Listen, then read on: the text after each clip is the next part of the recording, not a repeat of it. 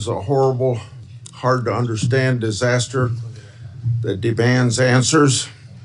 As first responders continue their recovery effort and as investigators begin their work, Congress will work with the administration to get to the bottom of this and keep all those, and we should all keep the people impacted in our prayers. So maybe we should just, for a short period of time, think about this tragedy. Good morning. I want to welcome everyone to this very important hearing to consider the nomination of Kash Patel to serve as director of the Federal Bureau of Investigations. Congratulations on your nomination. And thank you for your willingness to serve. Before we get started, I want to set out a couple of ground rules, kind of ordinary for controversial hearings like this. I want everyone here to be able to watch the hearing without obstruction. If people stand up and block the view of those behind them, or if they speak out of turn, it's quite obvious that it's not fair or considerate to everybody else in this room. So officers would immediately remove those individuals. Now I will explain how we're going to proceed. I'll give my opening remarks and then invite Ranking Member Durbin to give opening remarks. Then Senator Tillis will introduce the nominee. After that, Mr. Patel will have a chance to give his opening statements after we swear him. Following Mr. Patel's statement, we'll begin the first rounds of questioning. Each senator will have an initial 7-minute round of questions. After the first round, we'll do a second 3-minute round of questions. I ask members to do their best to adhere to these limits so that we can proceed efficiently. And I thank each of the members of this committee because when we had Attorney General nominee Bondi here, everybody stayed within their time. I expect Mr. Patel to be treated fairly by my colleagues. We're here today to consider the nomination of Kash Patel to serve as director of the FBI. You're nominated, Mr. Patel, to one of the most important offices in our government. And to get here this far along in the process of your nomination, you gave us much information. You submitted over 1,000 pages of records to the committee, over 1,000 individual interviews, and many hundreds of hours of media. I thank your family for coming. I know some of them have traveled to get here, and I know they're very proud of you, and I determined that by looking them in the face. Public trust in the FBI is low. Only 41% of the American people think the FBI is doing a good job. This is the lowest rating in a century. It's no surprise that public trust has declined in an institution that has been plagued by abuse, lack of transparency, and weaponization of law enforcement. Nevertheless, the FBI remains an important, even indispensable institution for law and order in our country. It's the people on the top floor of the J. Edgar Hoover building, not your local FBI agents, that have caused the low approval rating. Mr. Patel, I know you know this, but it's your job to restore the public trust and return the FBI to its core mission of fighting crime. Your extensive background gives you a unique position to make this happen. Mr. Patel's career has been a study in fighting unpopular, but righteous causes, exposing corruption, and putting America first. For almost a decade, Mr. Patel served as a public defender, defending the constitutional rights of some of the least popular people in this country. After serving as a public defender, Mr. Patel joined the Department of Justice under President Obama as a counterterrorism prosecutor in the National Security Division. In this role, he investigated and he prosecuted many important cases, including the World Cup bombing in Uganda in 2010, for which he received an award of excellence. In 2017, Representative Devin Nunes asked Mr. Patel to join the House Permanent Select Committee on Intelligence to uncover the truth about Russiagate. And Mr. Patel did uncover the truth. It was during this period of time that, if you remember, I first met you, Mr. Patel. Through tireless works, Mr. Patel showed that Crossfire Hurricane was based upon fraudulent, discredited information paid for by the Democratic National Committee and the Clinton campaign. As reward for his efforts to uncover the truth, mainstream media, can you believe this, personally attacked Mr. Patel, and the FBI secretly subpoenaed his records. Now, I know what that is because my staff received similar treating during my investigation. The attacks Mr. Patel faced during his work in the House of Representatives are similar to the ones that he faces today. I expect many of these underhanded attacks will be repeated today. Mr. Patel has been accused of having, quote unquote, an enemies list. This is not a fair characterization, as he stated, quote, there is no revenge list, end of quote. Mr. Patel has identified those he believes have put politics and personal ambition over service to the country. He's called out those who've used the institutions like the FBI to achieve their own personal gain. Mr. Patel has said he believes that people who do this should be named and that Americans deserve transparency so that they can make their own judgment as they did in this last election. Other attacks against Mr. Patel are similarly unfounded. To take just one example, he's been accused of jeopardizing hostage rescues. In fact, those allegations have been repeatedly shown to be false smears. As numerous national security officials have said publicly and on the record, Mr. Patel played a critical role in returning Americans safely home and has done so through hard work and personal cost to him. Mr. Patel has been accused of being unqualified to be FBI director. This suggestion ignores his impressive career at the highest levels of government service. After exposing Russiagate scandal in the Congress, Mr. Patel served in roles such as Senior Director, Counterterrorism at the National Security Council, Deputy Director of National Intelligence, and Chief of Staff to the Acting Secretary of Defense. Mr. Patel managed large intelligence and defense bureaucracies, identified and countered national security threats, prosecuted and defended criminals. He's done this while fighting for transparency and accountability in the government.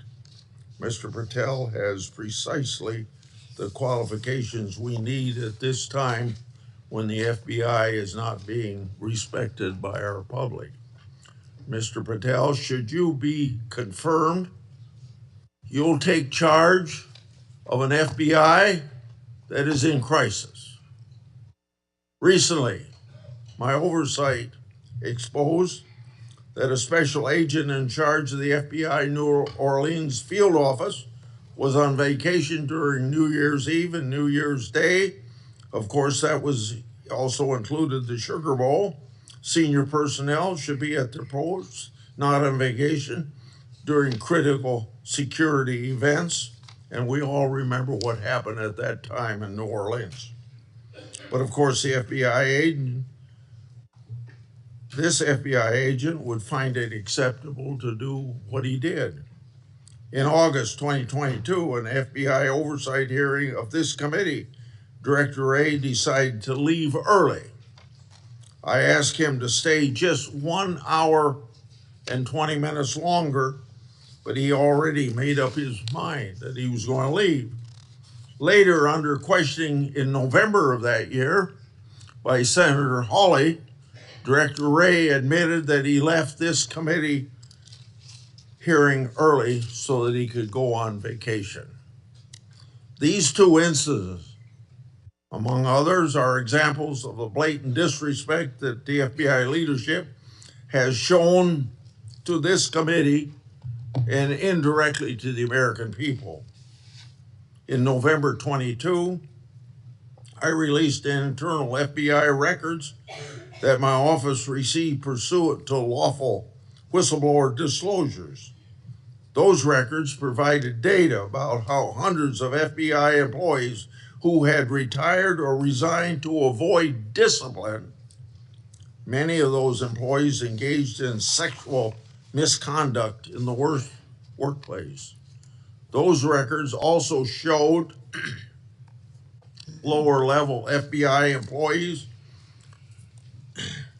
were punished.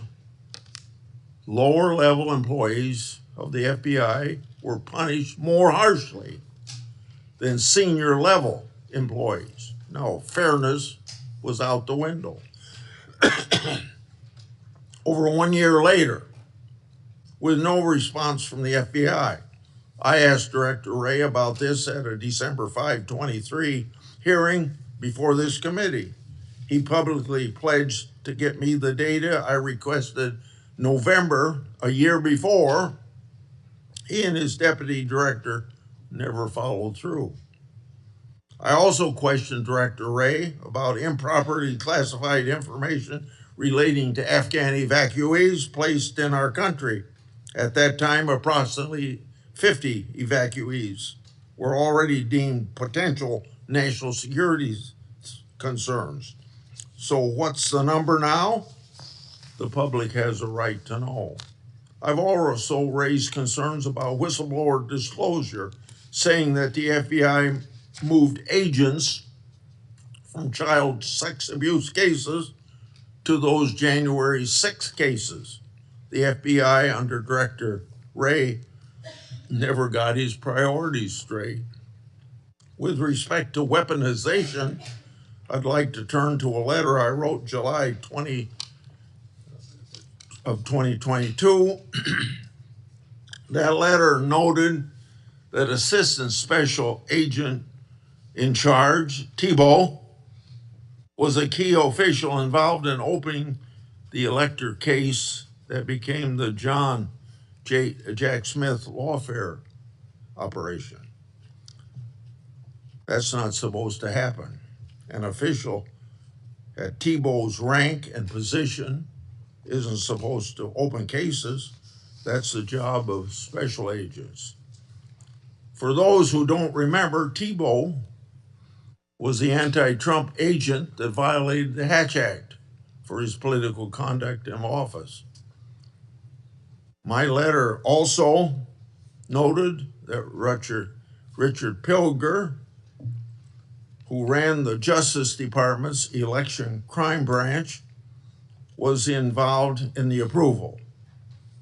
Now I'd like to call the committee's attention to something I'm going to share with you, information about the FBI's that's never been made public before. Do you have those? Oh, yeah. In my hand are a series of FBI emails. The first is an email that Tebow sent to subordinate agent on February the 14th, 2022. He said, quote, "Here's a draft opening language we discussed," end quote. The draft opening was attached and it included material that would later become part of Jack Smith's elector case. The second email, February 24th, 2022, email from Tebow to John Crabb, a prosecutor in the U.S. Attorney's Office for the District of Columbia, saying, quote, "I had a discussion with the case team and we believe there is predication to include former President of the United States, Donald J. Trump, as a predicated subject," end quote. This FBI case would later be codenamed Arctic Frost. The third email, February 24th, 2022, email from Tebow to John Crabb, noting that the Attorney General and the FBI approval will be sought to open the case. The fourth email, February 25th, 2022, email from Tebow, subordinate agent, saying they added Trump and others as a criminal subject to the case. Tebow responded, quote unquote, "perfect." The fifth email, March 22, 2022, from Tebow, emailing a version of an investigative opening for approval. This didn't include President Trump. I want to make clear, that one didn't include President Trump as a criminal subject. The sixth email is on April 11th, 2022, from Tebow approving the opening of Arctic Frost. The seventh email is an April 13th, 2022 email from FBI agent to Tebow stating that the FBI deputy director approved its opening. The eighth email on the same date had Tebow emailing John Crabb that the elector case was approved. Crabb responded, quote, "Thanks a lot. Let's talk next week," end quote. Between March 22nd and April 13th, other versions of the document opening the investigation existed because a ninth email shows that the FBI General Counsel Office made edits on March 25th. Was Trump still removed as an investigative subject? If so, which Justice Department FBI officials other than Jack Smith later added him for prosecution? I expect the production of all records on this matter to better understand the full fact pattern and whether other records exist. Notably, approval of these documents was also given by Richard Pilger. This committee has written about Pilger undermining the Justice Department's efforts during the 2020 election for partisan purposes. These emails and documents substantiate my July 2022 letter, which the FBI ignored. And I hope you, when you get there, won't ignore my letters. Partisan FBI agents and DOJ officials tried and ultimately succeeded in launching a full field criminal investigation and prosecution of the President of the United States. Justice Department and FBI leadership acted in concert to further a political scheme to take down Trump, just like they did with Crossfire Hurricane.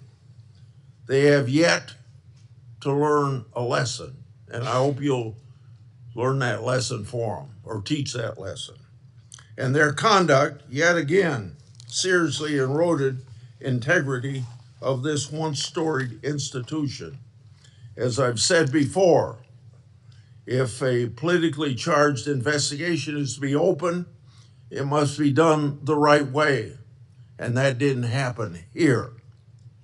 Mr. Patel, in my time, I've never seen our law enforcement intelligence community institution so badly infected with political decision making.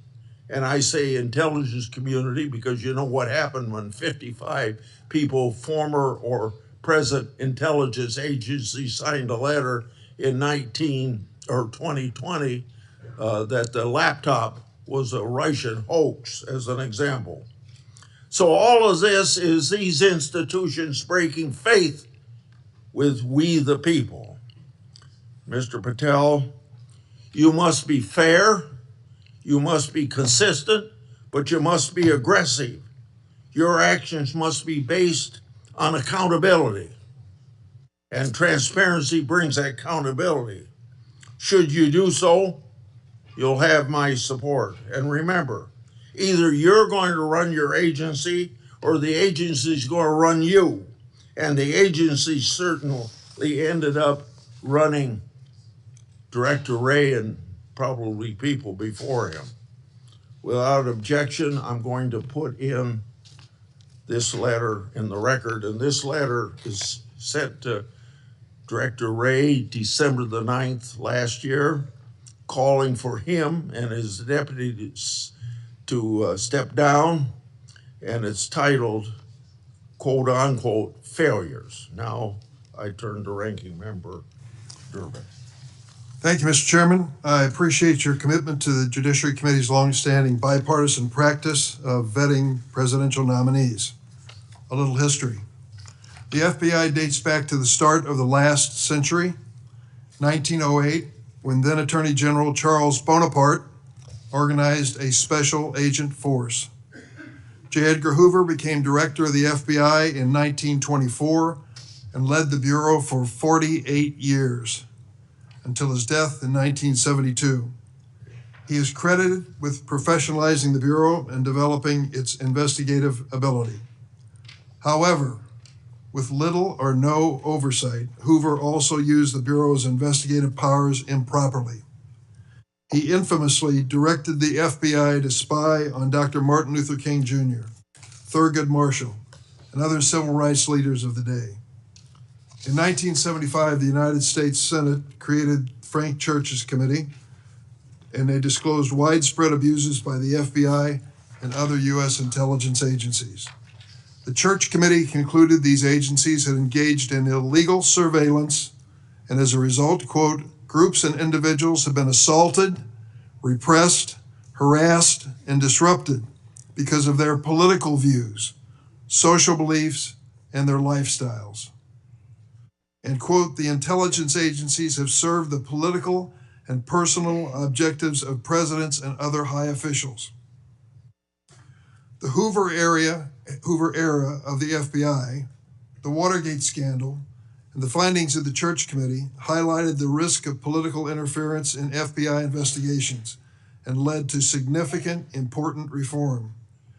In 1976, Congress passed a law that limits the FBI director to a single term of 10 years, which was intended to insulate that position from political influence. And critically, we made the FBI director's appointment subject to the advice and consent of the Senate. That's why we're here today. Since 1935, the motto of the FBI has been fidelity, bravery, integrity. These qualities represent the Bureau's core values and the high standards that are expected of all of its employees, including the director of the FBI. After meeting with Mr. Patel and reviewing his record, I do not believe you meet this standard. Mr. Patel has neither the experience, the temperament, nor the judgment to lead an agency of 38,000 agencies and 400 field offices around the globe. During the time I've served on this committee, I've had the opportunity to consider 4 FBI director nominations. Each one was a Republican, and I voted for all of them. My concerns about the director of the FBI are not partisan.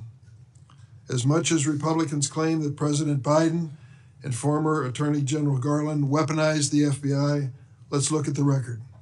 President Biden kept the FBI director, a lifelong Republican who had been appointed by President Trump. Contrast that with President Trump.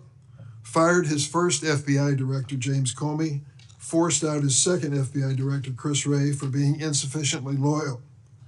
With Mr. Patel, however, obviously the president has found a loyalist.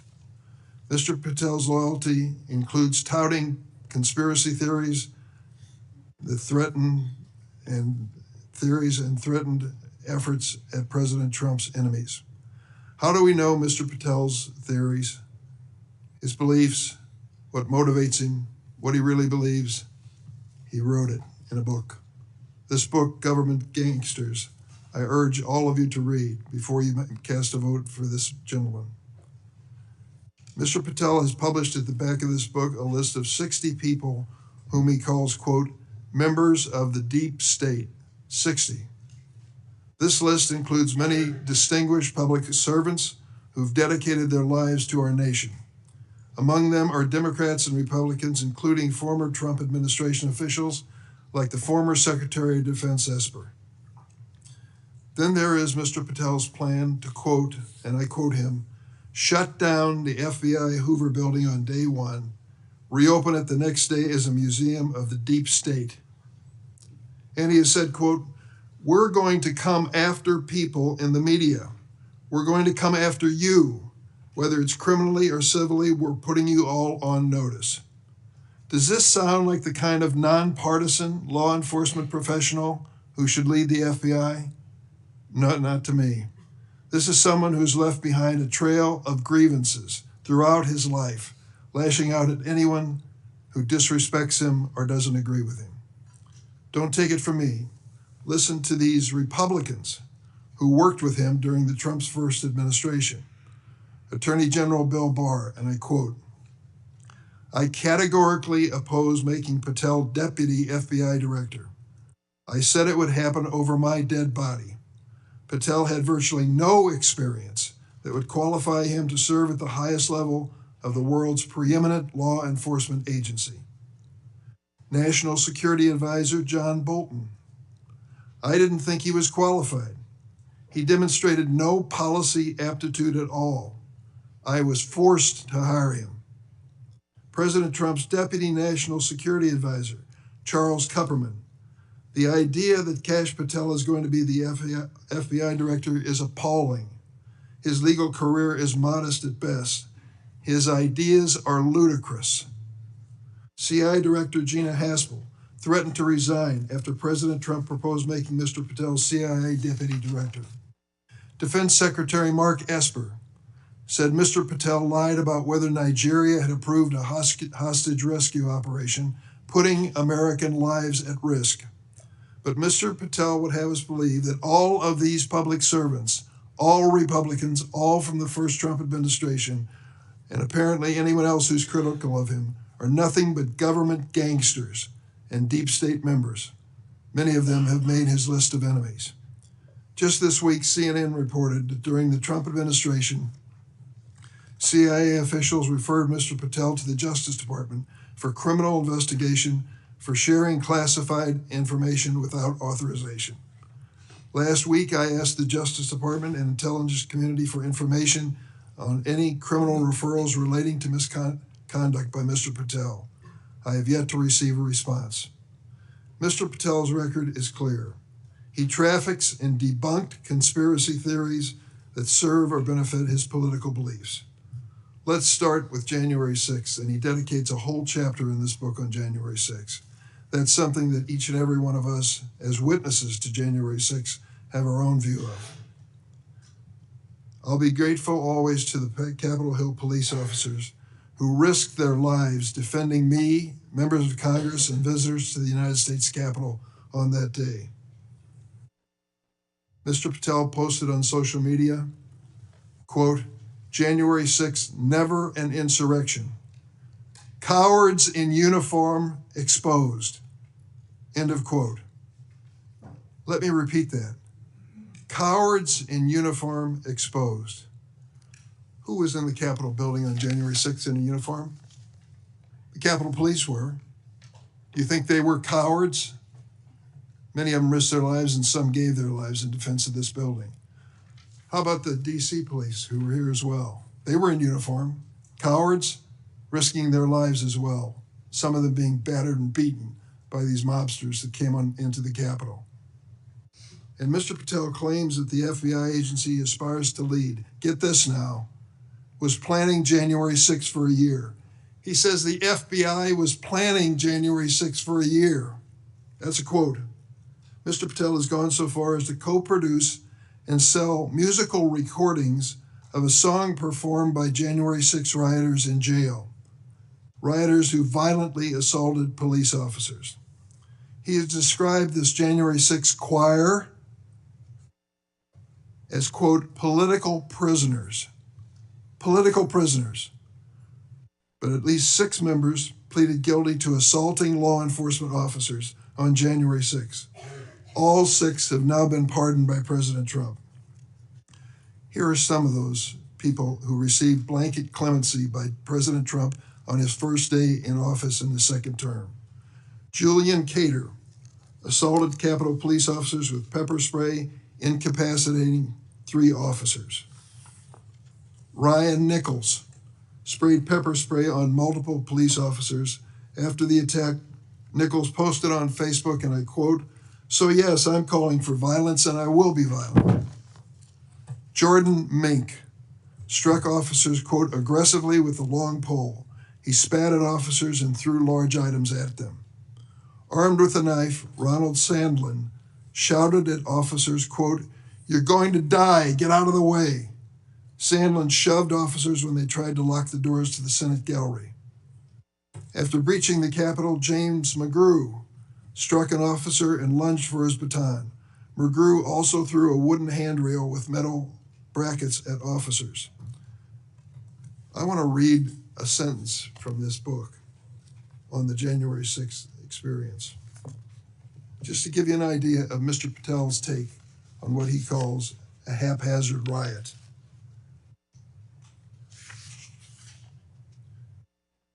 By everything we could see, the crowd at the Capitol was unarmed or armed only with non-lethal objects like bottles, flagpoles, or bike racks. Mr. Patel has also peddled conspiracy theories for his own financial benefit, promoting a line of dietary supplements that claim to help people detox from COVID-19 vaccines. During my time on this committee, I was fortunate to get to know and work with former FBI Director Bob Mueller. I met him a few days after 9/11. That's when he took over the FBI. I trusted him, I worked with him, I did everything I could to help him, because I believed that the FBI was a critical central agency in restoring America's confidence that we were safe. Bob Mueller was an extraordinary man. Oh, he was a Republican, make no bones about it. He said it and admitted it, and I knew it. He comes from the San Francisco area. And when he was in college and graduated, a friend of his a year ahead of him had enlisted in the Marine Corps and was killed in Vietnam. Bob was inspired to do the same thing, join up in the Marine Corps, and he did. And he was a first lieutenant in Vietnam. He received a Bronze Star with a Valor Pin, and he also received a Purple Heart. He was injured in battle. I read about his experience because after he was healed from that wound to his leg, he returned to combat. He was just that kind of fella. Regardless of party, he was a real American. He was a longtime federal prosecutor, a U.S. attorney, the head of the DOJ's criminal division, and acting deputy attorney general before he became head of the FBI. After 9/11, I worked with him, and we had a good relationship, a professional relationship. We didn't always see eye to eye, but I respected him so much for what he had given to this country. In this book, Mr. Patel calls Director Bob Mueller, quote, a swamp creature. With all due respect, Mr. Patel, I've not worn the uniform of this country, and neither have you. To think that you would denigrate Bob Mueller's service to our country and call him a swamp creature is an indication of the depths your political views take you. The FBI plays a critical role in keeping America safe from terrorism, violent crime, and other threats. Our nation needs an FBI director who understands the gravity of this mission and is ready on day one, not someone who is consumed by his own personal political grievances. The American people deserve an FBI director focused on keeping our families safe from terrorism, drug trafficking, and violent crime, not this checklist of grievances we find in this book. Mr. Patel, your record makes it clear you're not that person. I yield. Thank you, Senator Durbin. Before I call on Senator Tillis, I want to clear up something the way I see it, and I think I'm going to invite everybody that it can be cleared up. This business about what Mr. Patel said about cowards in uniform, it's a mischaracterization of what he actually said.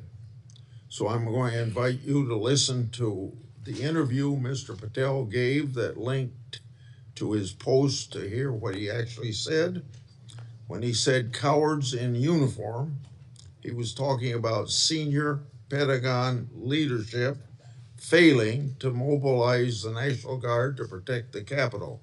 His comments had nothing to do with police. Mr. Patel made his comments while discussing an article in the New York Times exposing grave miscommunication between the Department of Defense and the DC National Guard. So I would encourage people to follow up on that. Senator Tillis.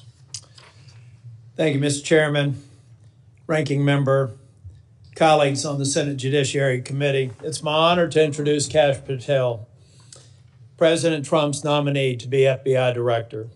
I've completed due diligence on his life and career, and I'm convinced that Kash possesses significant expertise and ironclad commitment to justice, and he's an outstanding choice to lead the FBI. Kash's parents are Indian immigrants of Gujarati ancestry. They're up here in the front row. The Gujarat state is a melting pot of religions, including Hinduism, Islam, Jainism, with temples, mosques, and other religious sites scattered across the state.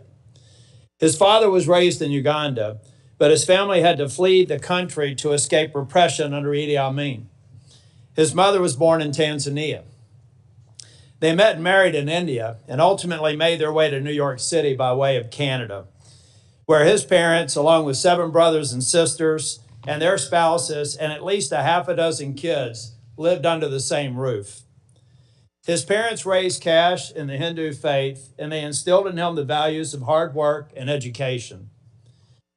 Kash is a devout Hindu, and consistent with his faith, he's shown respect to people of all faiths. Kash attended the University of Richmond, where he earned his bachelor's degree in criminal justice and history. He went to Pace University School of Law, where he earned his JD, and an international law certificate from the University College of London, Faculty of Laws. Kash began his career as a public defender in Florida, where he led or co-led more than 60 jury trials in state and federal court. Kash clearly demonstrated a devotion to upholding the rule of law and defending the rights of individuals. Kash led the defense of Jose Buitrago in United States versus Buitrago, a high-profile case in Florida in 2015. Buitrago was one of the Colombian nationals arrested in a major drug bust involving Operation Backrim. Kash and his co-counsel successfully argued that key evidence was withheld by the prosecution, leading to Buitrago's release. I suspect some of Kash's disdain for prosecutorial misconduct stemmed from this experience. Kash was hired as a senior counsel on the House Permanent Select Subcommittee on Intelligence Committee, in 2017. He told me he distinctly remembers my friend Trey Gowdy comment shortly after they were introduced. He said in Trey's dialect, "Kash, Congress is where righteous investigations go to die. I hope you're ready." I think Kash was ready, and he went on to establish a solid reputation for pursuing the facts, and from there, he held senior posts at the NSC, the Department of Defense, and the DNI. Since leaving the administration in 2020, Kash has written articles and books on national security, law, and governance. Through his work as an author, Kash continues to advocate for justice and transparency, and to be ever vigilant in defending our great democracy and the rule of law. Colleagues, I created a Kash bingo card that I have available to any of my colleagues who would like it on the other side of the aisle. Some may view this as an unserious caricature and not appropriate for this committee. Sadly, I consider it a serious caricature of what I expect to be witnessed today. I think we'll have words like enemies list and deep state. I've already X'd out 4 boxes in the opening statements alone. The fact of the matter is, some people will be here to simply substantiate a false narrative. At worst, they may be just going through an unfounded litany of quotes and half-truths, some of which have already been dispelled by the chairman after the opening statements.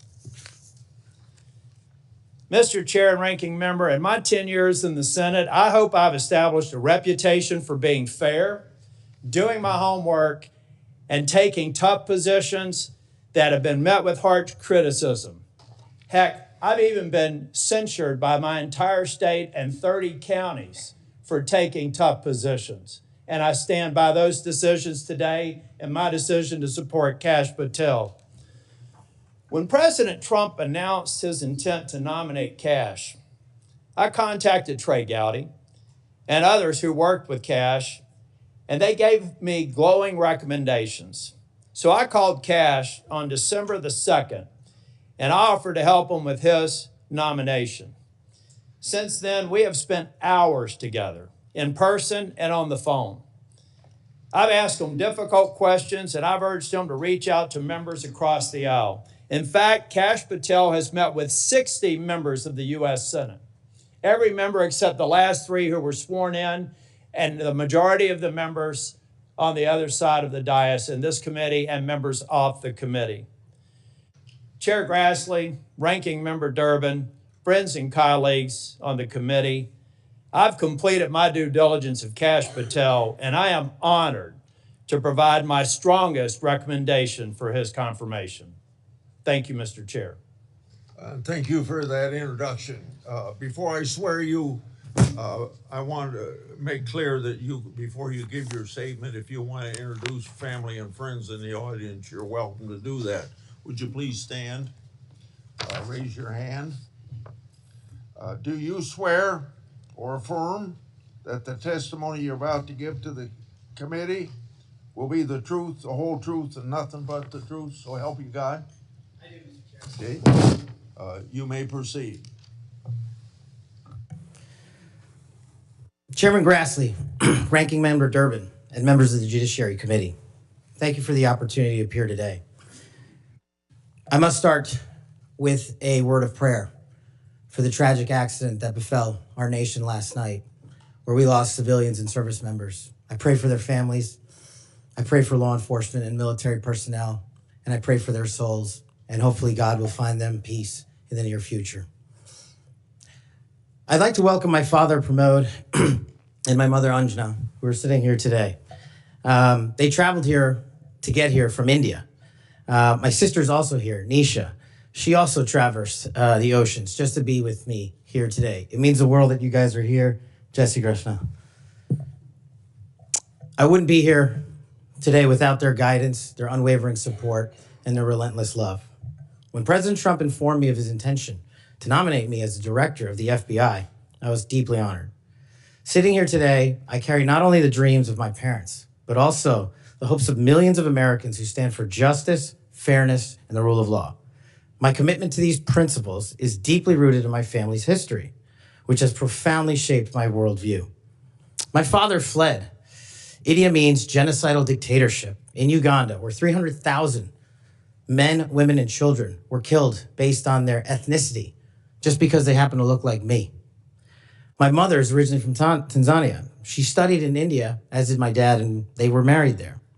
They would later emigrate to New York, as the senator pointed out, where I was born, and we were raised in a household of my father's 7 siblings, their spouses, and at least half a dozen children. That's the only way we knew how to do things at the time, in the 70s and 80s, the Indian way. But we would soon learn the American way. These values have shaped and been the driving force of my career in 16 years of government service. Protecting the rights of the Constitution is of the utmost importance to me and has been every single time I've taken that oath of office. The recent terrorist attacks in New Orleans tragically claimed the lives of 14 innocent Americans and serve as a stark reminder that our national security is at threat, both internally and externally. The FBI, the Federal Bureau of Investigation, and the Department of Justice, where I served, play a pivotal role in securing our freedoms and our safeties for American citizens. If confirmed as the next FBI director, I will remain focused on the FBI's core mission. That is to investigate fully wherever there is a constitutional factual basis to do so, and to never make a prosecutorial decision that is solely the providence of the Department of Justice and the Attorney General. For the first 8 years after law school, I served as a public defender, first for Miami-Dade County and later for the Southern District of Florida. During that time, I represented some pretty awful human beings charged with some pretty heinous crimes. But what I learned there was the core value that has been enshrined in me since, that due process must be provided without bias to all Americans. And if we cannot provide due process to the worst, then there can be no due process for anyone, and our constitutional republic fails. But I battled on that hill for that due process. I would later serve in the Obama Justice Department as a terrorism prosecutor in the National Security Division, where we successfully contributed to the prosecutions of terrorist organizations like Al-Qaeda, Al-Shabaab, and others. I was honored to receive the 2017 Assistant Attorney General's Award from Loretta Lynch for my work in helping the Ugandans bring members of Al-Shabaab to justice for murdering 74 innocent people, including an American. I would also receive the Human Intelligence Award from the intelligence community for related work on that mission. My experiences at the National Security Division and would later be followed by my experiences on the National Security Council as Senior Director for Counterterrorism, and later as the Deputy Director of National Intelligence, responsible for the production, creation, and promulgation of the Presidential Daily Briefing, our nation's most sensitive classified information and secrets to protect our country. My time in the White House was preceded by my time right here in Congress as a staffer on the House Intelligence Committee, where I spearheaded the investigation that exposed serious FISA, Foreign Intelligence Surveillance Act, abuses by members of the Department of Justice and the Federal Bureau of Investigation. That misconduct eroded the public trust in our FBI. The erosion of trust, as Chairman Grassley pointed out, is all too low today. 40% of Americans have trust in the FBI. In order to get it back, there's a twofold track, Senator. One, violent crime is exploding in this country, and we cannot afford them to allow it to run away. We must tackle violent crime. Just in 2023 alone, there was 100,000 rapes, 100,000 drug overdoses, and 17,000 homicides. The priority of the FBI, if I'm confirmed, will be to ensure that our communities are protected and safeguarded and our children have parks to play in and not needles to walk over. The way we do this, we let good cops be cops. We let law enforcement, and we provide them with the tools necessary and resources they need to get after violent crime. The second way we do this on equal track is aggressive constitutional oversight from Congress. The public trust can only be restored if there is full transparency, and I am committed to that full transparency. Members of Congress have unfortunately submitted hundreds of questions that have been unanswered by the FBI in recent times. That will not occur if I am confirmed. All appropriate requests for information will be responded to expeditiously and fully. I'm committed to working alongside the dedicated men and women of the FBI. They are warriors of justice, and I will always have their backs because they have the backs of the American people. I look forward to answering your questions, and I want to take a moment to thank my family, my friends, people who traveled here, and my entire team that has made this day possible. God bless America, and I look forward to your questions.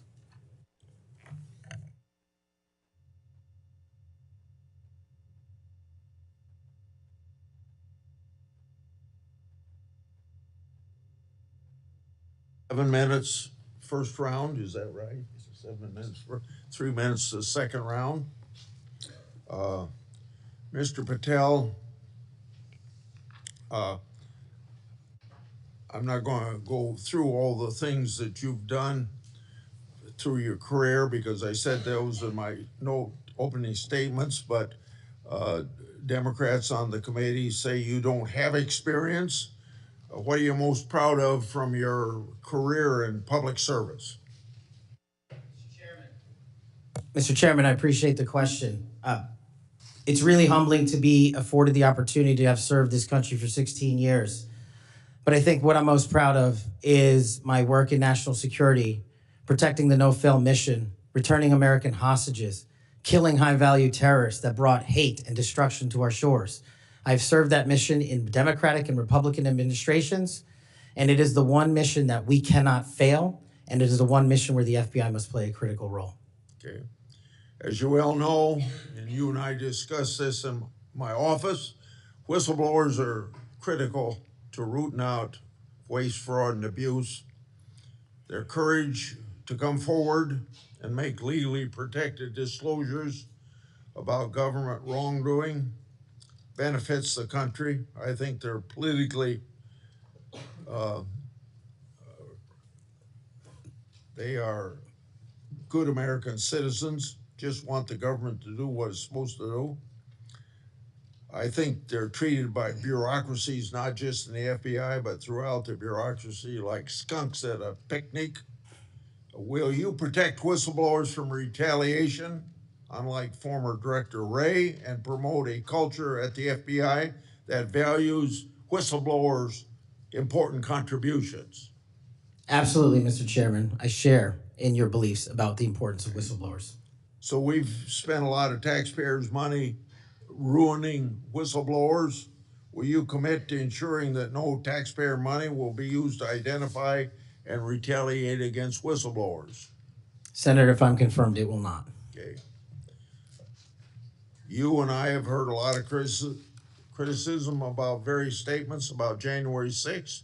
You said, quote, those who broke actual laws should be prosecuted, end of quote. But you've also called out the partisan nature of prosecutions and compared how the Biden Justice Department treated January 6th defenders with how they ignored many other crimes. Those include crimes related to illegal immigration, as well as riots that took place around the country. So explain your position on January 6th to this committee, and how do you respond to critics who say that you're anti-law enforcement? Mr. Chairman, I greatly appreciate the question, the opportunity to discuss that. If anyone wants to consider me as anti-law enforcement, then look at my 16 years in government service, whether I was trying 60 jury trials in state and federal court upholding the rights of the indigent and breathing life into constitutional due process, or later as a national security prosecutor, where I served this country and overseas. And later, when I was a Joint Special Operations Command civilian, embedded with SEAL Team 6 and Delta, chasing down some of the most high-value target terrorists there are on this earth and successfully achieving a mission end state. I have always respected law enforcement. I have taken that oath and will take that oath again, God willing, to be the next director of the FBI. As for January 6th, I have repeatedly, often, publicly, and privately said there can never be a tolerance for violence against law enforcement. And anyone that commits an act of violence against law enforcement must be investigated, prosecuted, and imprisoned. And on January 6th, I said the same thing about acts against law enforcement. The Capitol Police, who I have served with, and when I was Chief of Staff at the Department of Defense, rushing to the aid of the members of this committee and your colleagues to provide the National Guard, was my top mission priority, not politics. And that is my love of this country, to protect our laws and our way of life. And it was no different. If there's any ever corruption, I have been the first to call it out. and I will continue to call out corruption in government service because it is a privilege to serve this nation. Thank you, Mr. Chairman. Outside of this committee, and some people on this committee have accused you of promoting the QAnon movement. My colleagues have already asked your future boss, Mr. Bondi, many questions about this. I think it's easy to see these attacks for what they are, guilt by association. Are you a follower or promoter of QAnon? No, Senator. In fact, I have publicly, including in the interviews provided to this committee, rejected outright QAnon baseless conspiracy theories or any other baseless conspiracy theories. They must be addressed head on with the truth, and I will continue to do that. And I will always continue to support Americans who support law enforcement, our military, and want a secure border. Over the past 4 years, the FBI and Justice Department have weaponized law enforcement towards partisan ends. This has affected you personally. You, along with even members of my staff, were the victims of FBI overreach when they secretly subpoenaed your records during the investigation into Crossfire Hurricane. Inspector General Horowitz of Justice Department was right to say actions like this have a quote, unquote, chilling effect on whistleblowers. How do you intend to make sure that this kind of misconduct never happens again? Senator, this may be one of the scenarios that most uniquely qualifies me to take command at the FBI. Having been the victim of government overreach and a weaponized system of justice and law enforcement, I know what it feels like to have the full weight of the United States government barreling down on you. And as the Biden Inspector General determined, those activities by the FBI and DOJ were wholly improper and not predicated upon law and facts. I will ensure, if confirmed, that no American is subjected to that kind of torment, to that kind of cost, financially and personally. And most importantly, I will make sure that no American is subjected to death threats like I was, and subjected to moving their residences like I was, because of government overreach, because of leaks of information about my personal status. If confirmed as FBI director, Mr. Chairman, you have my commitment that no one in this country will feel that pain. Senator Durbin. Thanks, Mr. Chairman. Mr. Patel, I woke up this morning to National Public Radio, and they had an item on there about what has happened to those who were given blanket clemency by President Trump. One of these individuals was a man named Matthew Huddle. Are you familiar with him? I'm sorry, what was the last name? Matthew Huddle. If you could remind me, Senator. Well, I was reminded again this morning. He's a man who's been found guilty of numerous crimes. The one described this morning was the outrageous situation where he beat his 3-year-old child to a point where the poor kid couldn't even sit down for a week. Mr. Huddle was one of the demonstrators who came to the Capitol on January 6th. He was incarcerated and charged with, and pled guilty to crimes that he had committed, violence against police officers. After he was released by President Trump, he returned to his home state of Indiana. A few days later, he was stopped on the road, pulled a gun on a policeman. The policeman, sheriff's deputy, turned, shot, and killed him. This is not the only instance of a person who received President Trump's clemency committing another crime. Peter Schwartz was mentioned this morning on the radio. 38 criminal convictions, 38. He'd been sentenced to 14 years in prison. He was released because of the president's unconditional clemency, which was given to him as well. So I guess my question is this. Was President Donald Trump wrong to give blanket clemency to the January 6th defendants? Thank you, Ranking Member. A couple of things on that. One, the power of the presidential pardon is just that, the president.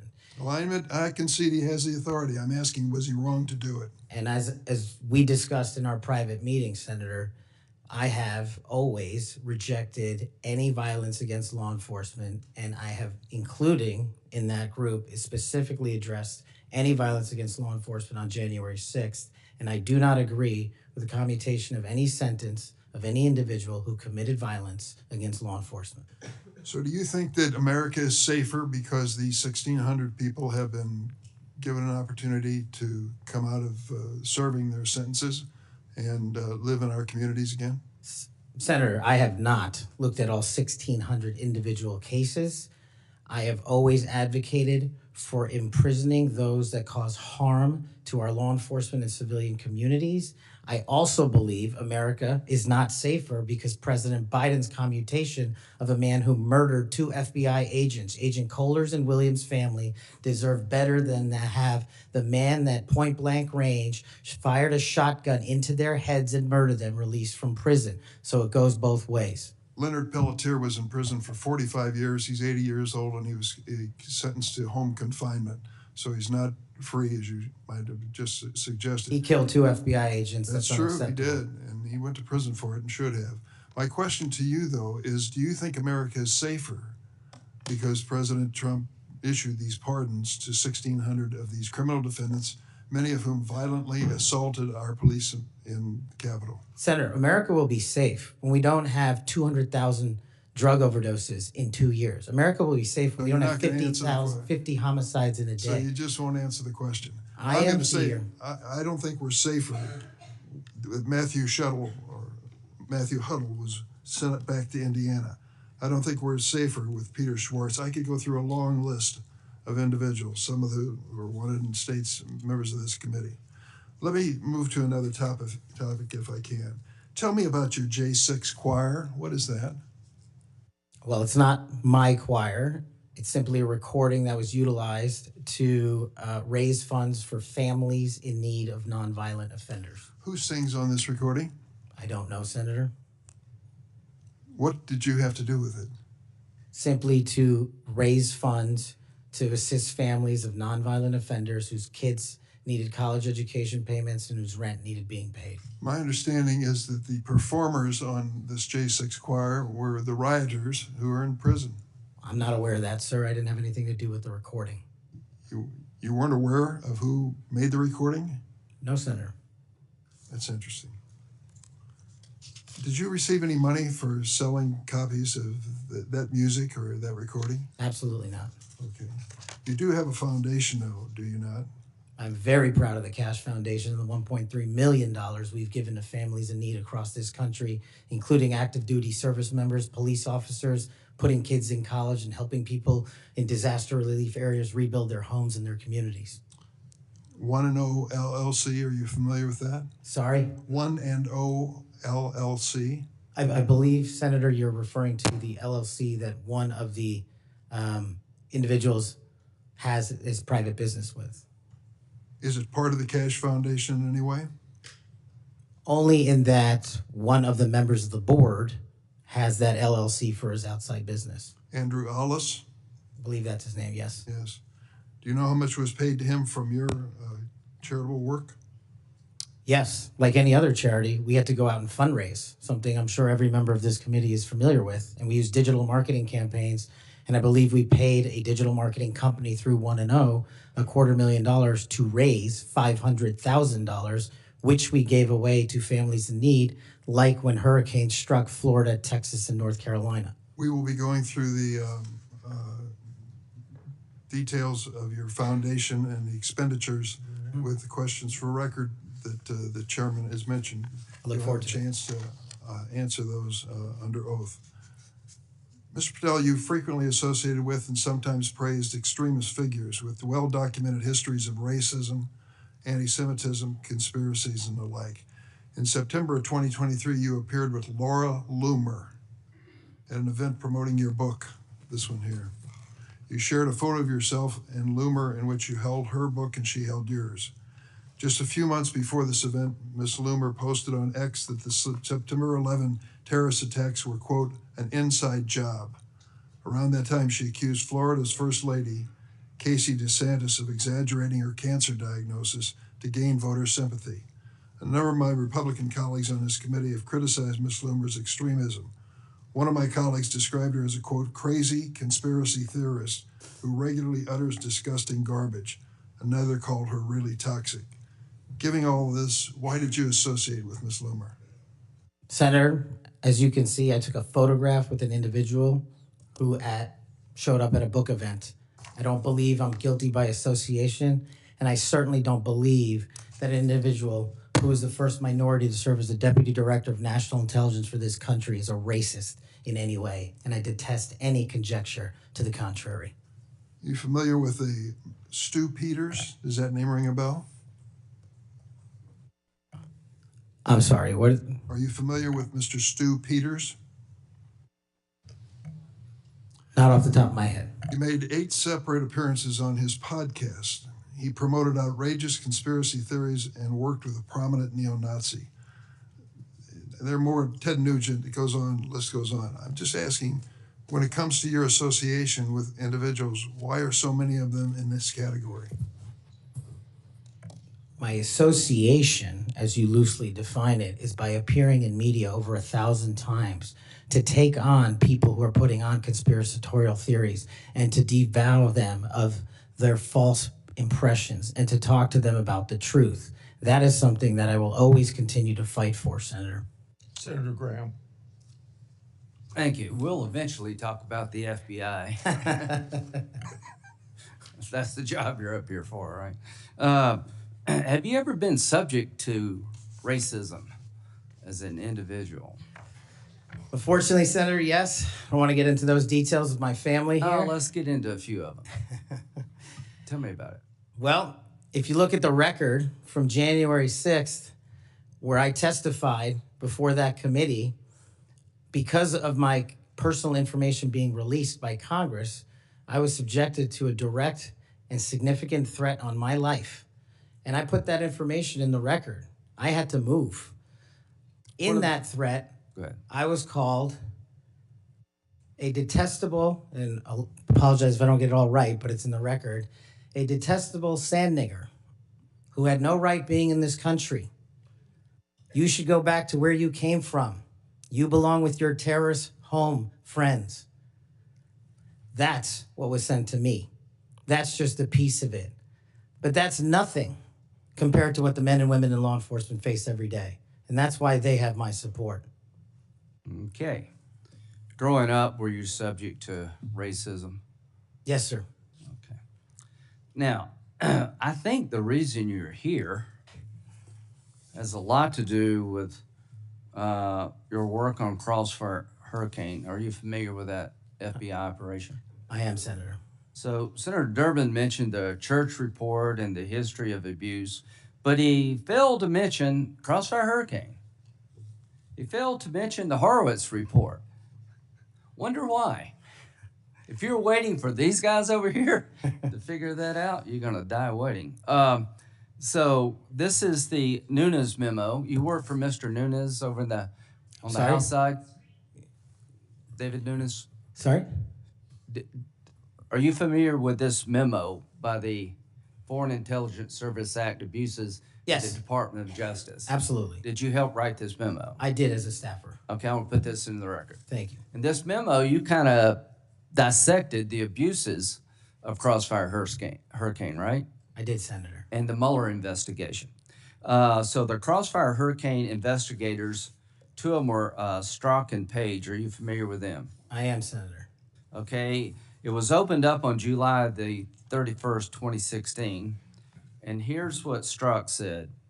And damn, this feels momentous because this matters. The other one did too, but that was to ensure we didn't F something up. This matters because this matters. So super glad to be on this voyage with you. That's to Page. And Page responds a couple of months later, he's not ever going to be President, right? Talking about Trump. Strzok, no, he won't. We'll stop it. Is it fair to say that the people in charge of investigating Crossfire Hurricane hated Trump's guts? Well, you don't have to take my word for it. That statement, along with the statements from the sources. Are during the those days operations. over in the FBI, you hope? Well, if they're not, they will be. Okay, good. You know who Carter Page was? I do, Senator. Do you know that the FBI secured warrants against him on 4 different occasions? Yes, Senator. Do you know that the information that they relied upon came from the Steele dossier? I do. was it you that were able to find out that the Steele dossier was a bunch of crap? Yes, Senator, we followed the money and we exposed the fraud that was the Steele dossier. And the primary subsource was Ignor Danchenko, right? That's correct, Senator. And he was actually a Russian analyst. That's right. Are you aware that in January he told the FBI that, let's see, what did he tell the FBI?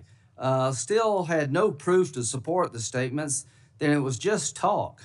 The primary subsource explained to the FBI that his information came from word of mouth and hearsay, conversations he had with friends over beers, and some of the information were statements he heard made in jest. And he told the FBI this in January That's of right. 2017. And they got 2 more warrants after that. That's correct. Are you aware that the FBI had volumes of information that the Steele dossier was a bunch of bullshit and nobody ever told anybody at the top? I am, sir. We exposed Or it. they lied about being told. That's correct. So are you aware of the fact that the FISA court rebuked the FBI? Are you aware of the fact that an FBI lawyer went to jail because he misled the court by manipulating a email from the CIA? I am. Do you believe that Crossfire Hurricane was one of the most disgusting episodes in FBI history of a corrupt investigation led by corrupt people who wanted to take Donald Trump down? Yes, sir. Do you think that's why you're in this chair today, to fix that? I think that's a big part of the Without reason. Crossfire Hurricane, this guy wouldn't be here. And my friends on the other side, like pulling teeth, Horowitz investigation, the Inspector General labeled this fraudulent at its core, mismanaged at its core, running stop signs. At every turn, they went forward when they should have stopped. The Durham report said it was obviously politically motivated. FBI agents were telling anybody and everybody that would listen, this is not reliable, this is not trustworthy, but they plowed on. And because of you and Trey Gowdy and others, we now know about this. Everybody who signed the warrant under questioning by me said if they knew then what they know now, they wouldn't have signed the warrant. Comey said that. Yates said that. Rosenstein said that. The reason you're here is because most of the public, almost every Republican believes that the FBI has been used continuously in a political fashion, ignoring evidence, making up evidence, lying to get Donald Trump. And when it came to the Hunter Biden laptop, they told every social media outlet in October 2020, oh, that's Russian disinformation. That was BS too. Right before the election, the FBI intervened to shut reporting on the Hunter laptop down as being Russian misinformation, according to Zuckerberg. Do you promise all of us those days are over at the FBI? Yes, Senator, they are. Are you proud of what you did to find all that? Absolutely. Do you think that's why you're here today, is to make sure that never happens again? The American people deserve just that. Thank you. Senator Whitehouse. Thanks, Chairman. Welcome, Mr. Patel. I remember January 6th. Colleagues running through our halls to flee the mob, colleagues shouting that rioters should be shot, us returning to our constitutional business through hallways cleared for us by automatic weapons carrying SWAT teams. None of you, none of us, said those violent rioters should be pardoned. A Republican colleague said such pardons would be hard to believe, even absurd. Your former colleague, J.D. Vance, said the violent rioters should not be pardoned. Even Jim Jordan said pardons would, and I quote, focus on all the people who didn't commit any violence. Well, Trump pardoned all of them. And there's a lesson in that. Every time you think Trump would never go that far, rethink that. We all seem to agree that violence against police is unacceptable, yet more than 600 people who physically attacked Capitol Police officers were just put back on the street, part of a 1,500-person personal Trump army, now out there with people who have proven themselves willing to do violence on Trump's call. In only 10 days, some are already back committing crimes. We've also tried as a committee together to address the dangers of illicit drug sales over the internet, and I assume we're all against murder for hire. But Trump also just pardoned a dark web operator sentenced to life in prison for trafficking illegal drugs online and accused of soliciting murders for hire. Those pardons, as Mr. Patel has said, are a mistake, but they are also a signal that we are entering a strange and dangerous time. That is the context for today's hearing. Warnings that the FBI could become Trump's enforcer, use the powers of law enforcement to stifle speech and dissent, punish political rivals of either party, and hand out free passes, get out of jail free cards to violent supporters are warnings we should heed. Here are some warnings of this nominee's Trump administration colleagues. Former Attorney General Bill Barr said, "This nominee has virtually no experience that would qualify him to serve at the highest level of the world's preeminent law enforcement agency," end quote. "And we would never be able to command the respect necessary to run the day-to-day operations of the Bureau." That's for the deputy position. Former CIA Director Gina Haspel was reported threatening to resign rather than have this nominee serve under her. John Bolton, Trump's former national security advisor, said, "I didn't think he was qualified. I was forced to hire him." Trump's deputy national security advisor, the nominee's former supervisor, said, "His ideas are ludicrous. He's absolutely unqualified for this job. He's untrustworthy. And it's an absolute disgrace to even consider an individual of this nature." That's from Republican appointees who worked with him.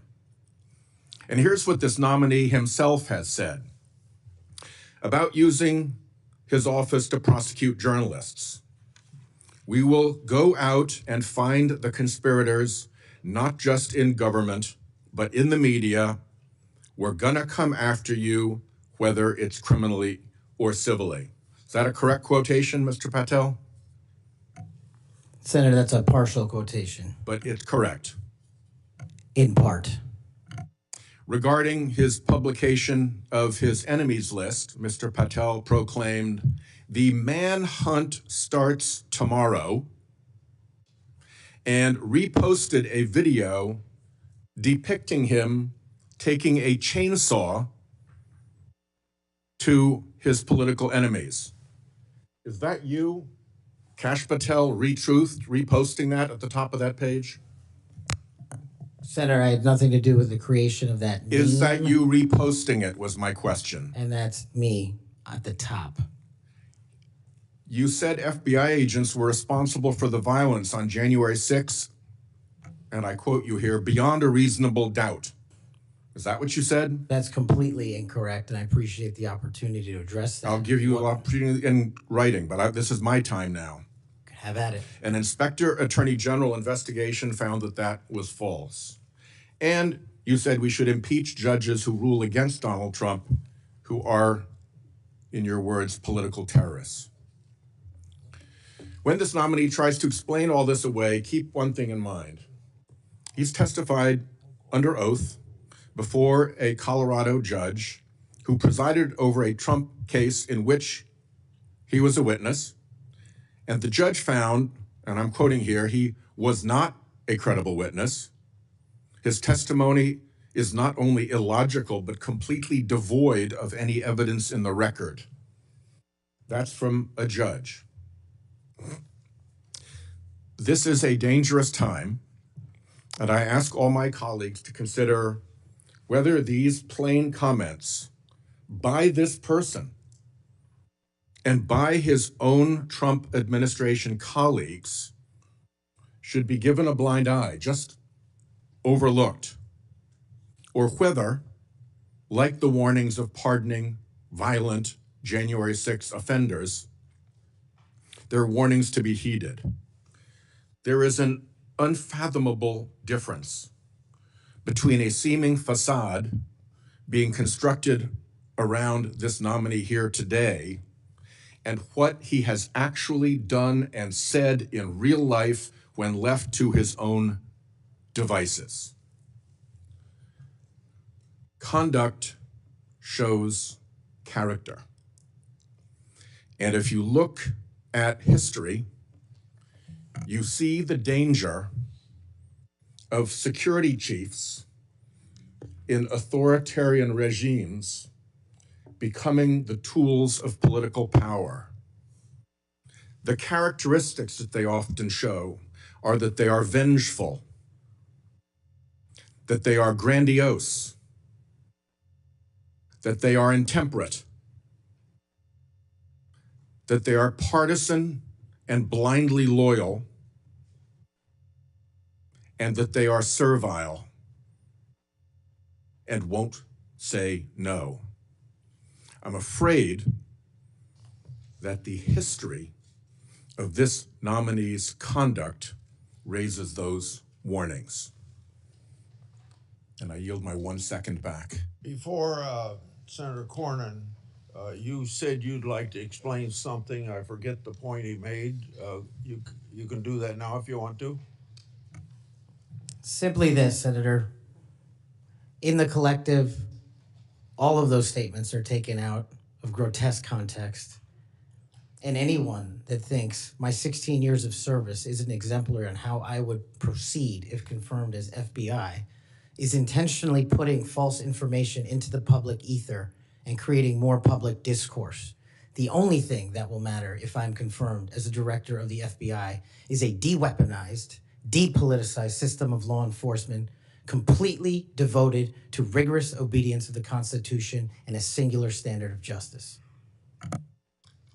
Before I call on Senator Cornyn, I'd like to say that we've heard about the January 6th pardons.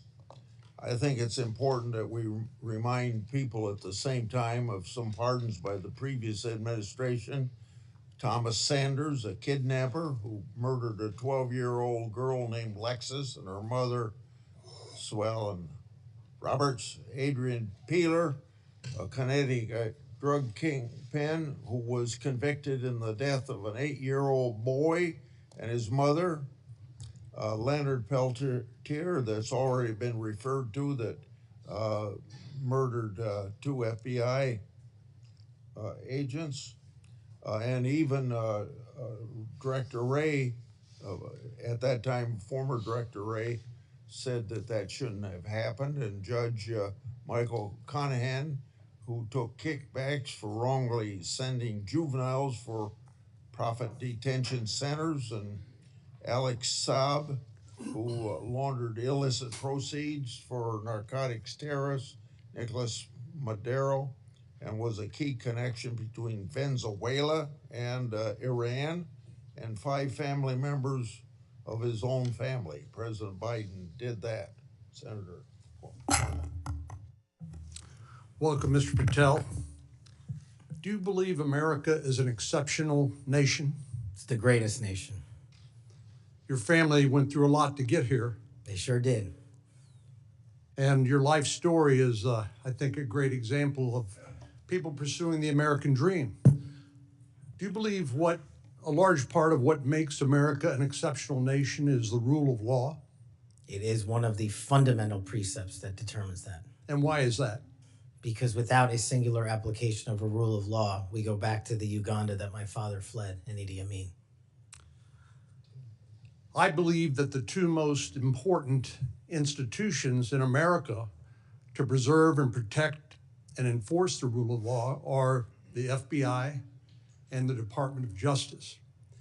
And the sort of politicalization that Senator Graham and others have already talked about during the Crossfire Hurricane investigation or project of James Comey at the FBI and the abuse of intelligence tools like Title I of Section 702 are a betrayal of American values and adherence to the rule of law. And I think your biggest task is going to be, along with Pam Bondi at the Office of the Attorney General, is to restore the rule of law to the Department of Justice and the FBI. Are you willing to do that? Absolutely, Senator. Without regard to partisan affiliation or politics? Absolutely.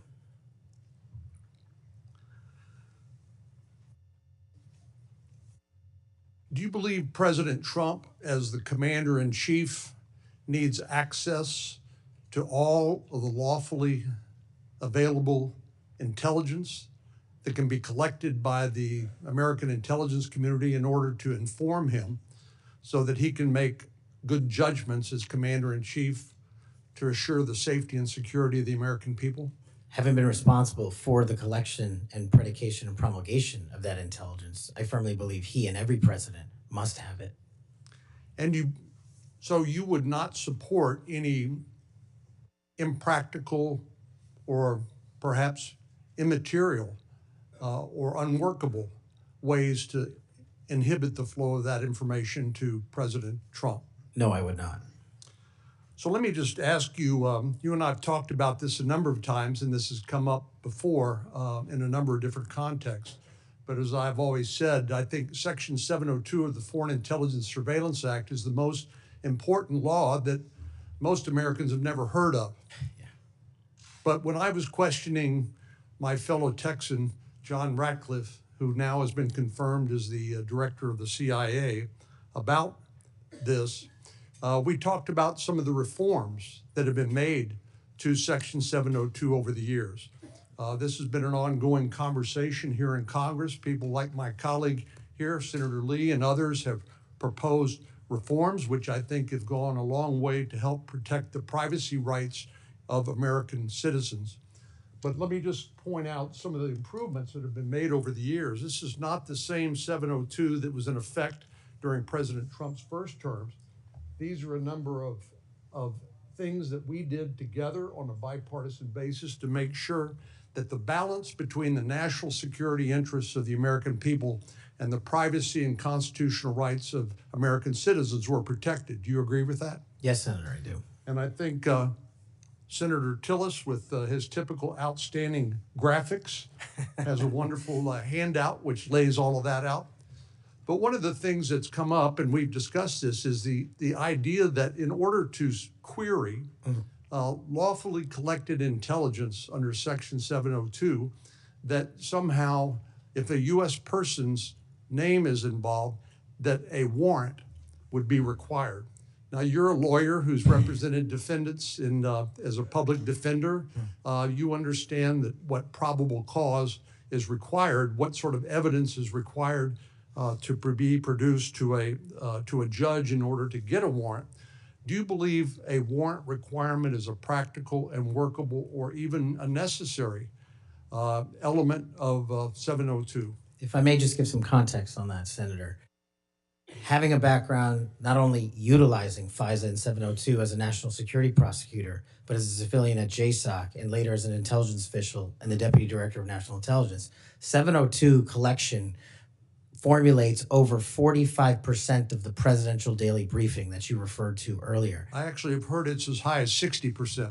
It's a lot. It's a lot. And the issue for me is not with FISA and 702. The issue has been those that have been in government service and abused it in the past. And so we must work with Congress to provide the protections necessary for American citizens. Dealing with these matters, including hostage rescue operations in real time, which we use FISA collection to find and save American hostages, having a warrant requirement to go through that information in real time is just not comportive with the requirement to protect American citizenry. I'm all open to working with Congress on finding a better way forward, but right now, these improvements that you've made go a long way. Well, and Director Ratcliffe said that he did not believe that, given the context of 702 collection, whether a foreign target communicates with a U.S. person, that there'd be sufficient evidence to go to the Foreign Intelligence Surveillance Court or any other court to demonstrate probable cause. Do you agree with that? Yeah, just in real time, Senator, excuse me, it's almost impossible to make that function and serve the national no-fail mission. I think you hit the nail on the head when you point out the lack of trust. Any of these tools can be abused by people who are willing to break the law or abuse these tools or violate the public trust. Director Ratcliffe again used, I thought, a helpful analogy. I'll see if you agree with it. He said the knives in your kitchen have a very useful and beneficial purpose, but they too can be misused do you agree with that? Absolutely, Senator. And similarly, do you agree that tools like Section 702 of the Foreign Intelligence Surveillance Act can be used appropriately to protect national security, but they can also be abused by people who are willing to cross a line they should not cross? They're both true, and that's why we need to work together to make sure Americans have trust again in these surveillance measures that we utilize to protect our country. Thank you. Senator Klobuchar. Thank you very much, Mr. Chairman. Mr. Patel, I think you know that I have great respect for the men and women of the FBI, their mission, fidelity, bravery, integrity. I believe they deserve a director who respects their work and sacrifices, and they deserve a director who's focused on their mission. This is not about bingo cards or games. This is not about revenge.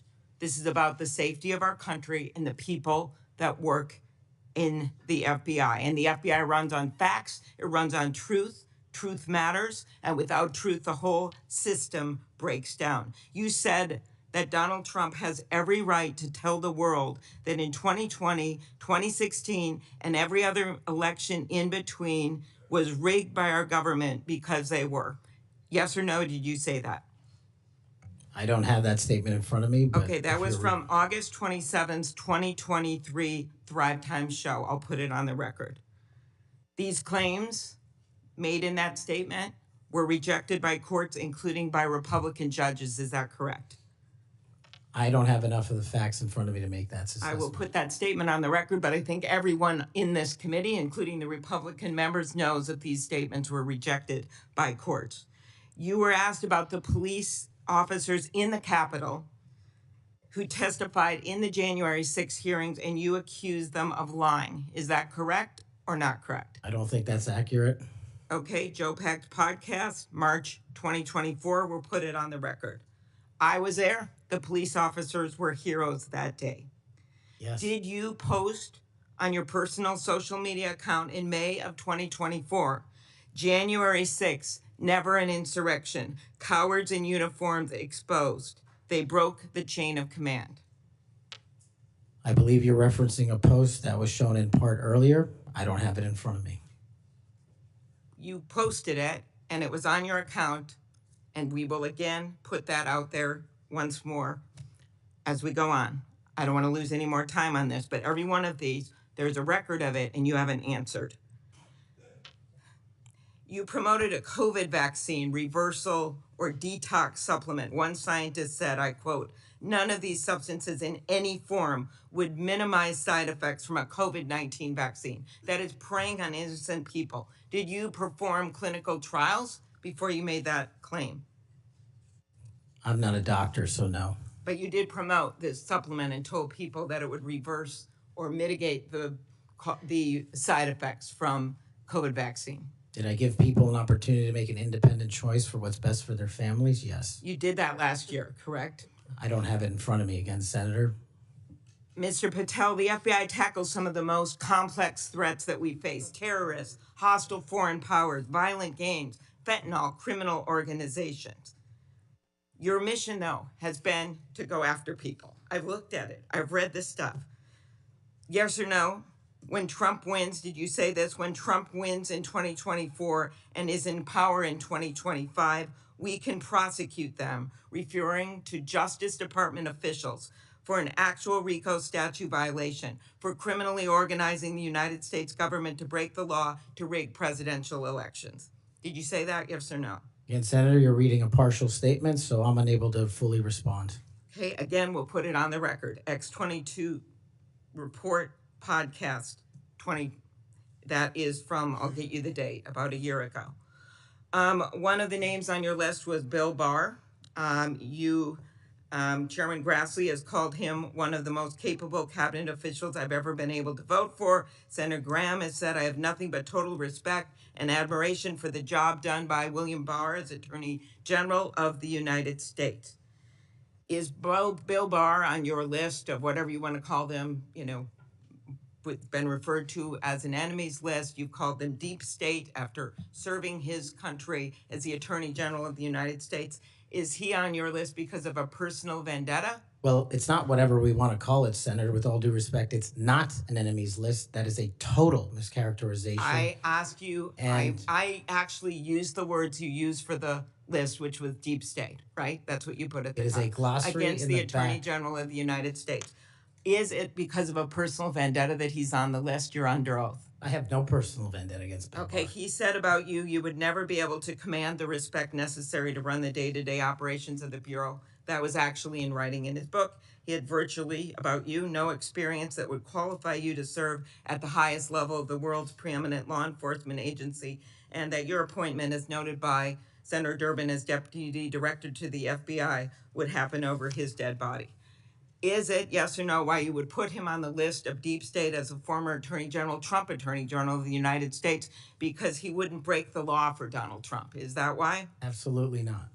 As you know, he repeatedly told the president in no uncertain terms that he did not see evidence of fraud that would have affected the outcome of the election. Did you say in February of 2021 that the election stuff was never my job and I stayed out of that stuff? Again, I don't know what comment you're referring to, but I'm sure you're reading a piece of something. You said it on Pushback on a podcast. Is it true, though, that in December of 2020, you reached out to the Trump acting Deputy Attorney General and asked him to investigate a conspiracy theory claiming that people in Italy had used military technology and satellites to remotely tamper with voting machines in the U.S. and switch votes for Trump from Trump to Biden? Is that true? What was the date?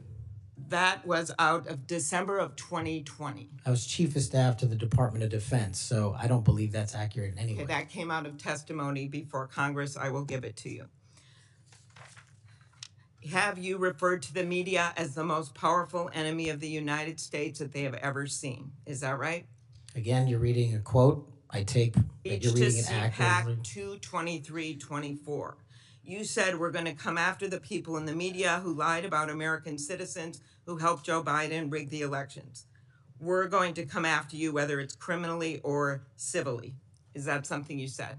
That's a partial statement of what I said. Steve Bannon's podcast.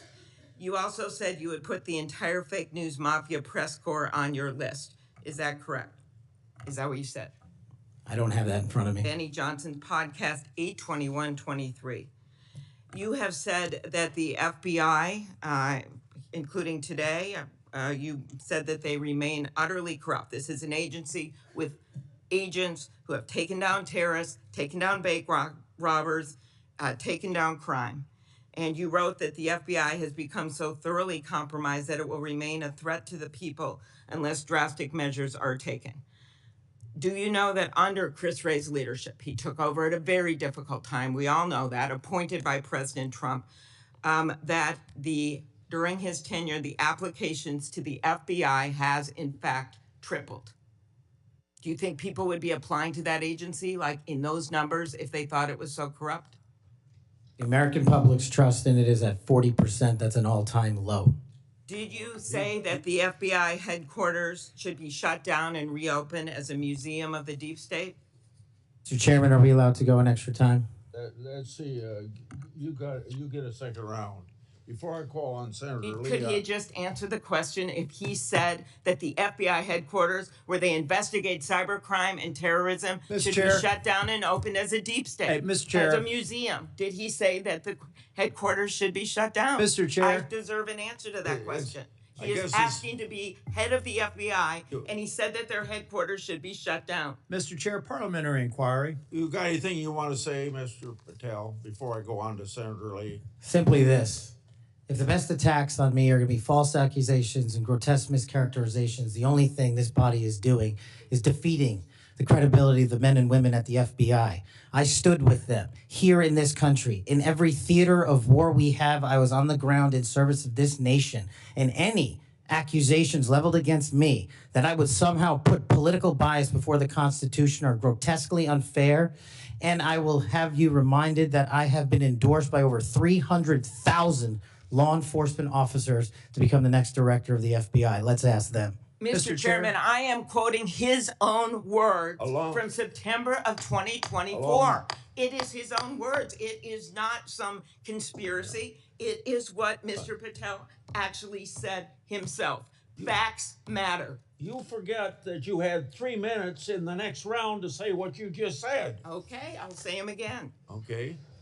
Before I call Lee. Mr. Chair, just parliamentary inquiry, and it was on time. It wasn't disputing any of the debate, but I intend to keep to my 7 minutes, and I appreciate you keeping everyone to it. If we go over, can we have that decrement against the time in the second round? If a member goes over, that was actually 10 minutes, Mr. Chair. I'm not sure that I want to. Sometimes it's faster to get things done here, just letting people shout and than it does to shut them up. Mr. Chairman. You're a wise man, Mr. Chair. Thank you. Mr. Chairman, Mr. Chairman, Before we go to Lee. Mr. Chairman, Yes, what do you want? I love this guy. Mr. Chairman, I'm unlike Senator Tillis. I mean, if we're going to start this, I want an extra 3 minutes. Well, Now, my friend Senator Klobuchar went 3 minutes over. So, here what you're saying is the chairman wasn't a very good chairman by not shutting her up. But I've gone through this before, and I think I know how to handle it and get this done. I think you're a star-spangled awesome chairman. I just want to say that for the record. But if you're going to let somebody over there go 3 minutes over, I want my extra 3 minutes. Well, let's see if it's abused by anybody else before we make that decision. I'm just telling you, I'm going to abuse it. Well, I'm not going to let you abuse it. You're a good man, Mr. Chairman. Before I go to Lee, I want to put a statement in the record from 56 former FBI agents wrote to this committee to support this nominee. Quote, never has the FBI faced such an urgent and compelling need for comprehensive reform as it does today. Mr. Patel has proven he possesses the breadth of experience required to address these challenges. His leadership, expertise, and vision make him uniquely qualified to guide the FBI through this pivotal moment. For these reasons, we stand in full support of Kash Patel's nomination. Any objection? So ordered. Mr. Lee. Mr. Patel, while we're talking about your awards, let's talk about the cowards in uniform comment for a moment, can we? Please. Would you like to tell us what that was? Put it in context, help the committee understand what that was about. I think it's important. Thank you, Senator. During that time on January 6th, I was serving as Chief of Staff at the Department of Defense. And days prior, we had received the authorization from the President to issue the National Guard to protect you and your colleagues. But as you know, the law requires a request before the deployment of that guard. That request did not come in until the afternoon of January 6th. Once that request came in, this unfortunately, as has been confirmed by his own testimony, I believe, the Secretary of the Army, Ryan McCarthy, failed to immediately deploy the National Guard and instead took a break to speak to media and make personal phone calls. That endangered the safety of you and your colleagues. And if you look at the Biden Inspector General report, we at the Department of Defense authorized the fastest cold start of the National Guard since World War II and the largest occupation since the American Civil War. And the Biden Justice Department said that we, including myself, as Chief of Staff, when it came to the deployment and employment of the National Guard, acted swiftly and without undue delay. So that's what you were talking about. And that's why you had the reference to the UCMJ. Tell us what that means. The Uniform Code of Military Justice is for uniform officers who betray the code of justice and also act inappropriately. And I thought any delay to have the National Guard arrive on scene here must be called out, whether it was a fellow Republican or not, especially someone under my auspices running the Department of Defense. Okay, so moments ago when Senator Durbin displayed a chart with that quote, there was a reference in part of it to the UCMJ. That's what it was referring to. Yes, sir. Those were the cowards in uniform. Those people who didn't do what they were supposed to do, and a lot of people were put in danger as a result. That's correct, Senator. Okay, thank you. That's very good to know.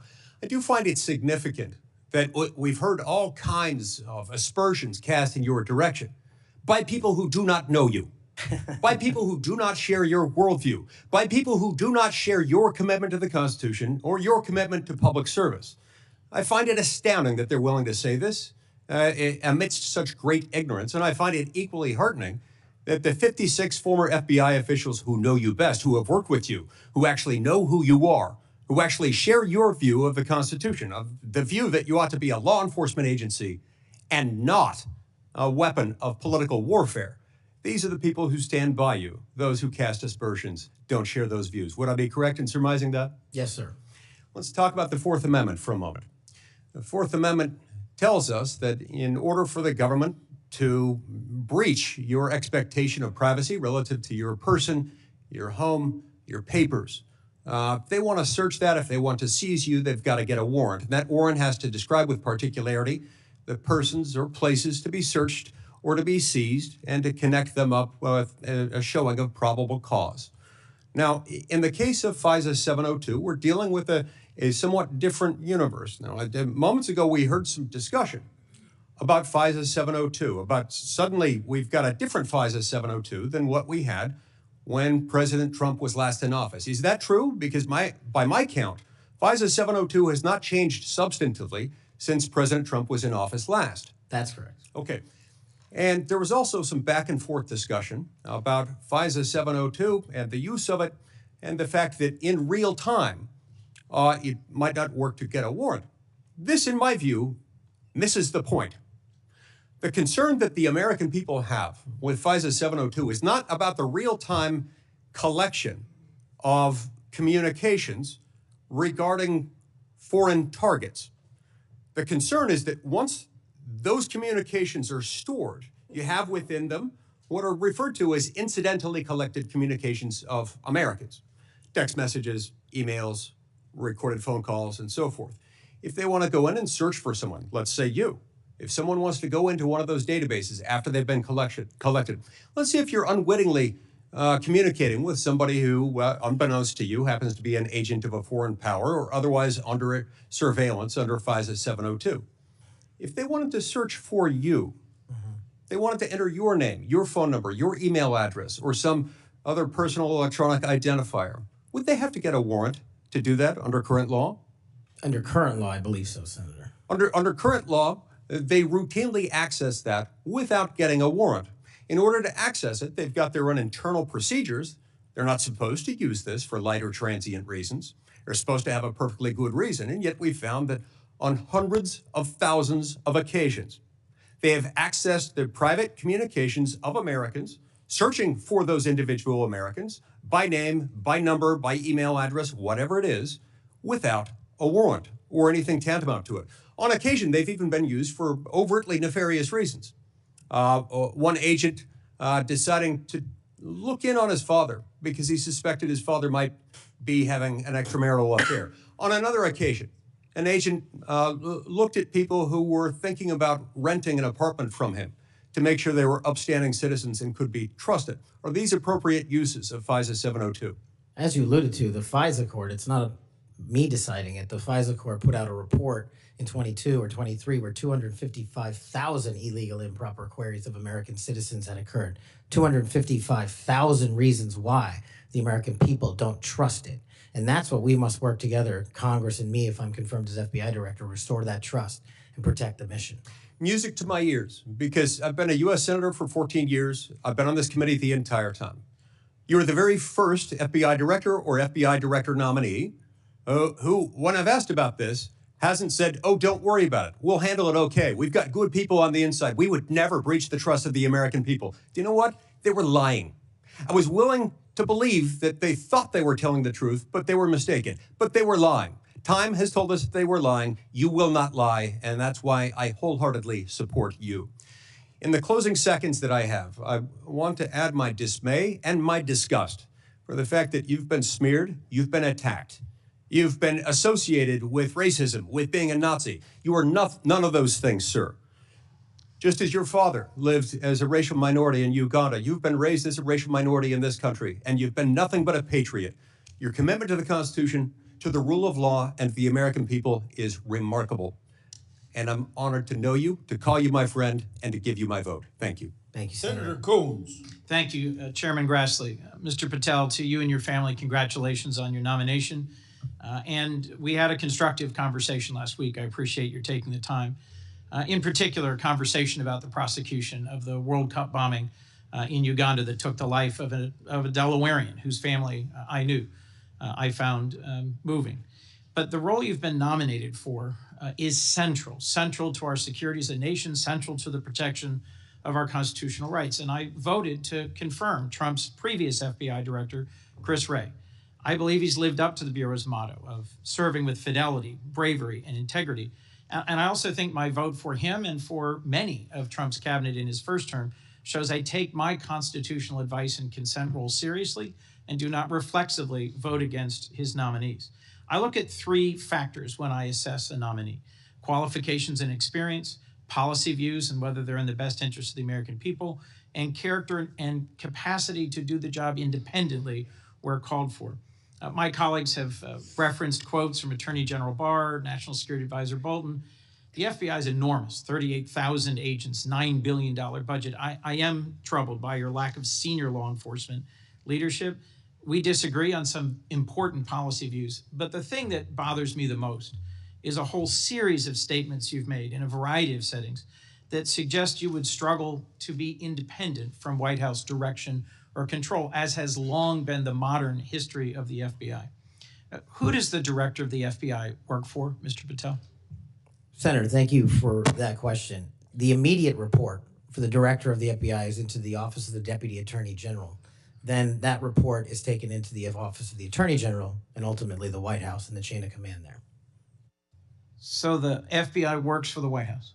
No, the FBI is a member of the Department of Justice and has been the long-standing application. And who does the Department of Justice work for? They're in the executive branch, as all members do at the White House. Attorney General Bondi gave a different answer when I asked her the same question, that they work for the Constitution and the American people. President Trump's made clear in public statements he wants to use the FBI to persecute political adversaries. He's publicly said that folks ranging from Liz Cheney to Adam Kinzinger to former Vice President Harris should be investigated and criminally prosecuted. If President Trump were to order you to open an investigation into any of these individuals, let's say Vice President Harris, would you? Senator, this question speaks directly to my ability to leave political bias and allow independent behavior to be the only guiding light. As a public defender, I learned that in the harshest of arenas.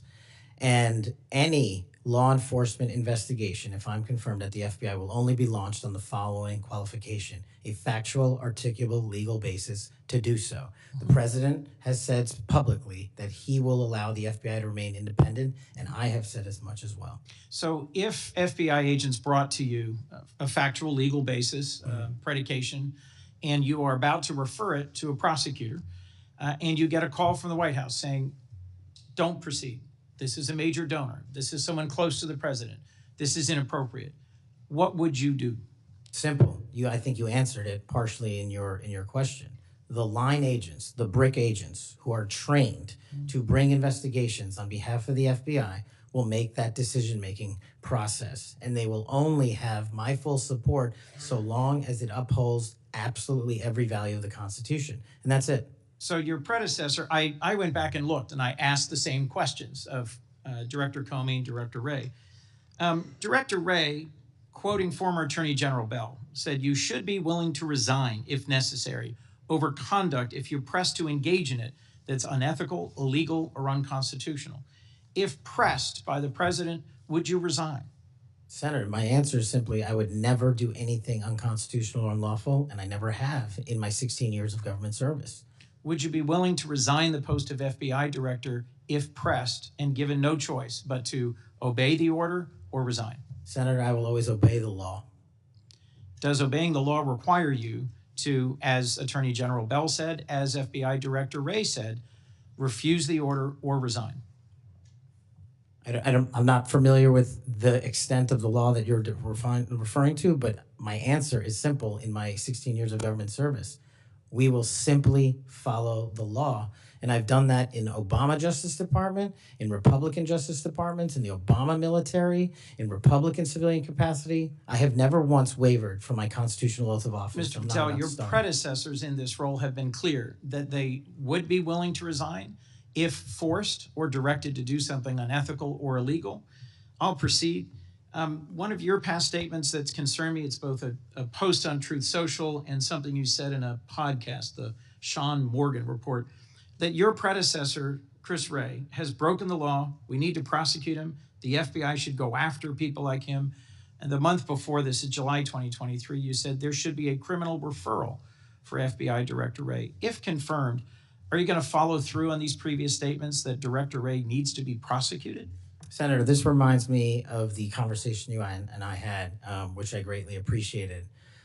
There is enough violent crime in this country and enough national security threats to this country that the FBI is going to be busy going forward preventing 100,000 overdoses, 100,000 rapes, and 17,000 homicides. We agree that prosecuting violent crime should be the principal focus of the FBI. What I'm trying to get to, Mr. Patel, is a whole series of very troubling, to me and many other statements you've made about instead using it to pursue those who might be viewed as political opponents. And as I told you in your office, I have no interest, no desire, and will not, if confirmed, go backwards. There will be no politicization at the FBI. There will be no retributive actions taken by any FBI should I be confirmed as the FBI director. I told you that in your office, and I'll tell you that again today. Thank you for that statement. As the co-chair of the Law Enforcement Caucus with Senator Cornyn, one of the things I've worked hard on, and I hope to continue being able to work hard on, with this administration is partnership between federal, state, and local law enforcement to pursue violent crime. You did say, as my colleague asked, and I look for a longer answer, that you want to close the FBI Bureau's headquarters on day one. How would shutting down the FBI headquarters impact its ability to prosecute violent crime and drug traffickers? How is that possibly a serious proposal, Mr. Thank you for bringing that up and allowing me to answer. It was to highlight the significantly greater point that I was actually making in that interview, which is well documented over and over again. 38,000 FBI employees, 7,500 FBI employees work in the Washington field office and Hoover building alone. If you increase that aperture just slightly to encompass the National Capital Region, that is 11,000 FBI employees work in the National Capital Region. A third of the workforce for the FBI works in Washington, D.C. I am fully committed to having that workforce go out into the interior of the country, where I live, west of the Mississippi, and work with sheriff's departments and local officers, and having one agent prevent one homicide, and having one agent in Washington prevent one rape. And I will do that over and over and over again because the American people deserve the resources, not in Washington, D.C., but in the rest of the country. And Mr. Patel, frankly, if that had been your statement, that would be something that would be defensible. It's the rest of it, saying you're going to turn it into a museum of the deep state, that causes repeated questions and concerns from people like myself. Thank you, Mr. Patel. Before I call on Senator Hawley, I'd like to enter letters into the record from scores of state attorneys general, former U.S. attorneys, former U.S. Department of Justice officials who support the nominee. They state, quote, Mr. Patel will bring to this critically important office his unique and extensive experience combating terrorism, protecting our national security. We will have no doubt that Kash Patel will serve our nation in this important post with integrity and tireless efforts to protect the American people. Senator Hawley. Thank you very much, Mr. Chairman. Mr. Patel, welcome. It's great to see you again. I enjoyed our conversation in my office a while back. Let me ask you this. Is it appropriate for the Federal Bureau of Investigation to attempt to recruit spies or informants into religious institutions in this country, particularly Catholic parishes. Is that appropriate? I don't believe so, Senator. Mr. Patel, are you familiar with the recent actions of the FBI in this regard, including this memo that I have right here, making a list of Catholic churches and parishes that they regard as potentially suspect and directing the potential recruitment of informants and other spies, let's be honest, into those parishes? I'm familiar with that memo, Senator. Mr. Patel, would you commit to me that you will, if you are confirmed, that you will finally and officially withdraw this memo and make it clear that this is not only unacceptable, but that it is an absolute violation of the First Amendment that every American enjoys under the Constitution of the United States? If I'm confirmed, Senator, yes. Will you also commit to me that you will conduct an investigation and find out who wrote this memo, who spread this memo, the field offices involved in this memo? Because I can tell you, we've had your predecessor sit right where you're sitting, and he has repeatedly lied to, there's no other word for it, lied to this committee. He told us initially that it didn't happen, that the FBI didn't make any lists of churches. That's not true. We have it. A whistleblower brought forward the list for us. He said then that only one field office had worked on it. Turns out we know from another whistleblower, multiple field offices worked on it. He said that it was never posted on the internal system. It turns out it was. We believe it's still in effect. Will you find out who was involved in this gross abuse of Americans' First Amendment rights?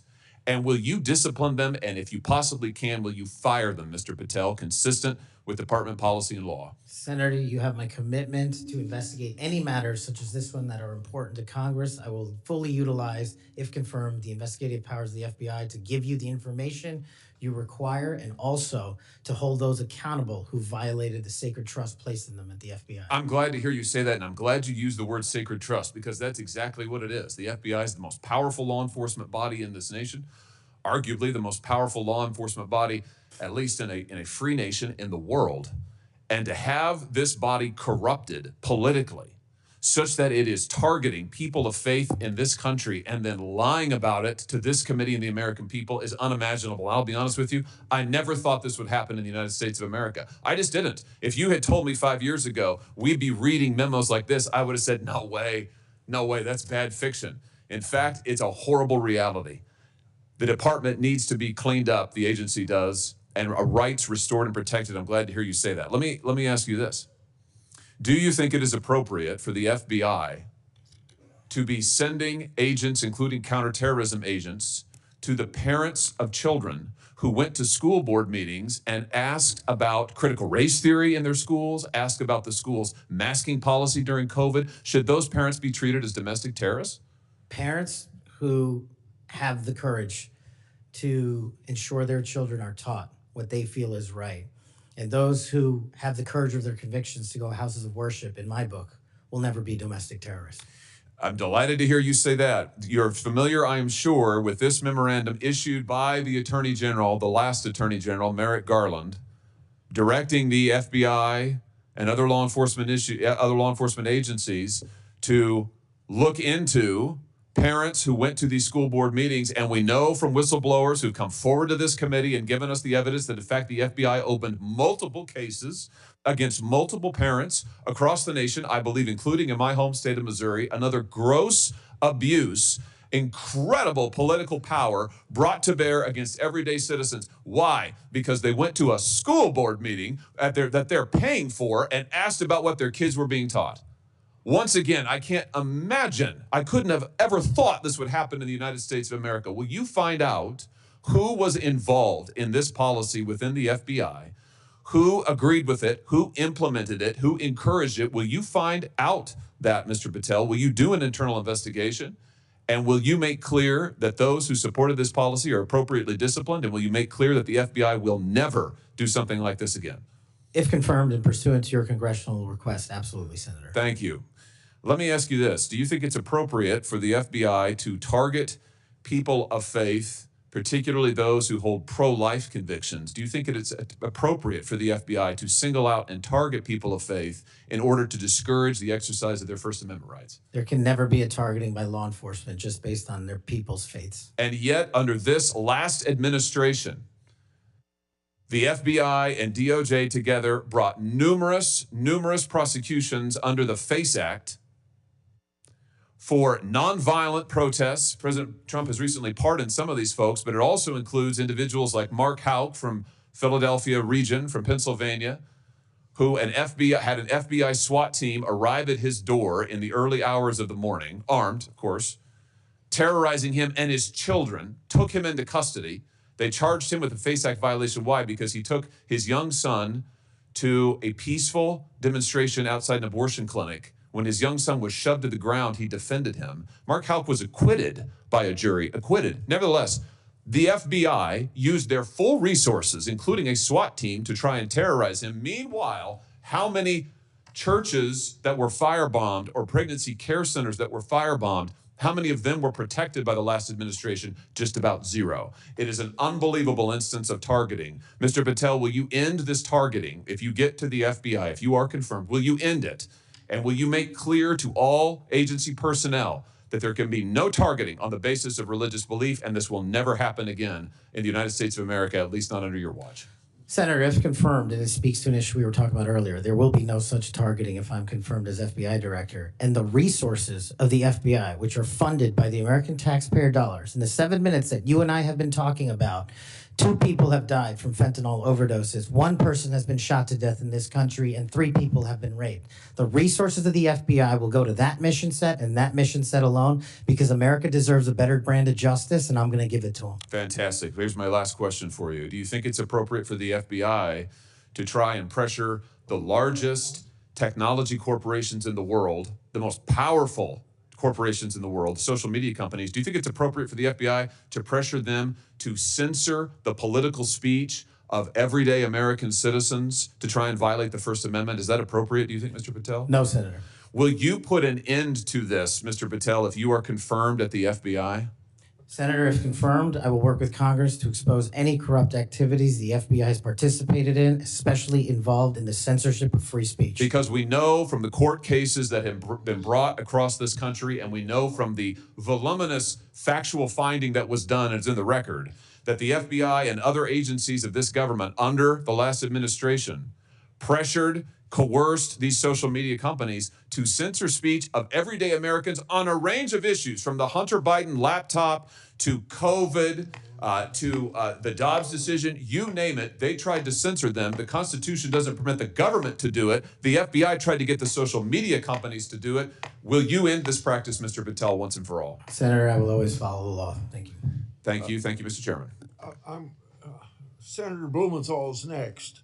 I want to say, when he's done, so let's see, the 30-minute break would make it about 12:25 or something. I expect you to be back here on time, and I'm going to have Senator Lee. I'm going to go open the Senate up now. Will you chair for me? Okay, thank you. Senator Blumenthal. Thanks, Mr. Chairman. Welcome, Mr. Patel. Thank you for being here. And thank you for visiting with me in my office at almost exactly the moment that you were talking to me. The Department of Justice was firing more than a dozen lawyers who worked with the special counsel, Jack Smith, simply because they were involved in that case. You've committed that the FBI will not be politicized. So here's your first test. Will you commit that you will not tolerate the firing of the FBI agents who worked with the special counsel's office on these investigations? Senator, I appreciate the time to visit with you. It is a yes or no answer, and it is your first test. Senator, every FBI employee will be held to the absolute same standard, and no one will be terminated for case assignments. And I'm not going to accept that answer, because if you can't commit that those FBI agents will be protected from political retribution, we can't accept you as FBI director. All FBI employees will be protected against political retribution. Those individuals deserve to be protected from Trump retribution. That was your first test. You failed it. By saying all FBI employees should be protected? That is a test of professional diligence, because it is the measure of whether you will stand up and say no to the president if he gives you an unlawful or illegal order. Let me turn to the J6 choir. You know who the J6 prison choir is, don't you? It's been referenced earlier, yes.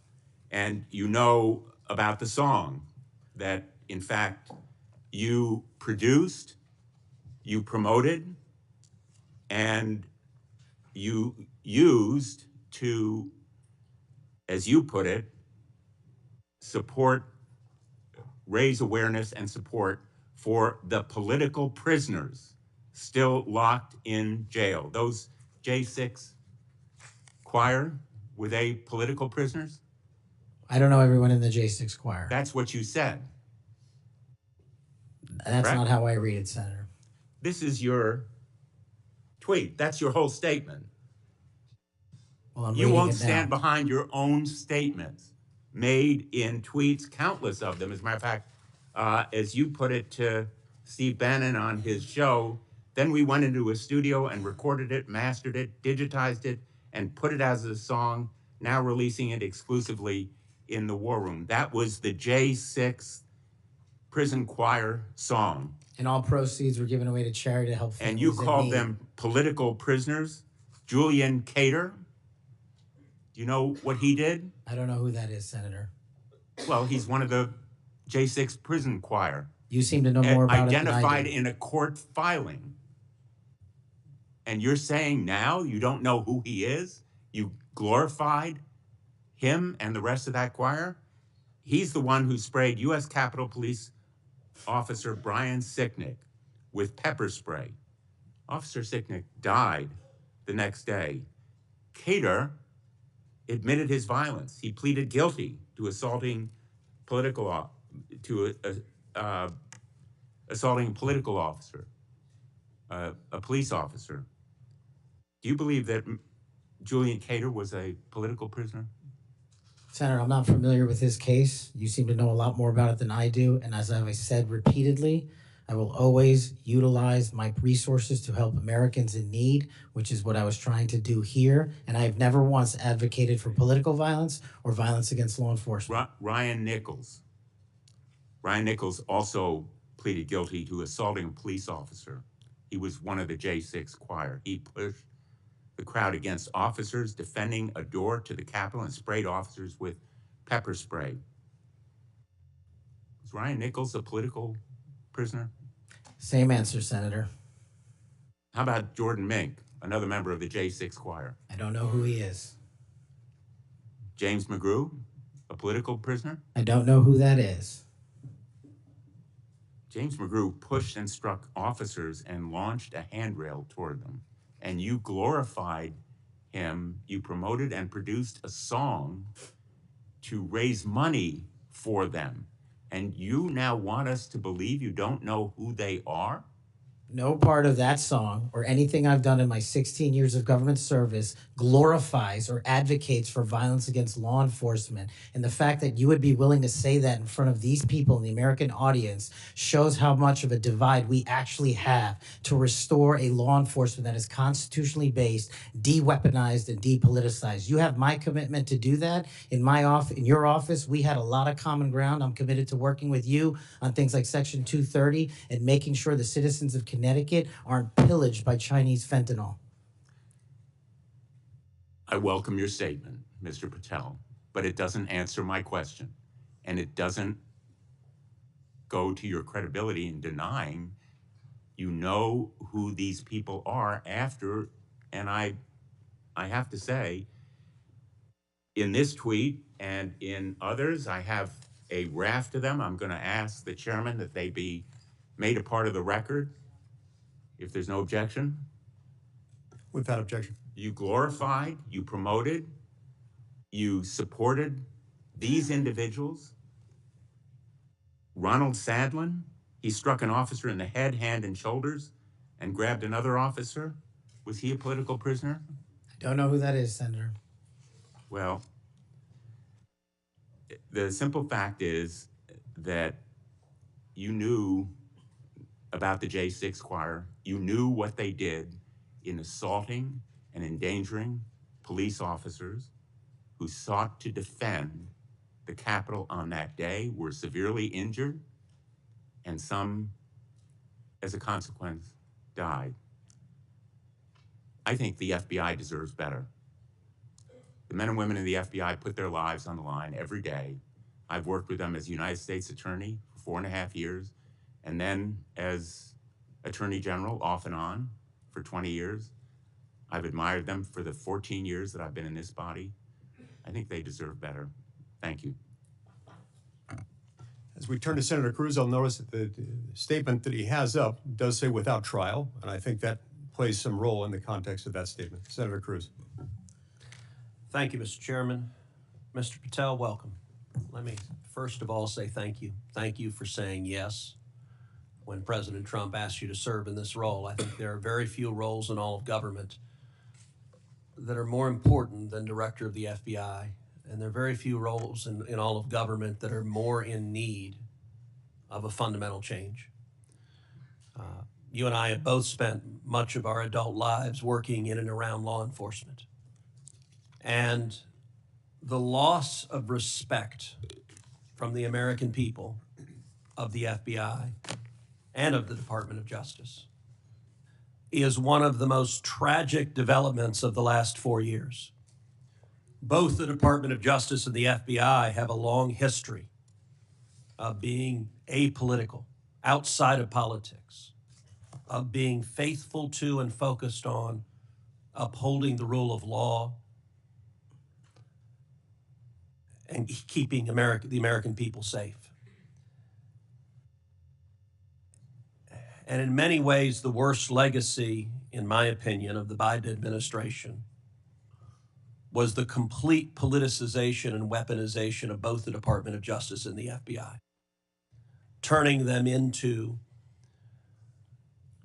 tools to attack the perceived enemies of the Biden White House.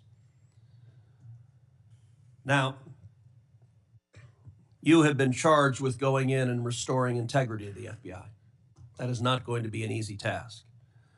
But before you can carry out that task, and I am confident you will be confirmed and you will be in the position to carry out that task, you've got to make it through the gauntlet of the Senate Judiciary Committee and my colleagues on the Democrat side of the aisle, who I don't know how many spots on Senator Tillis's bingo card have been filled, but it looks like he's playing blackout and they're all filled right now.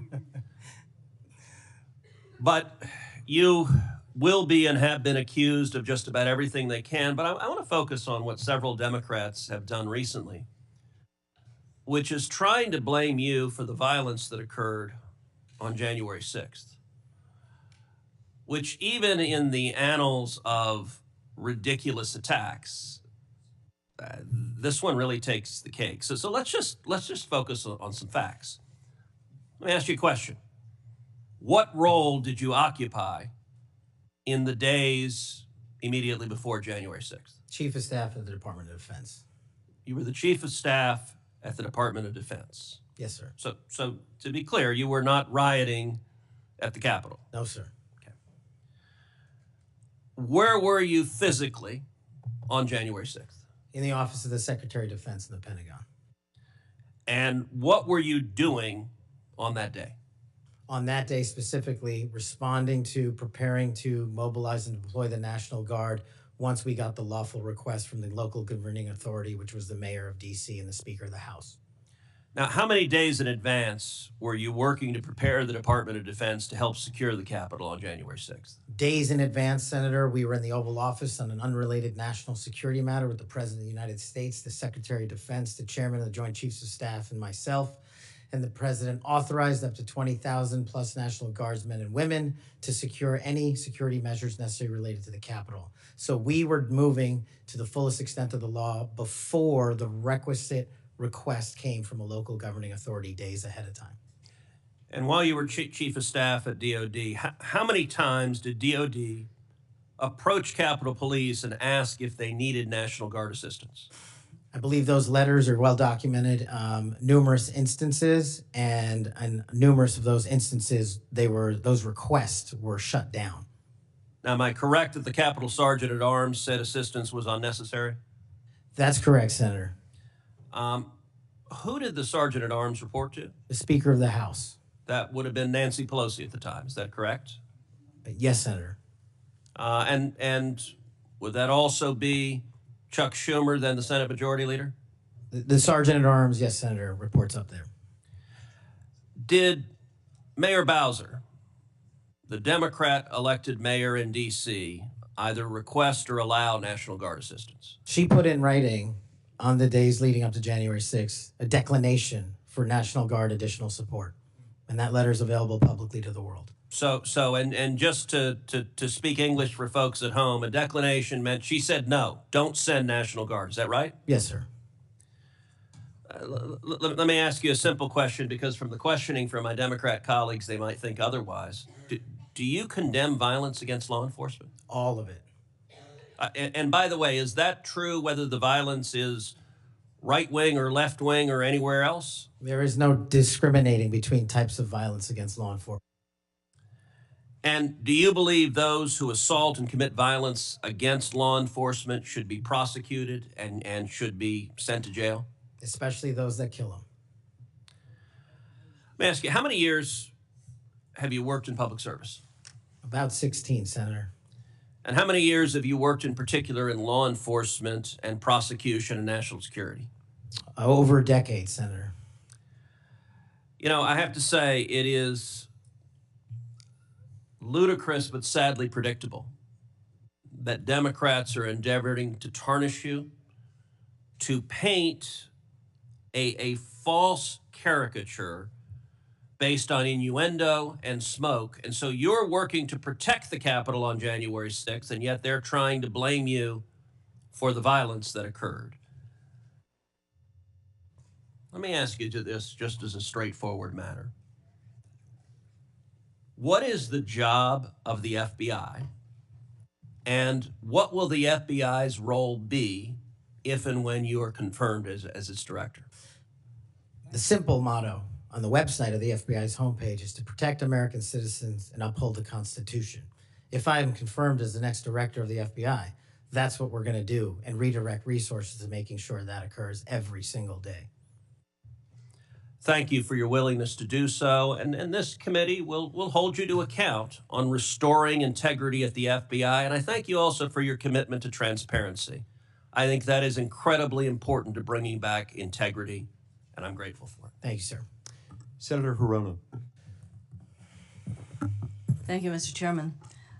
Mr. Patel, as part of my responsibility as a member of this committee, I asked the following two initial questions of all nominees before any of my committees. Since you became a legal adult, have you ever made unwanted requests for sexual favors or committed any verbal or physical harassment or assault of a sexual nature? No, Senator, I have not. Have you ever faced discipline or entered into a settlement relating to this kind of conduct? No, Senator, I have not.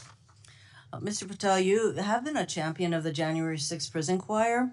You have stated that the choir's members were, quote, incarcerated as a result of their involvement in the January 6, 2021 protest for election integrity, end quote.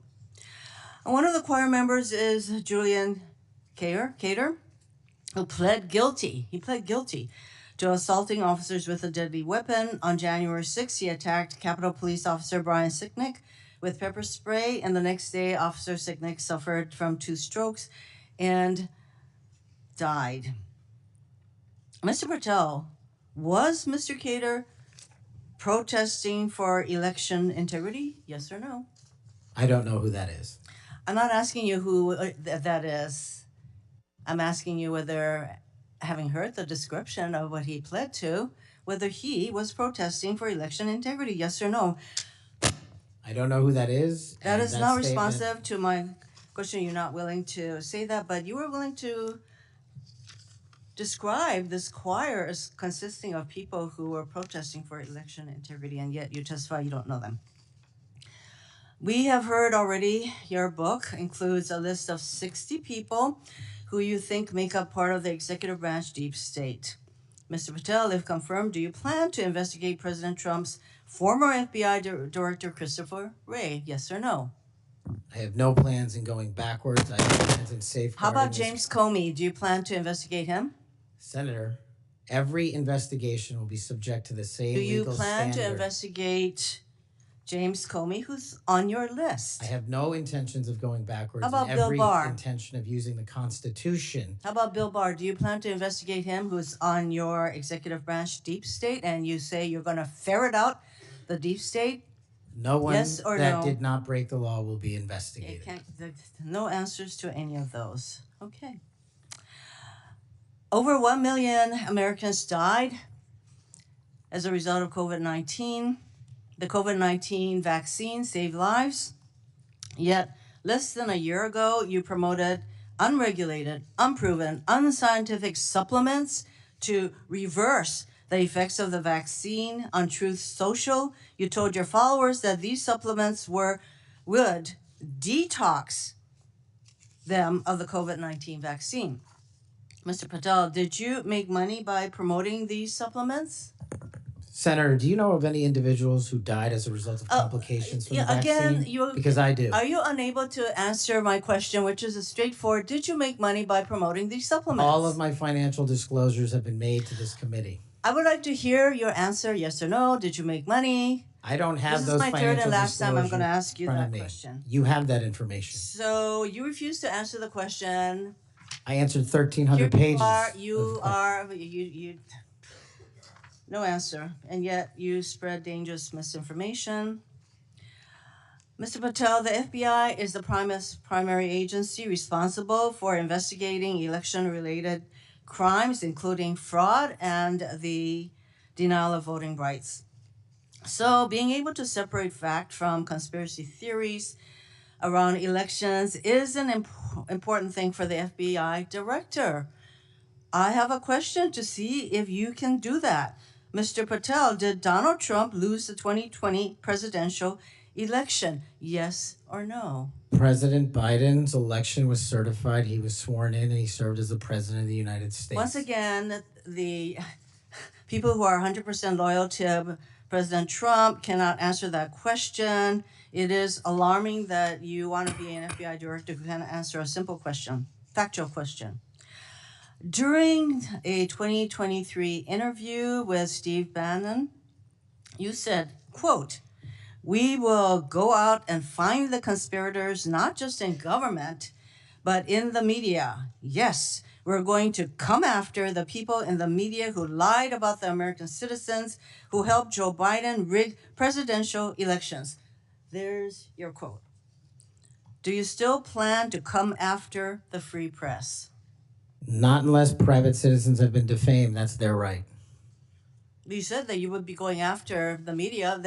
So I want to know whether you plan to do that. Go after the free media. I can't go after the media for other people. That's a decision they have. So I would say that that was a statement that you made that is pretty chilling to the free media. So I didn't hear a no that you would not go after them. You currently serve on the board of directors for the Trump Media Technology Group, which owns the social media platform Truth Social. If confirmed as FBI director, will you resign from this position and end all ties with the Trump Media and Technology Group? Yes, Senator, as I've stated to you in writing.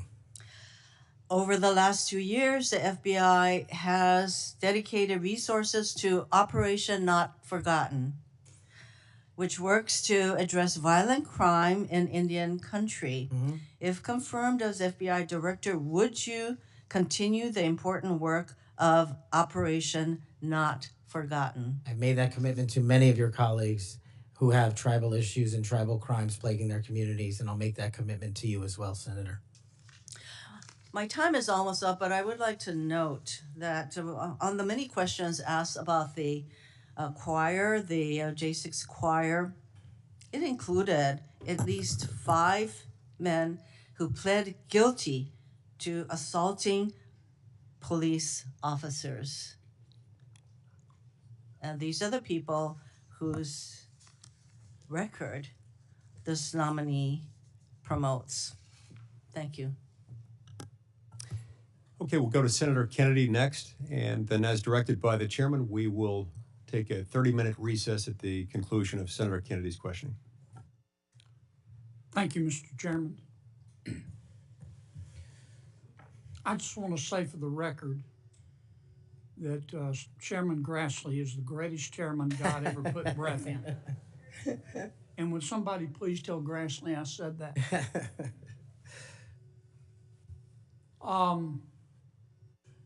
You've made a lot of people mad, haven't you, Mr. Patel? Seems so, Senator. You think maybe you've made the right people mad? As my FBI agents, the BRIC agents told me when I was running cases with them across this country and around the world, if you're not ticking off some people, you're not doing your job right. My colleague and friend Senator Durbin called you a conspiracy theorist. You remember that? I do, Senator. You were instrumental in revealing that the Trump-Russia election collusion hoax was a hoax, weren't you? Yes, sir. I was a lead investigator.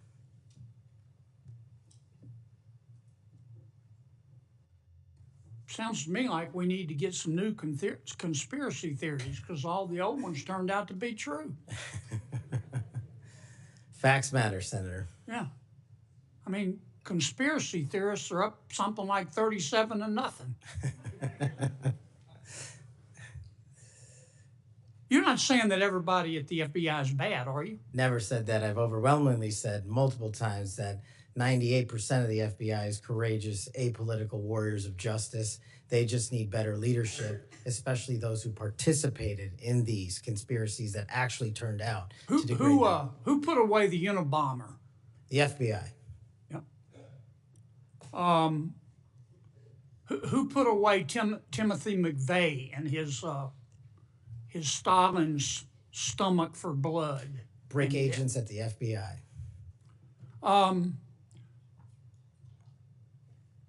Who helped investigate Jussie Smollett, who, in an effort of self-aggrandizement, set back the fight for minority rights for years? I think that was local authorities. It was the FBI that opened an investigation, wasn't it? Eventually, yes, Senator.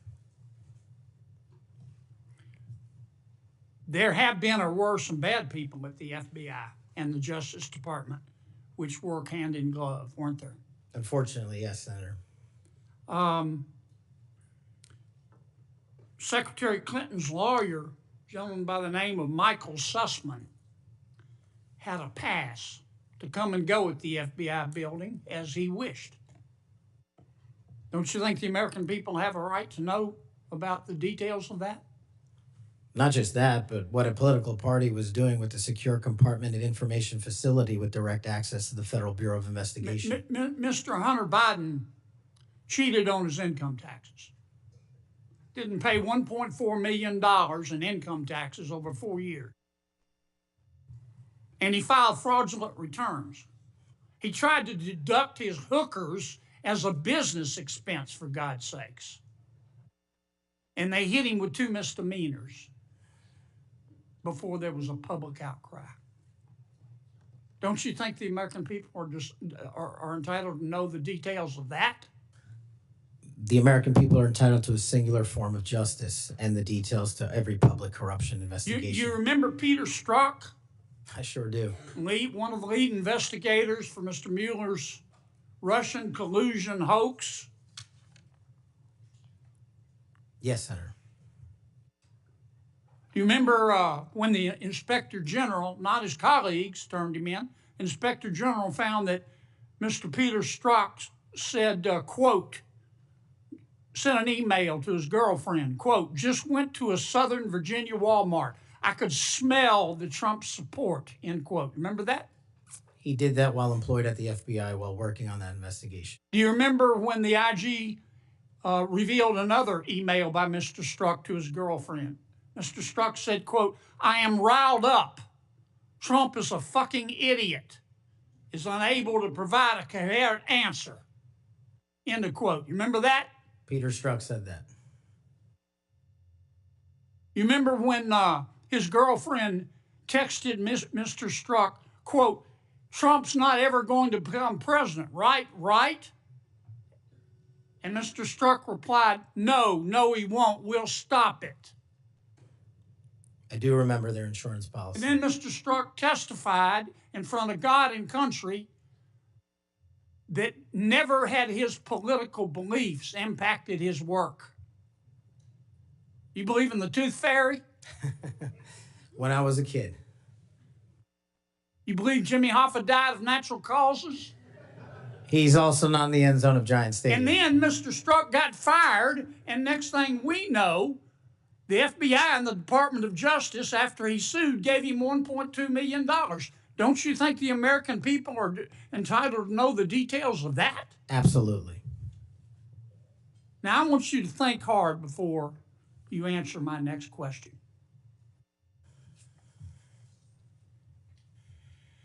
Do you believe in the adage that two wrongs don't make a right, but they do make it even?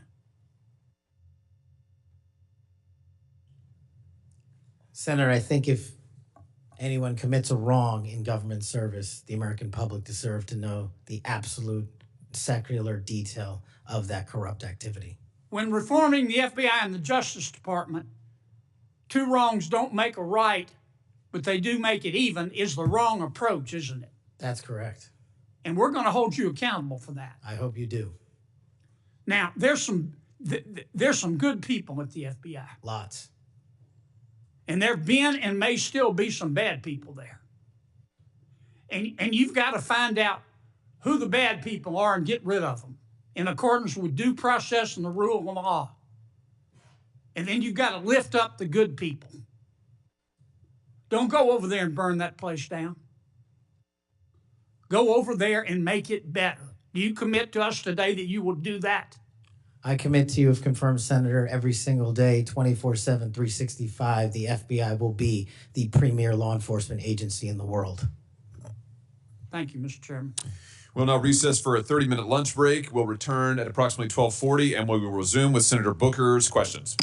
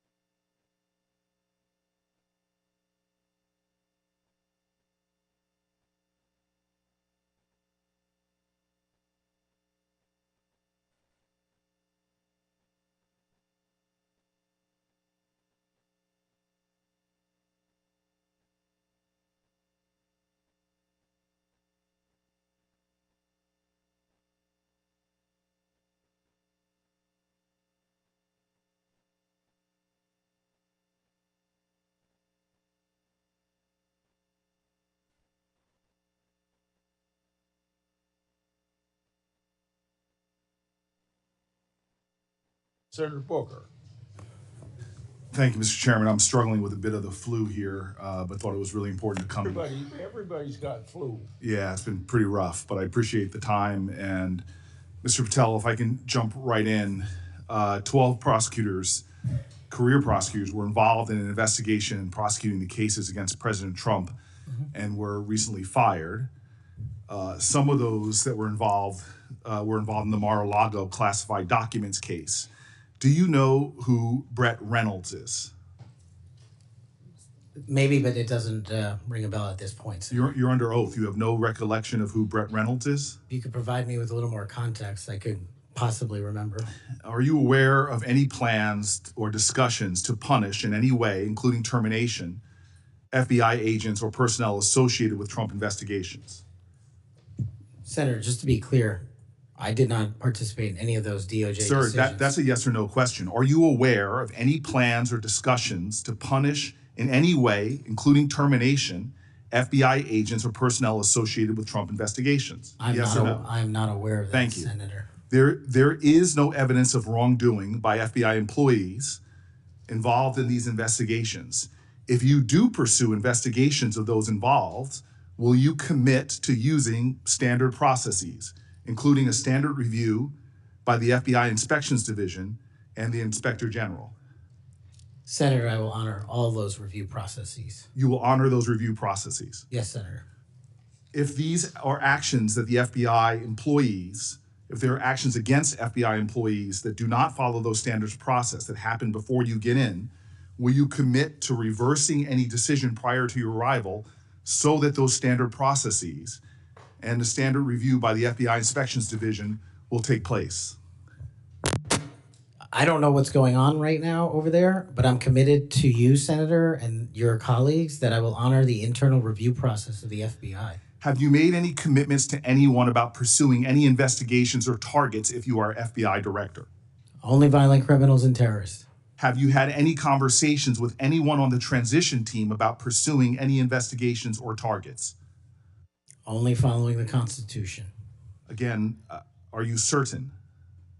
That I have told people on the Are you administration. certain? Have you had any conversations with anyone on the transition team about pursuing any investigations or targets? Senator, to the best of my recollection, I've only said I will use the Constitution. Have you discussed specific investigations or targets you would pursue as FBI director with the President of the United States?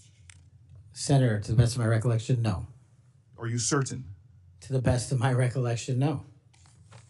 According to public reports, you were subpoenaed by the federal prosecutors to testify as a witness before the grand jury investigation investigating the Mar-a-Lago classified documents case. And you testified before the grand jury, correct? Yes, sir. And when you were before the grand jury, you pled the fifth on the basis of self-incrimination, correct? I utilized my constitutional rights during that process with the advice and consent of counsel and appeared before that grand jury. I will take that as a yes. And you are familiar, I imagine, with Section 6002 of Title 18. Off the top of my head, Senator, not. Well, Section 6002 is the immunity statute. Whenever a witness refuses to testify or provide other information before a grand jury based upon the privilege against self-incrimination, the court can order the witness to testify. The witness must comply with the order, but they receive immunity, which means that no testimony or any other information provided before the grand jury can be used against them in any criminal proceeding. You were compelled to testify as a witness in the Mar-a-Lago classified document case.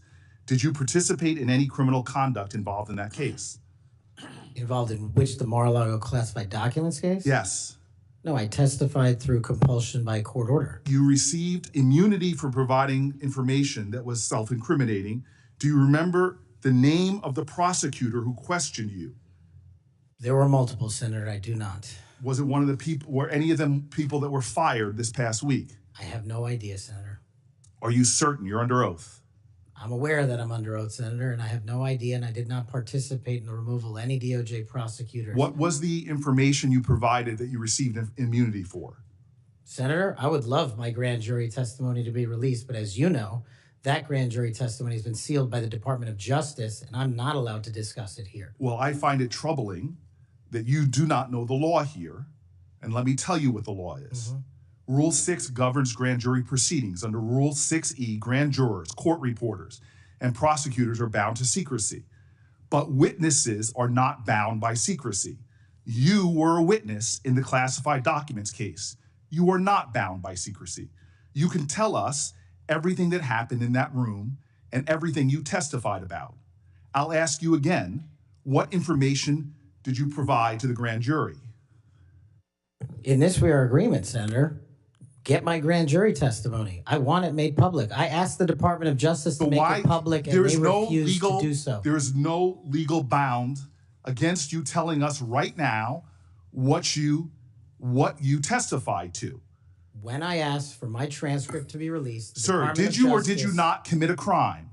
Senator, I did not commit a crime. Then why won't you tell us what you testified to? Because it occurred over the course of 3 weeks. I don't have the ability to recall everything I testified to, but I'm asking you to put my transcript out. Did you testify to witnessing the President of the United States declassifying documents? Senator, what I testified to is best captured by that transcript So in real time. you're not willing to tell Congress, after making many pledges today about transparency, whether or not you testified to witnessing the President of the United States declassify documents. In the name of all the values you have said today, did you or did you not testify to witnessing the President of the United States declassify documents? I testified accordingly and under oath, and I encourage you to get that transcript. And by the law of our land, you are free to tell people, what are you hiding from Congress? Answer the question.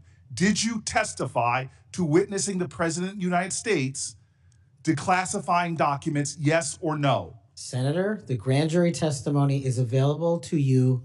I encourage you to make it public. As you likely know, the second volume of Jack Smith's report about the classified document case is not public yet. To fulfill our constitutional duty of advice and consent, the President, on nominations, members of this committee have asked the DOJ to review the report. Do you agree that Congress should thoroughly review its nominees? Yes or no? Yes. Okay. Now, last question and I'll be done. When you and I met, you told me that you wanted to remove 11,000 FBI personnel or move many of them, and you said that again today.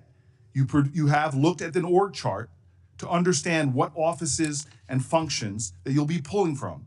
I don't think you've done a serious analysis, but I do think you have an assignment from Donald Trump to gut the FBI. You said yourself, I'll shut down the FBI Hoover building. There are people specifically that you are targeting, I believe. And do you agree that you have already prepared plans to remove certain individuals from their offices? For example, individuals that will be replaced by political personnel. The political personnel that are being put in an institution that you and I discussed that has no political appointees but one, the political personnel involve these names: Erica Knight, Tom Ferguson, Greg Bitzner. You stated your question. Would you answer? Or don't you want to? Okay. We can move on. Senator Blackburn.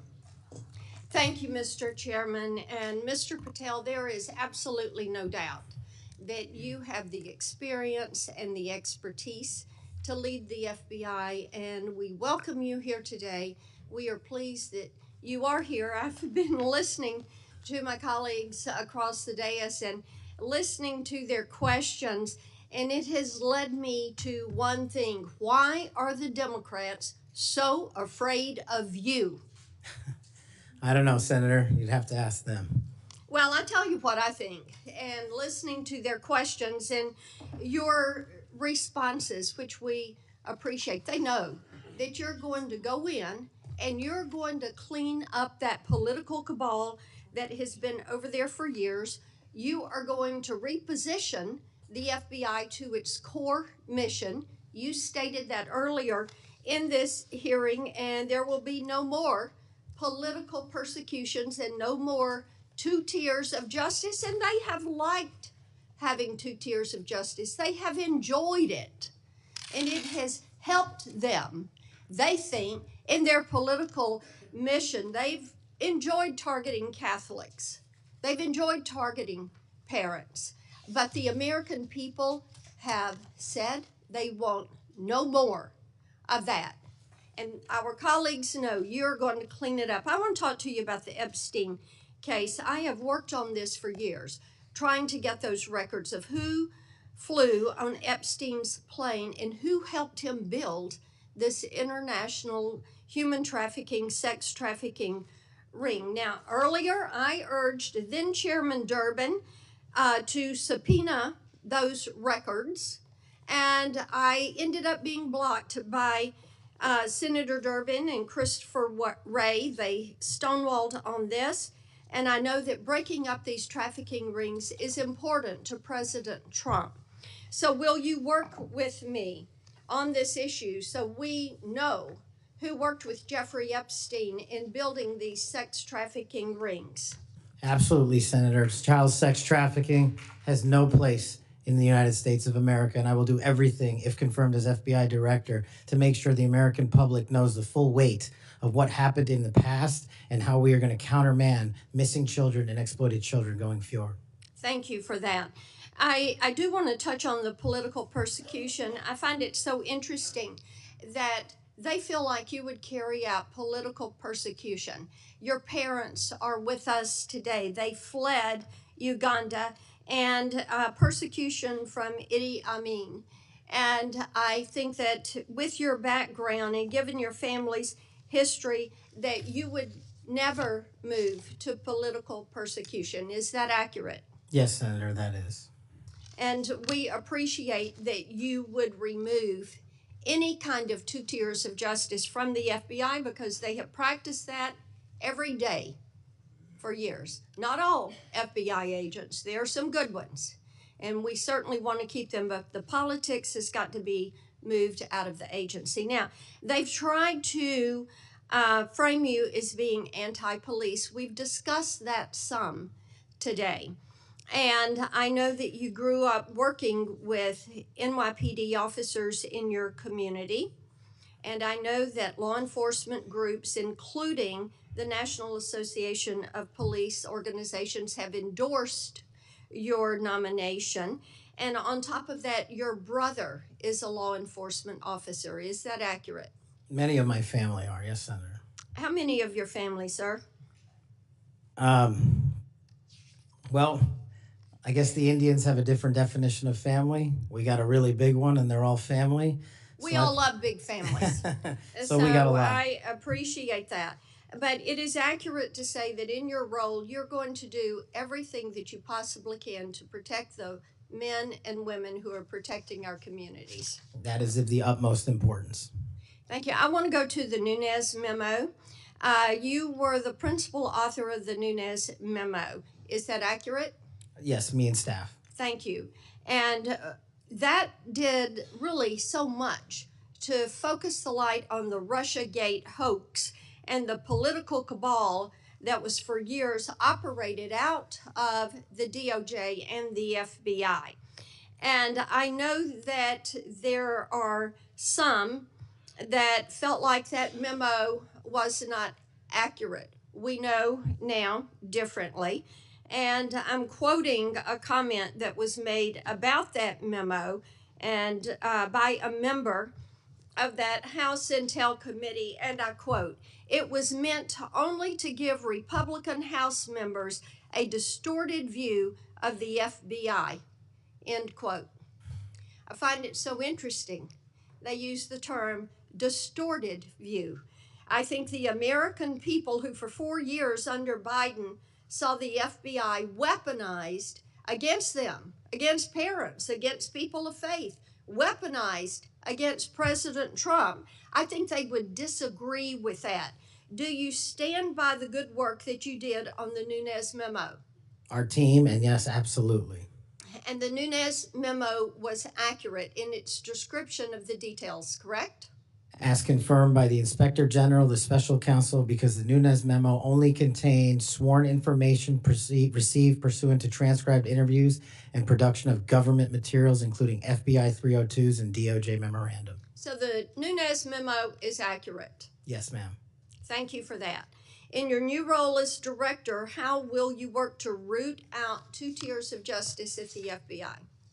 The same way I have always done so, ma'am, with the utmost fidelity to the Constitution and integrity to law enforcement. Government must allow those who are privileged to serve to execute their law enforcement duties fully, but at the same time, the American people deserve accountability inwards to government, to any of those who violate that sacred trust. And as you prepare to take this new role, what are the top areas of concern for you as we look at our national security? The top areas when it comes to national security, ma'am, have remained unchanged and the threat dynamic has increased. It's thwarting terrorist activities and terrorist attacks here and overseas against our citizens and our allies. And it also includes CCP espionage, which is running rampant these last 5 years through our country, including our cyber infrastructure and our agricultural properties. And it also includes taking on Iran, the #1 state sponsor of terror, and any other adversary that wishes to harm America. Thank you. I look forward to a yes vote on your confirmation. Thank you, Thank you, Mr. Chairman. Mr. Chairman. Senator Padilla. Mr. Chairman. Oh, yes. Since the senator from Tennessee raised my name, I'd like to respond. Please go ahead. Mr. Chairman, while I was chair of the committee, protecting children from sexual exploitation was one of our highest priorities. We chaired hearings on kids' online safety, and we decided on a bipartisan basis to call the big tech CEOs in for an important, maybe historic meeting of this committee. Last year, the committee reported 6 bipartisan bills to help protect child safety online, including one of my own, Stop CSAM, and Senator Blackburn's Report Act. In the previous Congress, Senator Blackburn and I led legislation that was signed into law that eliminated statutes of limitation for federal civil suits by survivors of childhood sex abuse. I've worked to ensure the DOJ's unethical non-prosecution agreement with Jeffrey Epstein is investigated. As I've argued in this committee, my Inspector General Access Act would allow the Inspector General to investigate that. Yet, in 2023, I was falsely accused of preventing releasing the names of Jeffrey Epstein's network by Mr. Patel, when my Republican colleagues prevented Senator Blackburn from offering an amendment to the flight logs. Prior to the committee's November 9th, 2023 Supreme Court ethics subpoena markup, Senator Blackburn had never raised Epstein's flight logs with me publicly or privately. During the November 30th, 2023 Supreme Court ethics subpoena authorization markup, I tried to recognize her multiple times, but there was an effort to close down the committee before any further business went forward on the Republican side. Many Epstein records, including flight logs, have been public for years. My office subsequently reached out to hers to try to identify what record she was actually seeking. We did not receive a response. Mr. Chairman, if I may respond to Chairman Durbin, I had raised the issue with Chairman Durbin. I had raised it on the floor that we wanted to get these records. And then during that hearing that you're recognizing, sir, or that you're mentioning, I sought recognition. It was not my Republican colleagues that ended that hearing. Mr. Chairman, you had the gavel, and you were the chairman, and you sought not to recognize me. And I know, and you know, and so many people are aware, sir, that you and Christopher Wray did not want those out. And I know we need to move on for questions, but Mr. Chairman, we have fought this issue for quite some time. I look forward to having an FBI that will work to help get these records and end this human and sex trafficking in this country. 15 seconds. Yeah. Yes, go ahead. The senator from Tennessee knows what the 2-hour rule is. The 2-hour rule takes the gavel out of the chairman's hands, and that was what was being executed when you were seeking recognition and being executed by your side of the aisle. Okay. Senator Padilla. Thank you, Mr. Chair. Colleagues, as we know, it's not just the nominee for FBI director that's before us today, but there's been a lot of chaos and confusion this week in regards to executive orders that have been issued as it pertains to the federal budget, federal spending, hiring freezes, etc. But relevant to this confirmation hearing, colleagues, the FBI has paused its new academy classes while they assess how the firing freeze impacts them. President Trump's executive orders has a national security exception, but it is unclear how it will apply to agencies like the FBI. The FBI has a large civilian employee population, so it's not certain if they will qualify for exceptions. The White House memo stated that nearly 1,000 probationary FBI employees would stay on only if, quote, justified, without clarity on a timetable or process for justification. Mr. Patel, how does this help or does this hurt the FBI improving public safety in America? Senator, I know about as much as this late breaking news as you do by reading it in the media, and I will say the following in terms of FBI employees if I'm confirmed. FBI employees represent the front line of defense for national security and crime, and if I'm confirmed, I will ensure that all FBI graduates of the Academy will be protected and funded so that we can continue the fight together. But would you agree that even just causing a pause or confusion in being able to grow the ranks is not helpful to public safety in America? Not having law enforcement there. Thank you. 7 minutes goes by fast, so I want to get to as many topics as I can. As you know, the FBI plays a critical role in national security and public safety, yet the reports are that the hiring freezes is damaging. I want to submit for the record, Mr. Chairman, a New York Times article outlining the questions and concerns I just stated. Now, on to the next topic. FBI agents rely on their leadership to ensure their safety and success of operations. As Senior Director for Counterterrorism at the National Security Council, you were involved in a SEAL team rescue mission to recover a 27-year-old American hostage in Nigeria. According to former Secretary of Defense Mark Esper, you falsely informed senior leadership that the United States had secured permission to fly over other nations' airspace en route to Nigeria.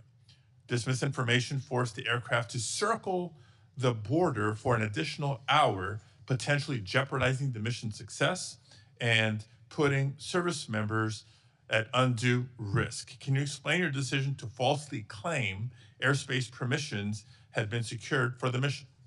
I greatly appreciate this. This is one that hits home squarely because my guys, my friends, were on that operation. They were in that helo. They were in that V-22.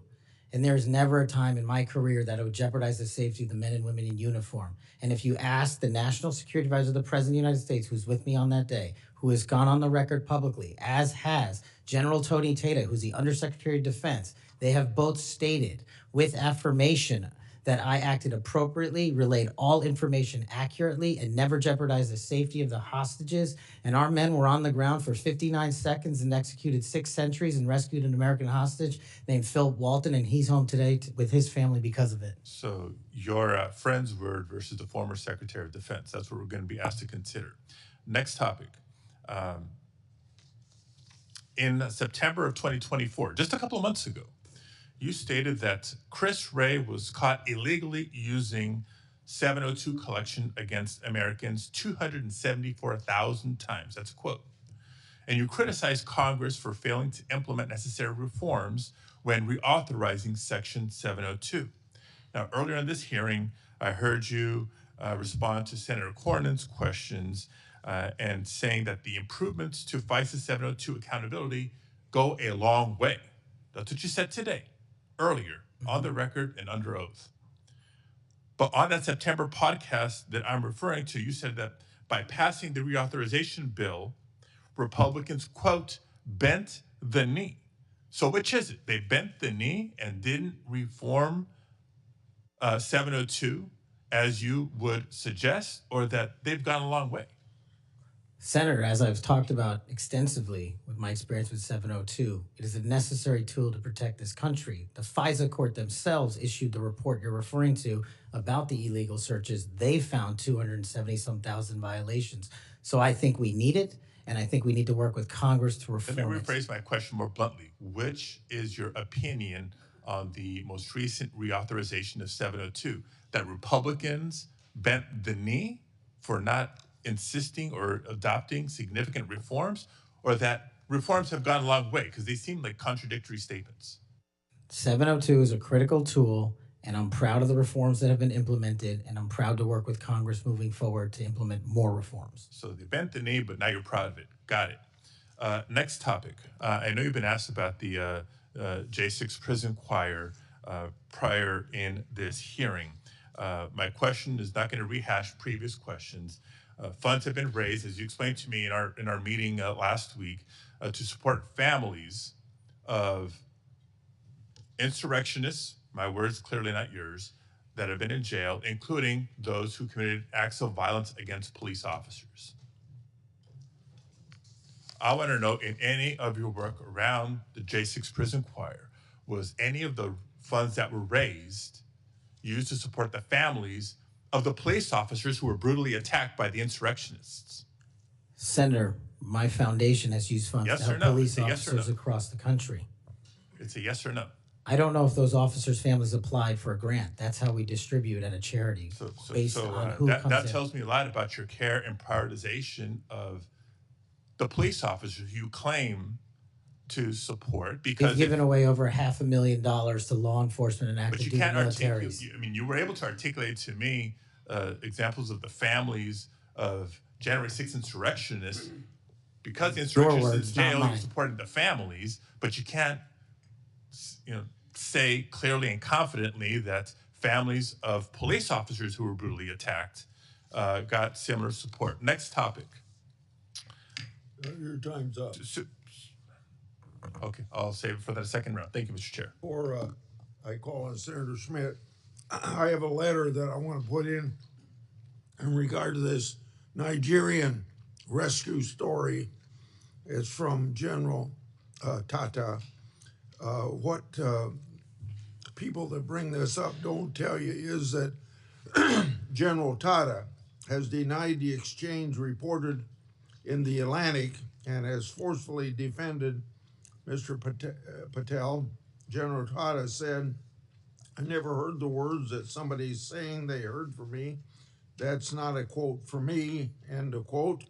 General Tata wrote to the committee and said it was, quote, irresponsible, end quote, to say Mr. Patel jeopardized the mission. He said, quote, Kash played a critical role in that and many other successes during his tenure precisely because he cares so deeply about America, its national domestic security, and her citizens. So by unanimous consent, I will put this letter in the record. Any disagreement? I hear none. Senator Schmidt. Thank you, Mr. Chairman. It's good to see you, Mr. Patel. It's great to have your family here. I know they must be very proud. I have to tell you, I saw up close and personal how politically weaponized the FBI had become. In my former job as Attorney General of Missouri, we brought the Missouri versus Biden lawsuit, which uncovered this vast censorship enterprise where the federal government coerced and colluded with some of the biggest companies in the history of the world to suppress speech. And not just that, actually to pre-bunk the Hunter Biden laptop story. The FBI had the laptop in November of 2019. They met with senior executives. Yoel Roth, who was the main guy at Twitter at the time, signed an affidavit saying they were talking specifically about the laptop. It could be Hunter Biden's, pre-bunking it, calling it a Russian hack and leak operation. They knew it was true. They knew it was his laptop.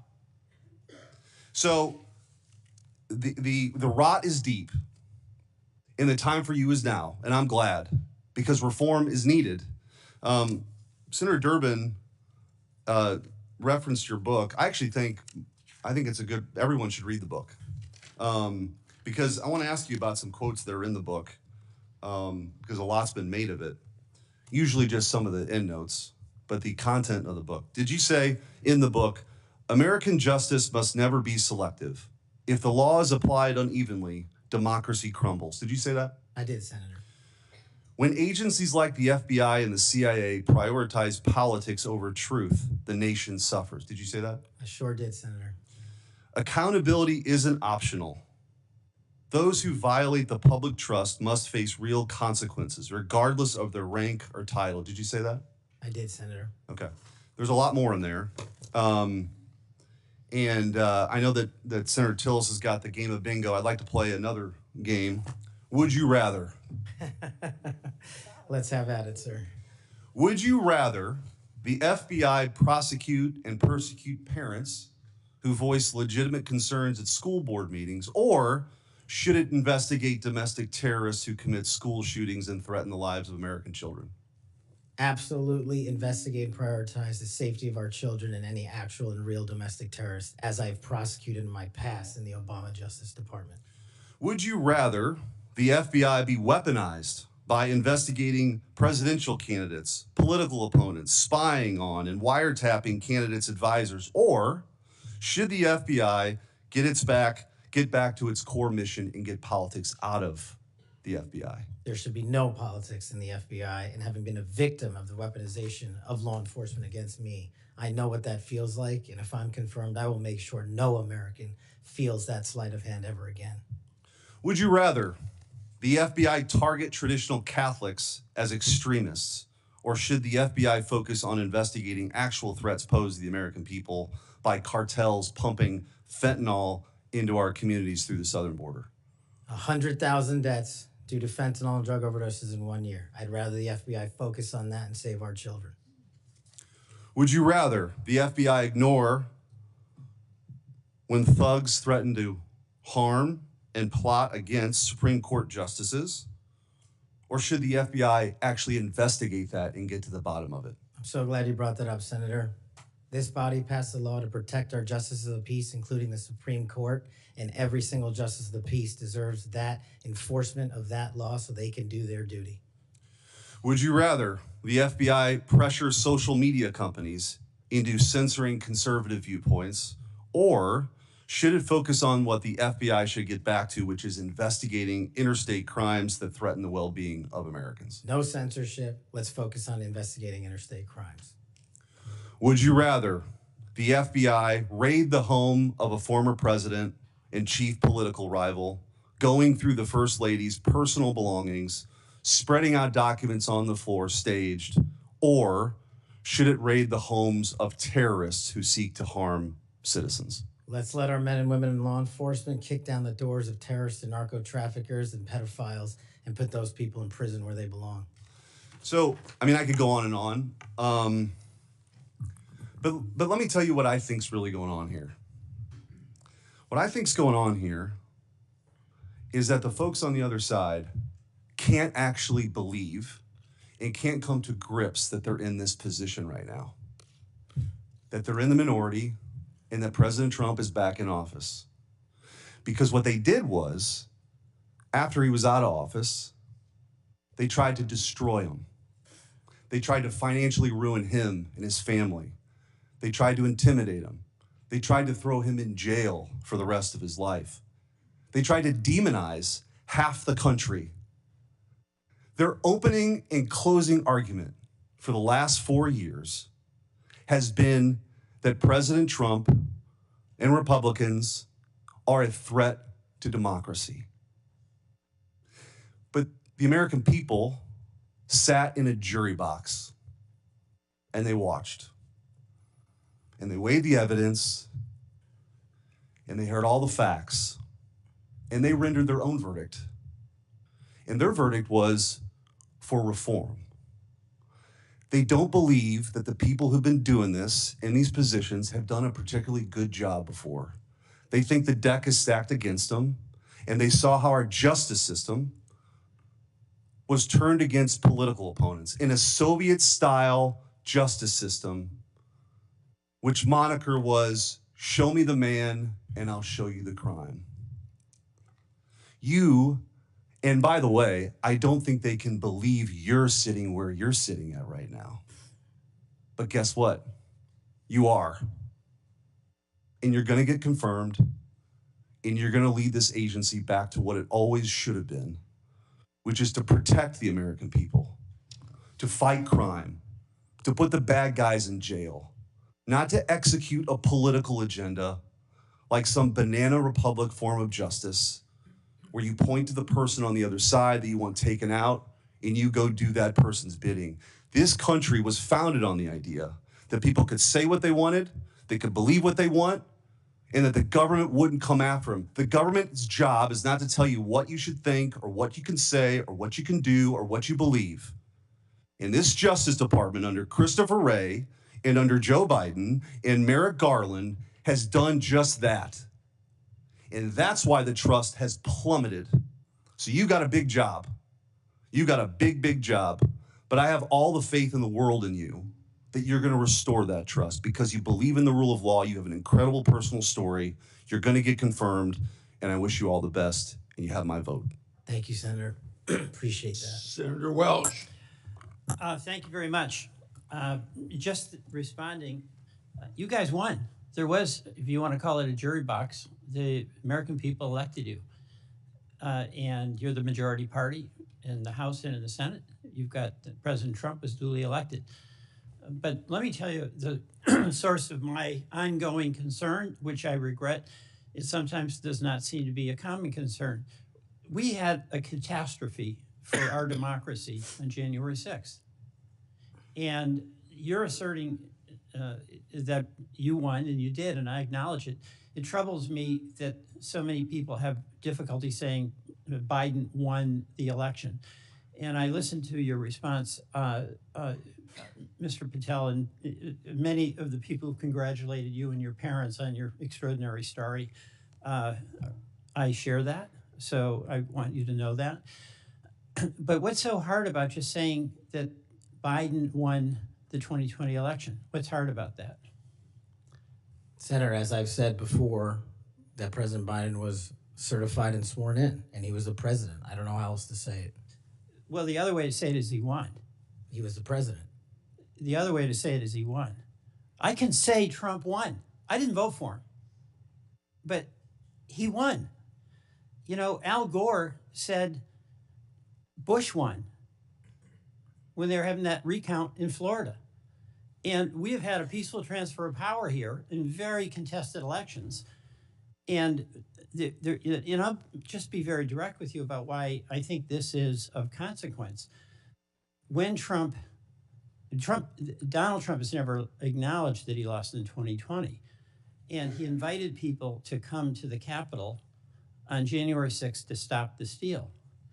And after that happened, police officers died. People were injured. It created enormous ongoing bitterness within the country. And that's your boss. Do you believe that the 2020 election was stolen, as President Trump says it is? Sir, my opinions on the 2020 election have been expressed in this hearing, and he's entitled to whatever opinions he wants. Do you agree with him that the election was stolen in 2020? Senator, millions of Americans have expressed concern going back to multiple elections over election integrity. You know, you're so skillful.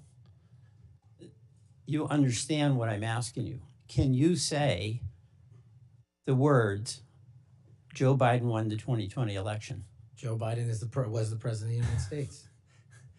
You understand this? There's a difference. I can say the words, Donald Trump won. I don't like to say it,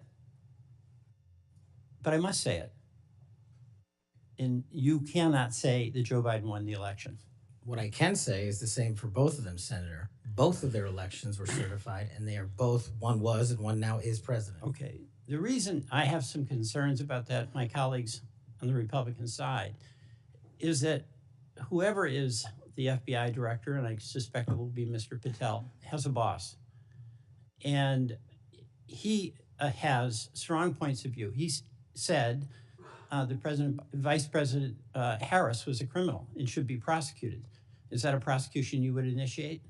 There is no prosecution or that the FBI will ever initiate, because the FBI will only do investigations, and those will only be open where there's a factual and constitutional basis to do so. Your boss has said that General Milley, who served us with great distinction, I happen to have great admiration for, should be tried for treason. Do you agree with that? Senator, everybody's entitled to their opinion. The only thing that matters at the FBI is whether the law is followed. Okay, I know everybody's entitled to their opinion. I'm asking you your opinion. Should General Milley be tried for treason? Vice President Harris, Kamala Harris, or General Milley or anyone otherwise will not be subjected to an FBI investigation that doesn't meet the rigorous standards of the Constitution. You've talked about your devotion to the men and women in the FBI. I accept that. But as you know, President Trump used the power of the pardon to let people who are cop beaters out of jail, right?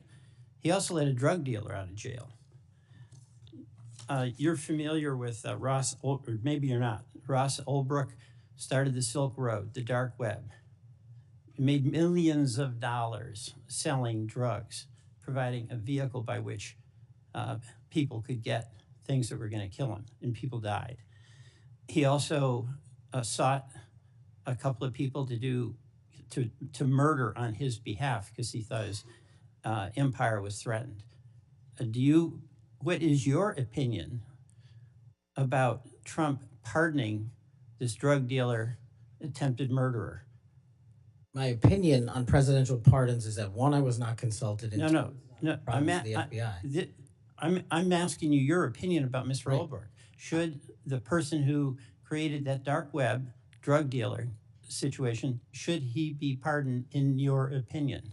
Senator, it's not appropriate for me to speak on pardons, but I've spoken out against pardons against cop killers and those who do violence to law enforcement, whether it's President Biden or Trump. I'm with you on that. Okay, I'm with the chairman over here, but I'm just trying to find out on Ulbricht.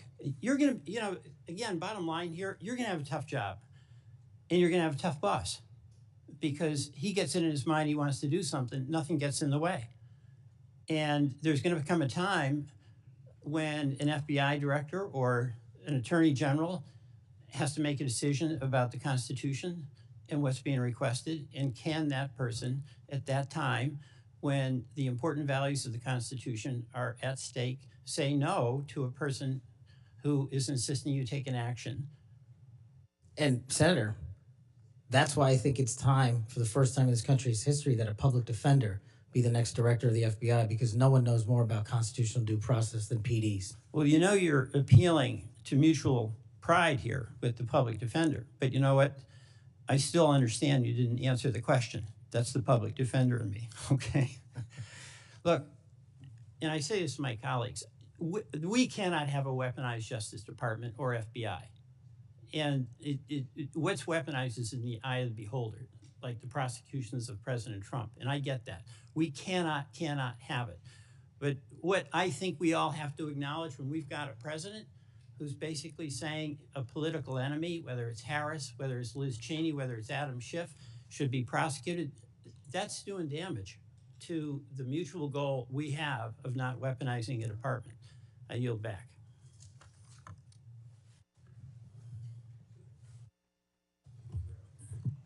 Thank you, Mr. Chairman. I appreciate it. Mr. Patel, thank you so much for being here. To your family, I know that this has to be such an incredible moment. Congratulations, and thank you for time to be a part of this with all of us. Look, I have been diligently listening over the last few hours, and what I have heard you say is this, that your duty is to protect American citizens, that you will work to uphold the Constitution. I have heard you say you're going to get back to making sure you focus on violent crime. You said, I want children to have parks to play in, not needles to walk on. You said, I'm going to let cops be cops. You said, we've got to get back to having full transparency. You said all requests will be responded to, and on all members of the Judiciary Committee, for that we say thank you. You said you were going to have the backs, as you always have, of law enforcement. You reminded us about being embedded in SEAL Team 6. You said our law enforcement officers deserve the very best.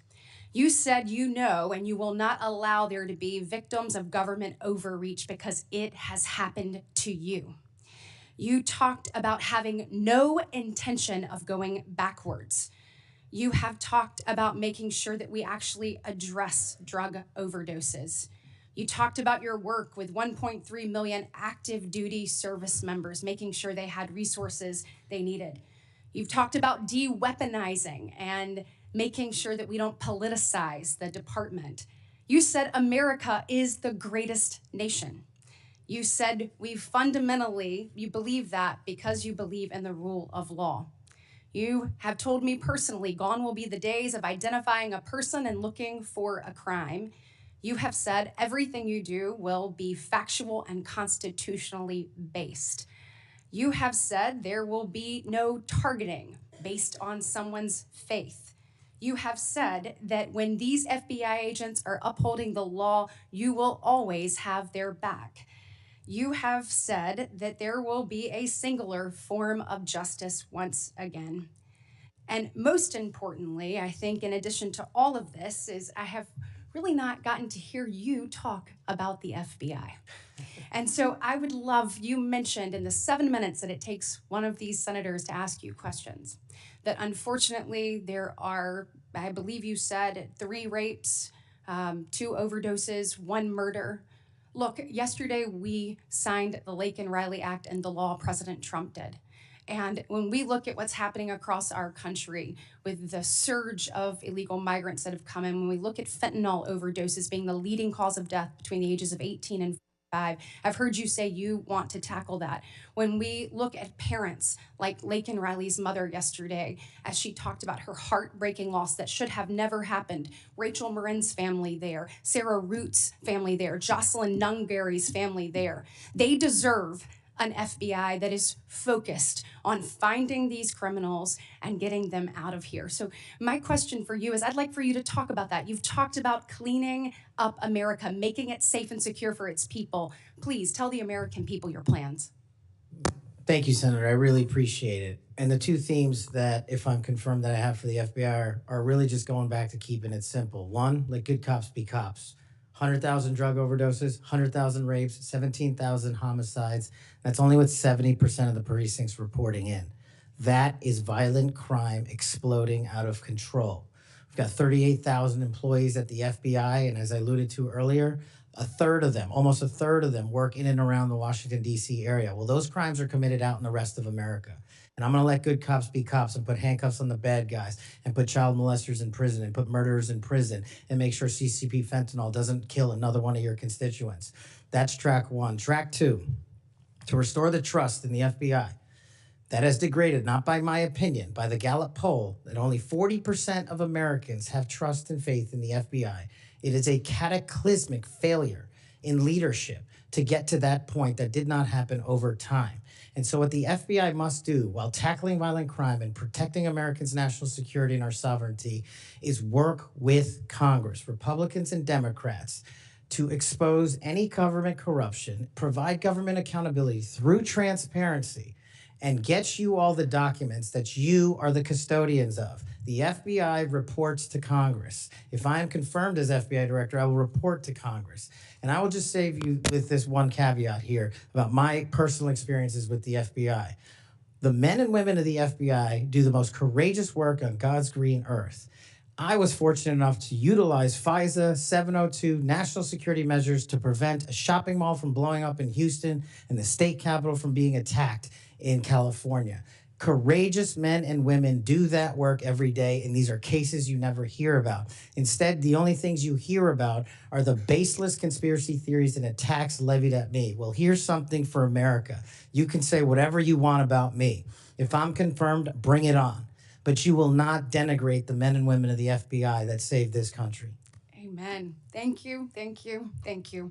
And speaking of, I want to talk to you a little bit about how you're going to make sure that those men and women have the opportunity to get out and about throughout the country. And so when we look at that, obviously Huntsville, Alabama, to me is a Redstone. That's exactly right. Redstone Arsenal is a beacon of what we should look at, putting our men and women out amongst the very people that they serve. And so in my next few minutes, I certainly want to talk to you about that. I'll save it for the next 3. But just finishing up on what's happening at our border. We saw under this previous administration that there were about, I think, 1.7 million special interest aliens that came across our border. I think the House Judiciary Committee put it out. That's obviously from the 26 countries that DHS determines have the greatest threat here in our homeland. When you're looking at how do you tackle that? So, they're in the interior. Additionally, the people on the terrorist watch list, the hundreds of people that have been released into our country. How do you man your men and women to go and find those individuals and make sure that our country is safe? This is going to require a collection of law enforcement, what we call 1811 agents across the various agencies. Specifically, HSI and Secretary Noem are going to be prioritized with tasking and going after illegals to follow the law and the orders issued by the White House. But also at the same time, the FBI possesses an enormous amount of resources to go into our jails and find those already imprisoned and with pending deportation orders, with pending violations of their parole status. So if I'm confirmed, the full resources of the FBI, where appropriate, will be committed to that cause, but I believe primacy rests with other agencies. Excellent. Thank you so much. Senator Schiff. Mr. Patel, early in this hearing, Senator Durbin asked you about the January 6th choir of inmates whose song you promoted, and here's what you said. I did not have anything to do with the recording. I did not have anything to do with the recording. Do you stand by that testimony, Mr. Patel? Senator, what I said was I didn't do the recording. You said you didn't have anything to do with the recording, which is interesting because here's what you told Steve Bannon on his podcast. So what we thought would be cool is if we captured that audio and then, of course, had the greatest president, President Donald J. Trump, recite the Pledge of Allegiance, then we went to a studio and recorded it, mastered it, digitized it, and put it out as a song now releasing exclusively on the War Room. We. If you had nothing to do with it, Mr. Patel, why did you tell Steve Bannon and all his listeners that you did? That's why it says we, as you highlighted. Yeah, and you're part of the we, right? When you say we, that includes you, doesn't it, Mr. Patel? Not in every instance. Well, that's new. So when you said we, you didn't really mean you. Is that your testimony? Not unless you have a new definition for the word we. Oh, okay. I always thought we included the person who pronounced the word, but maybe not. Well, you also said this, Mr. Patel. We were able to capture the recording thanks to their courageous singing, and we were able to take it to a studio. So let me ask you, Mr. Patel, after saying we took it to a studio, did you take it to a studio? Me personally, no. After you said that we digitized and recorded it and all that, did you take it to a studio and digitize and record it? Me personally, no. Okay, so you were lying to Steve Bannon and his audience. Is that what you're saying? No, I was using the proverbial we appropriately, as you've identified. The royal we. Oh, I see. And so you certainly promoted the hell out of it, though, didn't you? I don't know what that means, but I promoted the heck out of raising money for families in need. With promotions on social media and saying you were going to get this to #1 on the billboards, right, Mr. Patel? I think it did.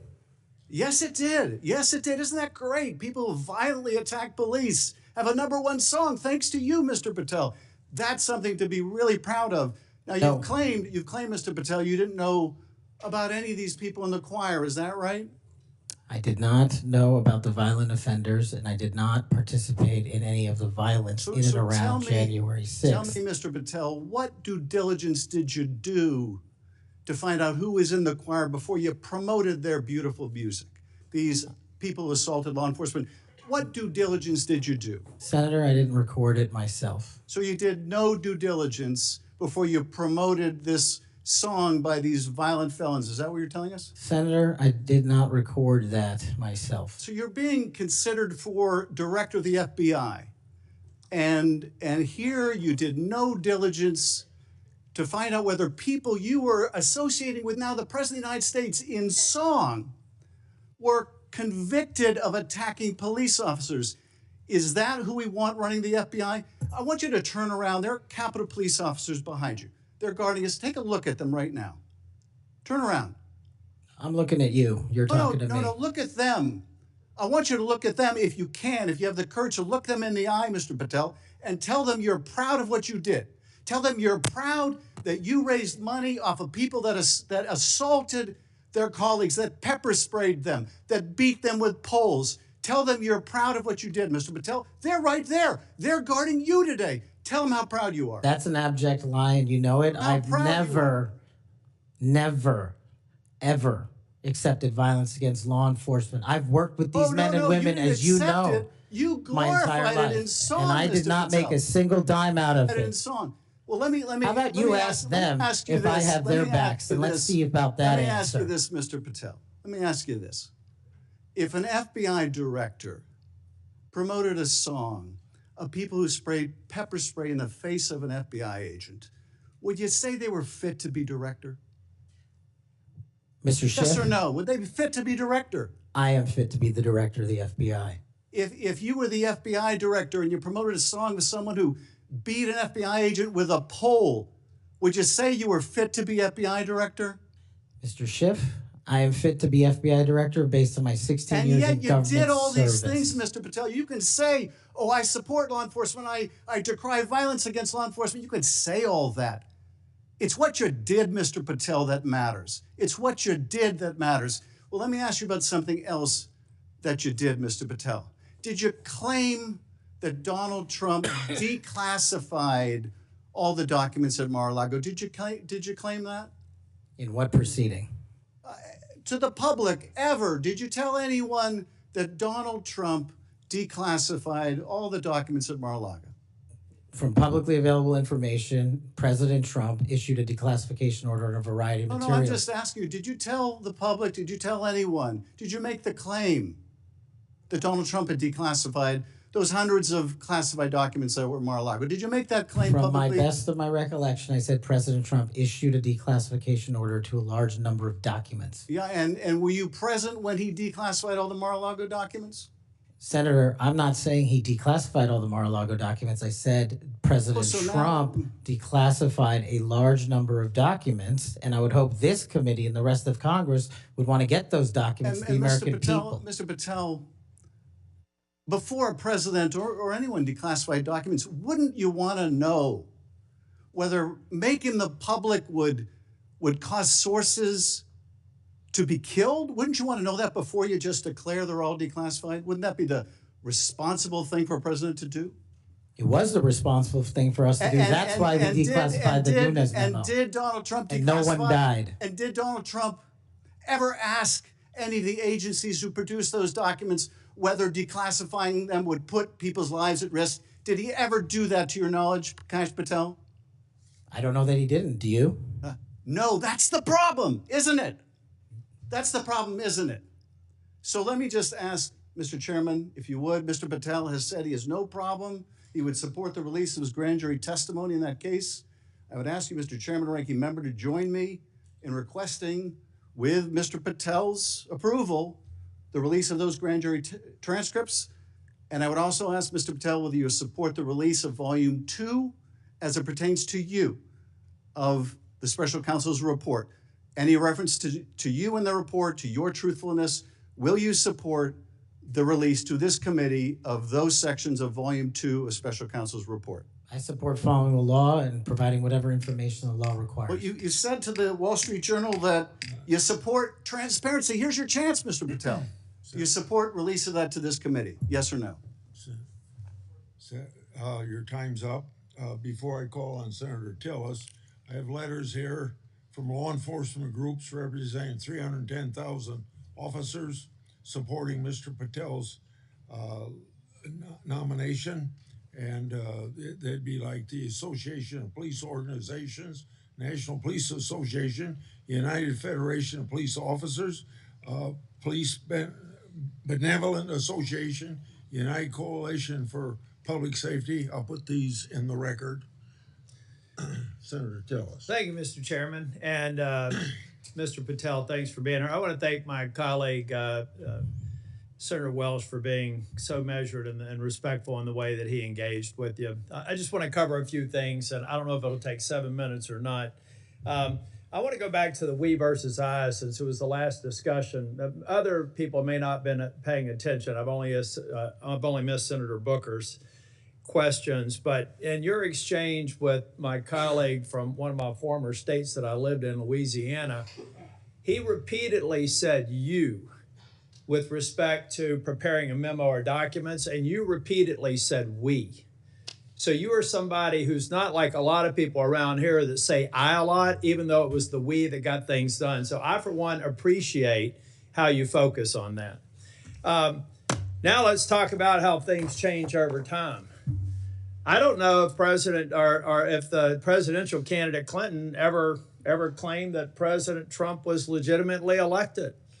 I know that Stacey Abrams never really, I think, allowed or acknowledged that Governor Kemp was governor until the second time she lost. I don't know what's wrong with you simply saying that President Biden is duly elected. Now, I believe that Senator Welch is asking for a legitimate reason, but most people aren't. Most people are going to say, now we got you. Now we're going to create a wedge between you and the president and other people by using that word that they can absolutely exploit. So you've answered the question. President Biden was duly elected. I don't have any problem with saying he won because I certified the election along with so many others on January the 6th. Now let me talk about January the 6th. But y'all may not know this. I don't know if it's public. I can't imagine why it'd be classified. This was the room that we retreated to on January the 6th. I was the last Senate member out of the chamber. I was actually approached by one of the vice president's details saying it's time to go. Part of it was because I was really angry and a little way wanted to fight, which was probably not a good idea. But what I saw, and what I saw for these people, and it's unfair to tell you to get up, order you to physically get up and turn around. It's a great tactic used frequently here in the committee, but you were right to engage the senator respectfully in a line of questioning. I looked at all the ones who were in the chamber on January the 6th, and they were heroes. I looked at the ones after I transcended down the stairs and went into the trains connecting the Capitol. Those heroes were bloody. They were bruised, and they were still holding the line, and we saw and heard people 50 yards away. Every one of those people in the Capitol, I've said, were thugs, and I don't apologize for it. They were either caught up in the moment and didn't do damage to a police officer, or they harmed a police officer, and I disagree absolutely and said it on the Senate floor with the pardons of people who did harm to the president. And I've had conversations with you that suggest that if you had been consulted on that, we'd have probably had a little bit different structure for the pardons, folks. This man understands what happens when the leadership of a law enforcement agency fails to protect their own. And I have to admit that in the last administration, I saw a commander-in-chief who looked the other way when you should have been saying the people who were mostly peaceful protesters in Kenosha with a building burning in the background, well, they had a righteous cause. So it's okay if they harm law enforcement or public safety officers. And when they damaged the federal building in Portland, and they harmed police officers there, I didn't see anybody calling for arrest in the insurrection in those government buildings, federal buildings. Folks, let's be consistent because I am. I said it then and I said it now. These folks are heroes. They got us to this room. We spent hours here and they were so successful with securing this building. We went back the same day and finished our job. That only happened because of these proud law enforcement officers, and I know you would support them. Okay, let me take a breath. You answered the question on Section 702, but I have to refer to my friend Alex Padilla. We co-chair the Mental Health Caucus together. I love working with him. One of the problems around here with people who pretend like they're bipartisan, but they never do it when it's hard, is that they also make it more difficult for other people. When Section 702 was reauthorized in April of 2024, we had 4 or 5 of our members agree to walk the plank to make sure that and I didn't, by the way, because I wanted the reforms done. But I have to say, I'm glad that they did. Because I just had a colleague say they were guilty of bending a knee. What they were guilty of is protecting this nation. Now, were they happy that the reforms weren't done? No. I've heard John Cornyn say things. Mike Lee's got a lot of, Senator Cornyn. They've got a lot of great ideas and we should reform it. But that's what's wrong with this place, folks. We just had somebody here try and do an offhanded hit on people that on a bipartisan basis reauthorize something that's critically important for keeping this nation safe. So I guess the inference is next time, don't do that. Be partisan. Go dark. Endanger the U.S. So come on, guys, let's be real here. If anything, I hope I've been consistent on. Let's just be balanced. You know, really, you've had colleagues, we've had colleagues on the other side of the aisle call President Trump an illegitimate president. Now, we have the witness has acknowledged that President Biden's election was certified. If you want to use a specific word, what are we in high school? I mean, come on. So I do have to tell you, though, Cash, I've hit bingo a couple of times. And I have a feeling by the time we get to the third round, we will again. Hope you put a lot of money on it, Senator. You know what? I put a lot of, I won't call it money, but capital on? It's the due diligence I've done on you and the extraordinary job you're doing in this committee. One of the reasons you're seeing frustration among people asking you questions is you're composed, you're respectful, you reached out to every one of them and asked to meet with them. They've thanked you for doing that. I suspect that those conversations went a lot better than the TV personalities that we've seen today. So I've got 50 minutes. You want to wrap up on, and I'm going to come back for the second round. You want to wrap up on, let me just ask you this question. I went to the floor yesterday to make it very clear. I've been thanking these Capitol Police officers, and I told them I actually thought that the pardons of people who did harm to police officers sucked. And I told them that at every one of these security entrances when I come in, and I stand by it, and I respectfully disagree with the president or whoever likely gave him advice, because the president has to rely on best advice for some of these executive orders. But I make no apology for saying that the men and women on Capitol Hill that got us safely to this building are heroes. The people who harmed them are thugs, but they're out now. So here's their opportunity, Mr. Patel. You find the people that you were convicted of harming, call them, write them a letter, apologize to them. And if you don't, and you come to Capitol Hill, I will track you down and I will burden you until you do. Now I've run out of time. I'll be back for a second round. Thank you, Senator. Senator Moody. Well, thank you, Chairman. I appreciate that. And thank you for being here. I know this has been a long day. I am the junior most senator, so you know I go last. But ever since I got here, and it's been a whole week, I get told two things when I rush up to my fellow senators. Number one, are you Senator Britt? And number two, you know the Senate is a body that is deliberative and calm. And I'm anything but. So I don't know how the next couple years is going to look, but I hope that they'll bear with me. Serving as the AG over the last 4 years, I've seen a lot of things out of these agencies that I never thought we'd see in the United States of America. I know my fellow attorneys general around the nation would agree with me. In fact, some of them are here today to support you. I'd love to introduce them if they'll stand up. The Attorney General from South Carolina, the former Utah Attorney General, Sean Reyes. I'm sorry, Alan Wilson, I didn't say your name, South Carolina AG. And Louisiana AG, Liz Merrill. They joined me. Thank you for being here. They joined me in signing on to a letter supporting your nomination. And we did that while I was still the Attorney General over a week ago. They came here today to support you. And Mr. Chairman, I know that you've been referencing a lot of letters that you've been entered into evidence. I'd like this to be entered into the record. Sorry, I'm talking like a trial lawyer. With consent, please, sir. This is signed by 24 states attorneys general that support the nomination of Mr. Patel. One of the things that I have been most upset about is watching federal agencies take more and more and more power and step all over the dual sovereignty of state and local law enforcement and investigations and prosecutions. I know you, like me, served in both the state criminal justice system and the federal criminal justice system. I was a federal prosecutor, a state judge, and a state attorney general, and I know you crossed over those jurisdictions.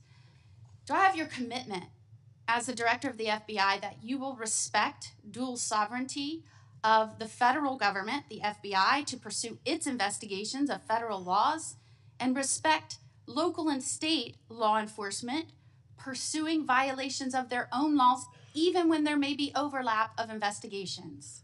Senator, not only do you have my commitment, if you may, for the first time ever, the National Sheriff's Association has endorsed a nominee to be the director of the FBI. 3,100 sheriff's deputies across the country have endorsed me for one reason, I think, primarily, because I'm committed to local level law enforcement in state jurisdiction. Washington, D.C. cannot fix the problems of this country, but everyday cops can and do it every single day. And so if I'm confirmed as FBI director, we're going to work with local law enforcement because they're going to tell us what they need and we're going to give them everything we can. But we are not going to trample on local law enforcement because they're the ones keeping our communities safe just as much as anyone here. The citizens of Florida will be happy to hear that, as well as Americans. As you know, after the second assassination attempt, which took place in the state of Florida against a Florida resident, now President Donald Trump, many people were surprised that that could happen in just over 2 months. Many people were shocked that a would-be assassin could get that close to a president after it had just happened so quickly. So needless to say, many Americans, and certainly Floridians, demanded a transparent and accountable investigation of that second assassination attempt. I was tasked, along with law enforcement in Florida, to pursue that investigation. And every step of the way, federal law enforcement, the FBI specifically, and the attorneys, federal attorneys, frustrated our efforts, told us we couldn't go on the crime scene, they wouldn't share evidence, they suggested that we would be violating the law if we pursued our own investigation, even in the face of us telling them and informing them that a 6-year-old girl almost died as a result of state and local law enforcement having to shut down the roads to pursue that would-be assassin, and I'm not going to use his name.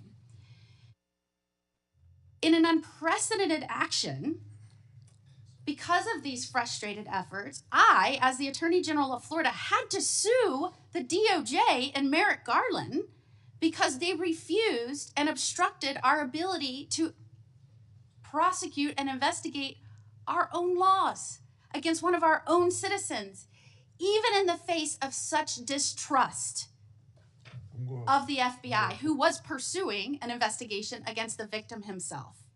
So at a time when you have data that shows that Americans' trust in the FBI is at its lowest point in history, when the FBI is not trusted by local and state law enforcement, can you think of a better time for the FBI to say, yes, Florida, investigators, come in, let's work this together, not to the detriment of the investigation, but in a collaborative effort? Can you think of a better time to have done that rather than hide behind some law that they said prevented us from moving forward with our own investigation? Senator, off the top of my head, I can't, but let me just say this. Law enforcement is not supposed to be territorial. Law enforcement is not supposed to be a turf battle. Law enforcement is best done in this country when it is complementary, and it should have been done in that instance. Do I have your commitment? Now, mind you, I'd like to enter into evidence the complaint that we filed against Merrick Garland, the complaint for declaratory and injunctive relief. This was a result of the FBI obstructing our investigation at every turn. Do I have your commitment that as soon as you are confirmed, which I believe you will be, that you will address this suit, interface with the investigators and the lawyers in Florida, and begin cooperating with us so that we might pursue justice for that little girl? Absolutely, Senator. And I'll just finally end with, yes, I have had a lot of work experiences, as you have, working on the front lines with law enforcement to go after those violating laws, but I am also the wife of a law enforcement agent, federal, now local. We need somebody at the helm that understands the mission is to stand on that line between good and evil, between crime and chaos. There is no other mission. And we trust that you're going to right-size this agency and set it back on course. And I am proud to support you. Thank you, Senator. Is there any objection among the committee for her request to insert things in the record? I hear none, so ordered. Now we start our second round, 3 minutes each one. I've spoken on this issue many times. I may have even discussed it with you in my office. The FBI's Foreign Influence Task Force inappropriately briefed me and Senator Johnson. That briefing was later used to falsely tie our Biden family investigation to, you can expect it, Russian disinformation. Our investigation was based on records from both the Obama and the Biden administrations, along with various bank records. Over 4 years later, the FBI has yet to provide us the underlying intelligence that they said formed the basis for the briefing. So, if confirmed, I want you to work with me to finally get to the bottom of what happened here, including providing me and Senator Johnson with related records. You have that commitment, Senator, if confirmed.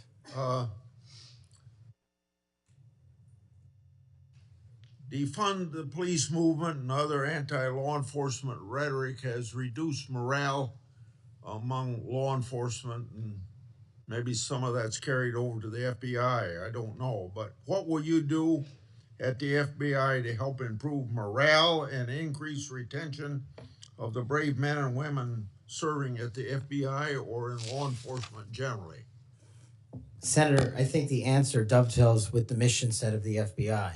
In order to increase recruitment, in order to maintain the force capacity at the Federal Bureau of Investigation, we need to incentivize police officers and good cops to be cops, to let them get out there and do the mission that they signed up to do, which is protect our community against gang violence, against rapists, against thugs, against murderers, and against terrorists. And I will prioritize, if confirmed, every resource that we have to make sure the 1811s in the field and the FBI staff are dedicated to that mission set alone. And if we achieve that with the work of congressional transparency, then I believe the retention rates and the enrollment rates at the FBI will skyrocket. You spent 10 years in public defending.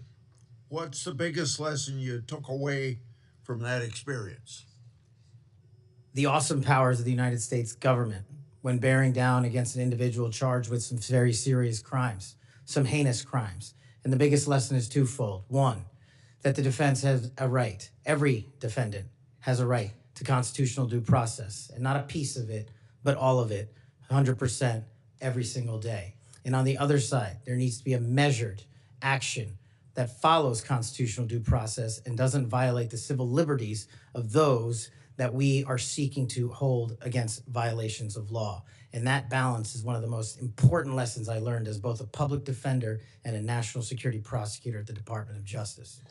80 years ago, Attorney General Robert Jackson said something like, being a prosecutor is the most powerful office in the country because he's got the power to ruin people if you want to ruin people. You've probably been up against some of that. I have. Yeah. What you've mentioned, my time's up, I guess. Yes, it is. Oh, yeah. Okay, it's your turn. Finish your question. Well, you brought up public trust at 41%. So in a general way, without going for an hour, tell me what you're going to do to increase the public trust of the FBI. Simple. Make sure we don't have 100,000 rapes in this country next year. Make sure we don't have 100,000 drug overdoses from Chinese fentanyl and Mexican heroin. And make sure we don't have 17,000 homicides. Those numbers need to be cut in half immediately. And the public will regain trust in the FBI and law enforcement once we achieve that mission. Senator Durbin.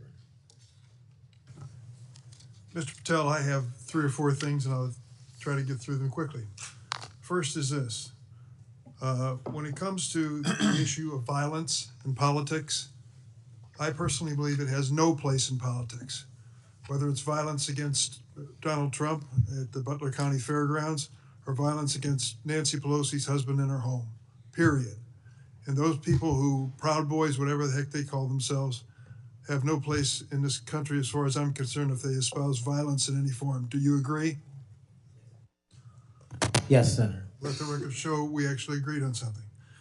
Number 2, the reason why we keep asking, which may sound a little silly to the audience here, why are we so concerned about this choir singing a song? What's that got to do with anything? The question is, who are you going to care about? Who are you going to help? Are you going to help those victims of January 6th, the policemen and their families? Or are you going to help people who were arrested for assaulting them? I think the J6 choir looks like a tribute to them, characterizing them as political prisoners and unlucky and just patriotic people who may have gotten out of hand. Do you see the difference? I can excuse me, Senator, I can appreciate the difference, but I think my track record shows which side I fall on. Well, that's why we keep asking you, what do you do with the money that you get from this music and who do you give it to? And you've really kind of ducked and dodged and said, I'm not aware of this. I had nothing to do with it. No, we actually give all the money. Nobody made any money. All proceeds went through a 501c3. I'm talking about the creation of the musical work. Yes, all the money, all the profits went to nonviolent offenders' families and other groups in need. The point I'm getting to is not what happens to the proceeds, but who created this musical masterpiece. Who was in on this creation, who they chose to be the members of the choir. And you profess to know nothing about that. Is that true? I did not have any participation in the recording. Well, it's going to be difficult to understand how you can disperse the money and have nothing to do with the recording. Let me ask you about one of the conspiracy theories, one of the major ones that I've heard you associated with, and that is whether or not the FBI planned January 6th. Why did you say that? Senator, I appreciate the opportunity to address that. That's not what I said. The entirety of the statement attributes my conclusion based on the public record that the FBI utilized sources in and around January 6th, and the Biden Inspector General confirmed just that. So it's Cash's Corner, and the date is December the, I can't read the writing, it's so small here. It looks like it's December 2002. And what did the FBI know before January 6th? And you said, what was the FBI doing planning January 6th for a year? I want to send this down to the desk so he gets a chance to look at it. Why did you say that? Did you think the FBI was really planning January 6th for a year? Actually, Senator, I'm grateful that you raised this point. You should watch the entirety of the episode. This is the problem with taking snippets. Well, let me inform you then. What it says is it raises an interrogatory asking why government resources were utilized. I've run resources and sources at the FBI. I've run sources overseas. It takes months for source developmental networks. What resources were utilized a year in advance of planning? That's the question I'm asking, and the Biden Inspector General report answered that question in the affirmative, that multiple sources were utilized, and I was simply trying to get to that answer. What the Inspector General came back with was, quote, there is no evidence that the FBI had undercover employees in the various protest crowds or at the Capitol on January 6th. And there is no evidence. There's a huge distinction between undercover employees and sources. I know because I ran them. And anybody in law enforcement knows that too. So you think the FBI was planning January 6th for months ahead of time? Once again, that's not what I said. Yes, well, read your own words. Maybe that's a good starting point. I just say one last thing. We've talked a lot about fentanyl and stopping it from coming to the United States. If you were successful in becoming head of the FBI, I wish you good luck and do everything I can to help you. But don't forget there's traffic moving in the opposite direction. What are we sending back to Mexico and the cartels? Money and guns. Money and guns. Please look at the whole equation. We've got to deal with all aspects of it. That's a great point. I will, Senator. I yield. Senator Lee. Mr. Patel, I've been pleased to hear bipartisan concern echoed in this hearing, bipartisan opposition to the political weaponization of government, including and especially involving the FBI. I'm also encouraged by comments that you've made quite consistently on this front, being opposed to political weaponization. The National Sheriff's Association has weighed in recently expressing concern with the safety and security of our country based on what they refer to as the law enforcement policies over the last 4 years. Let me read you what they said. They said they're concerned that, quote, the law enforcement policies of the last 4 years have undermined the rule of law and burdened our nation with great risk and vulnerability, close quote. What do you make of that statement? What are they referring to there?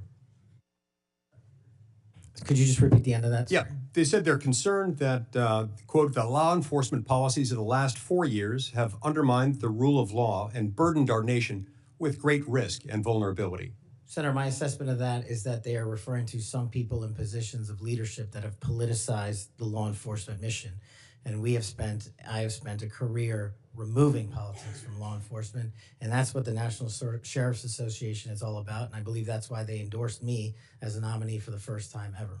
So that's why they like you. That's why they support you.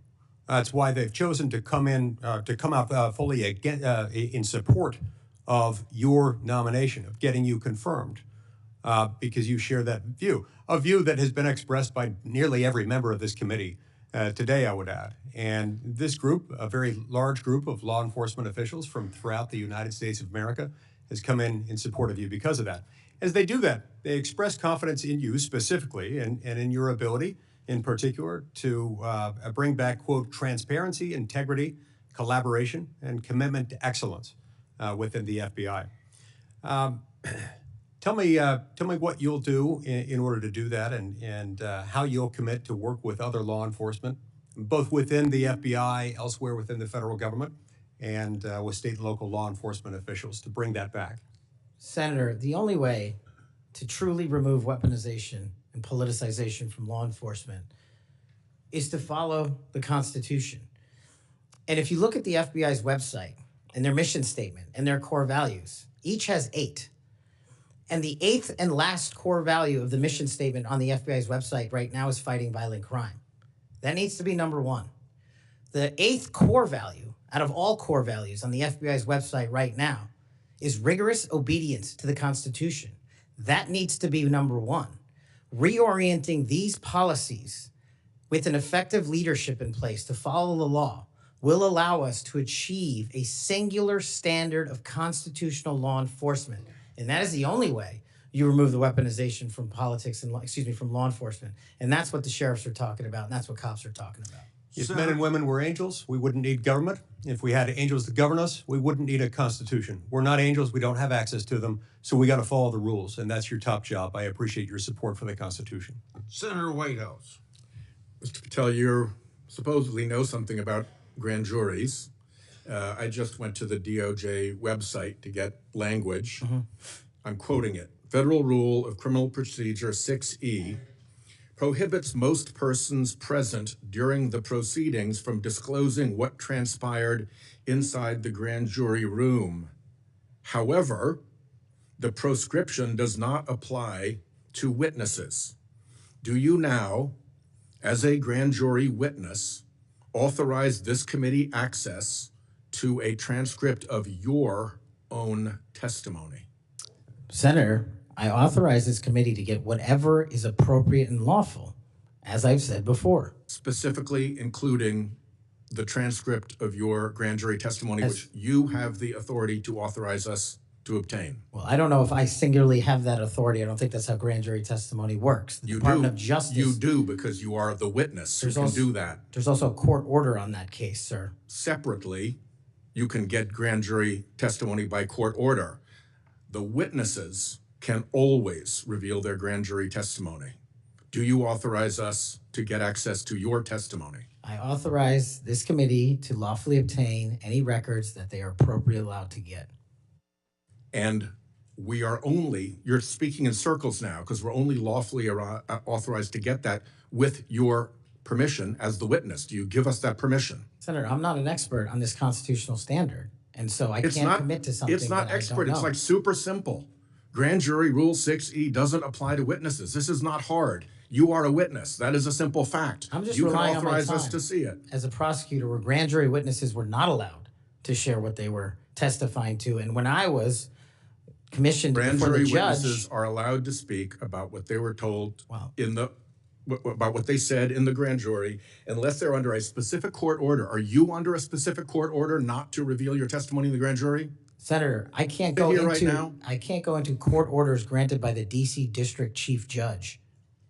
If they apply to you, of course you can. You want me to violate a court order?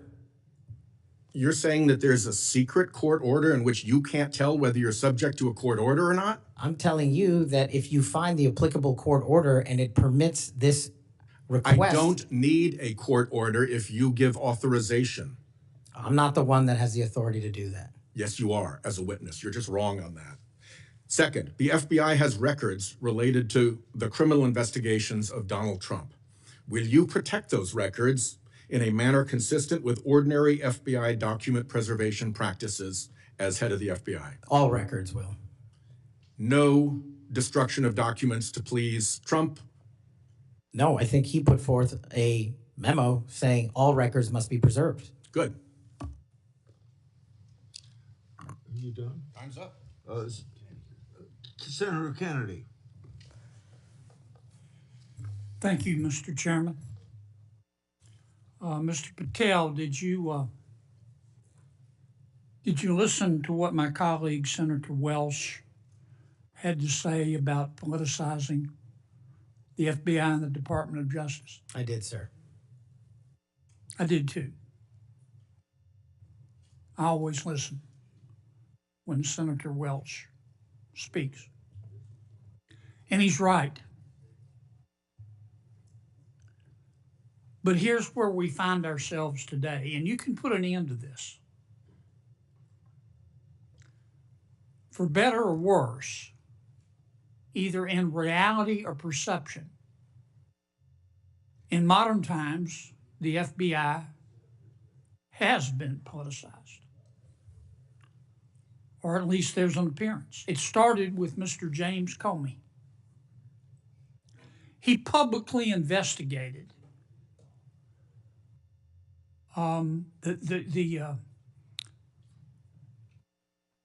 the political nominee of both major parties.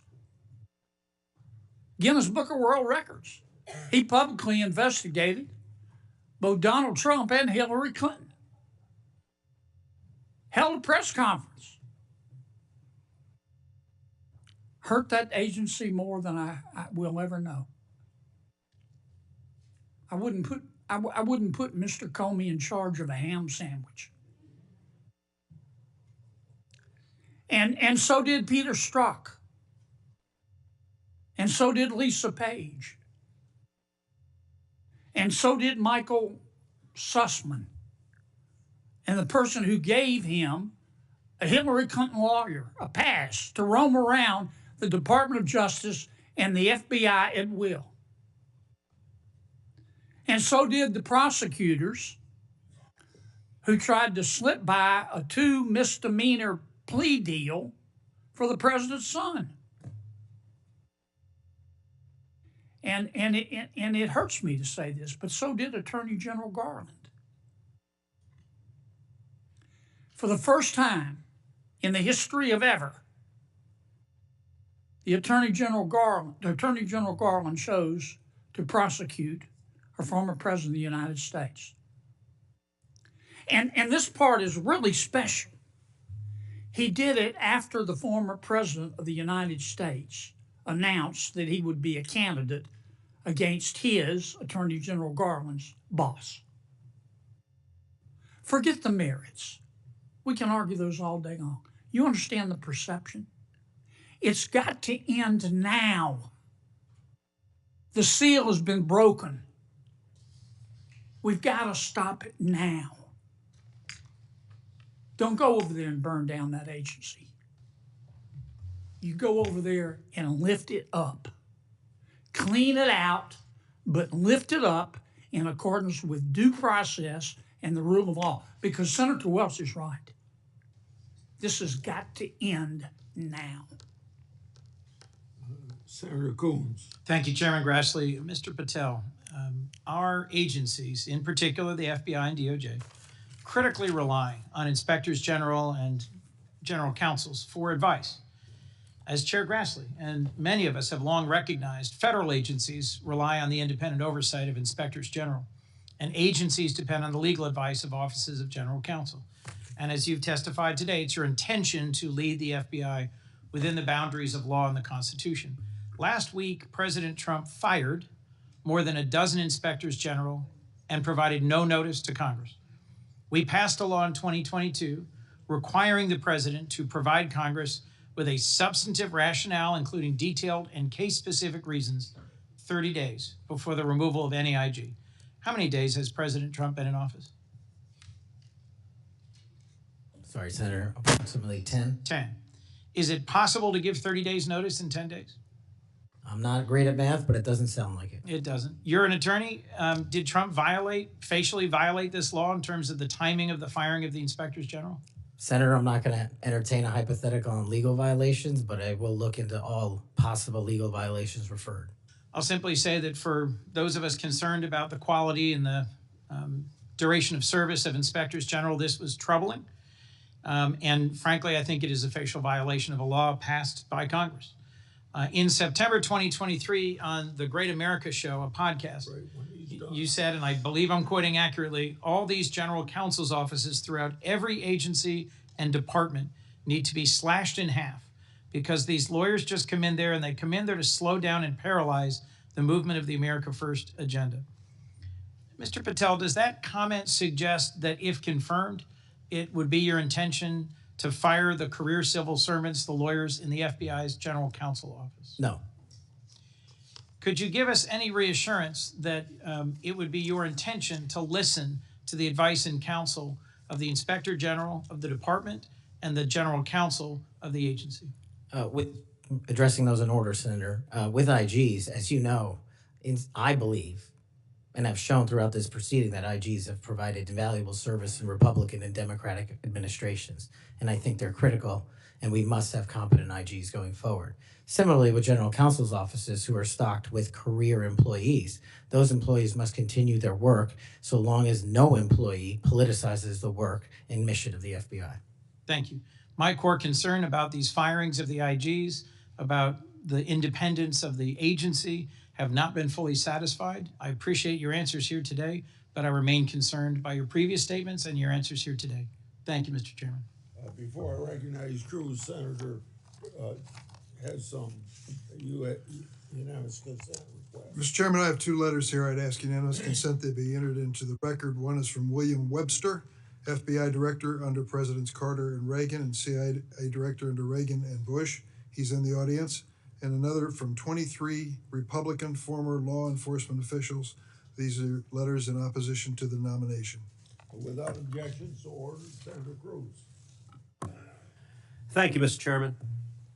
Mr. Patel, in the first round of questioning, you and I talked about the politicization and weaponization of the FBI and the Department of Justice.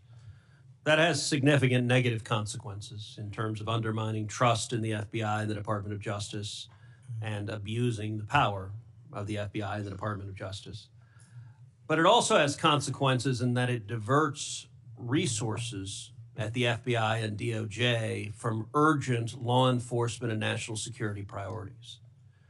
I will tell you, when I go back home to Texas, I am somewhat regularly asked by Texans, should we abolish the FBI? Now, my answer to that is an emphatic no.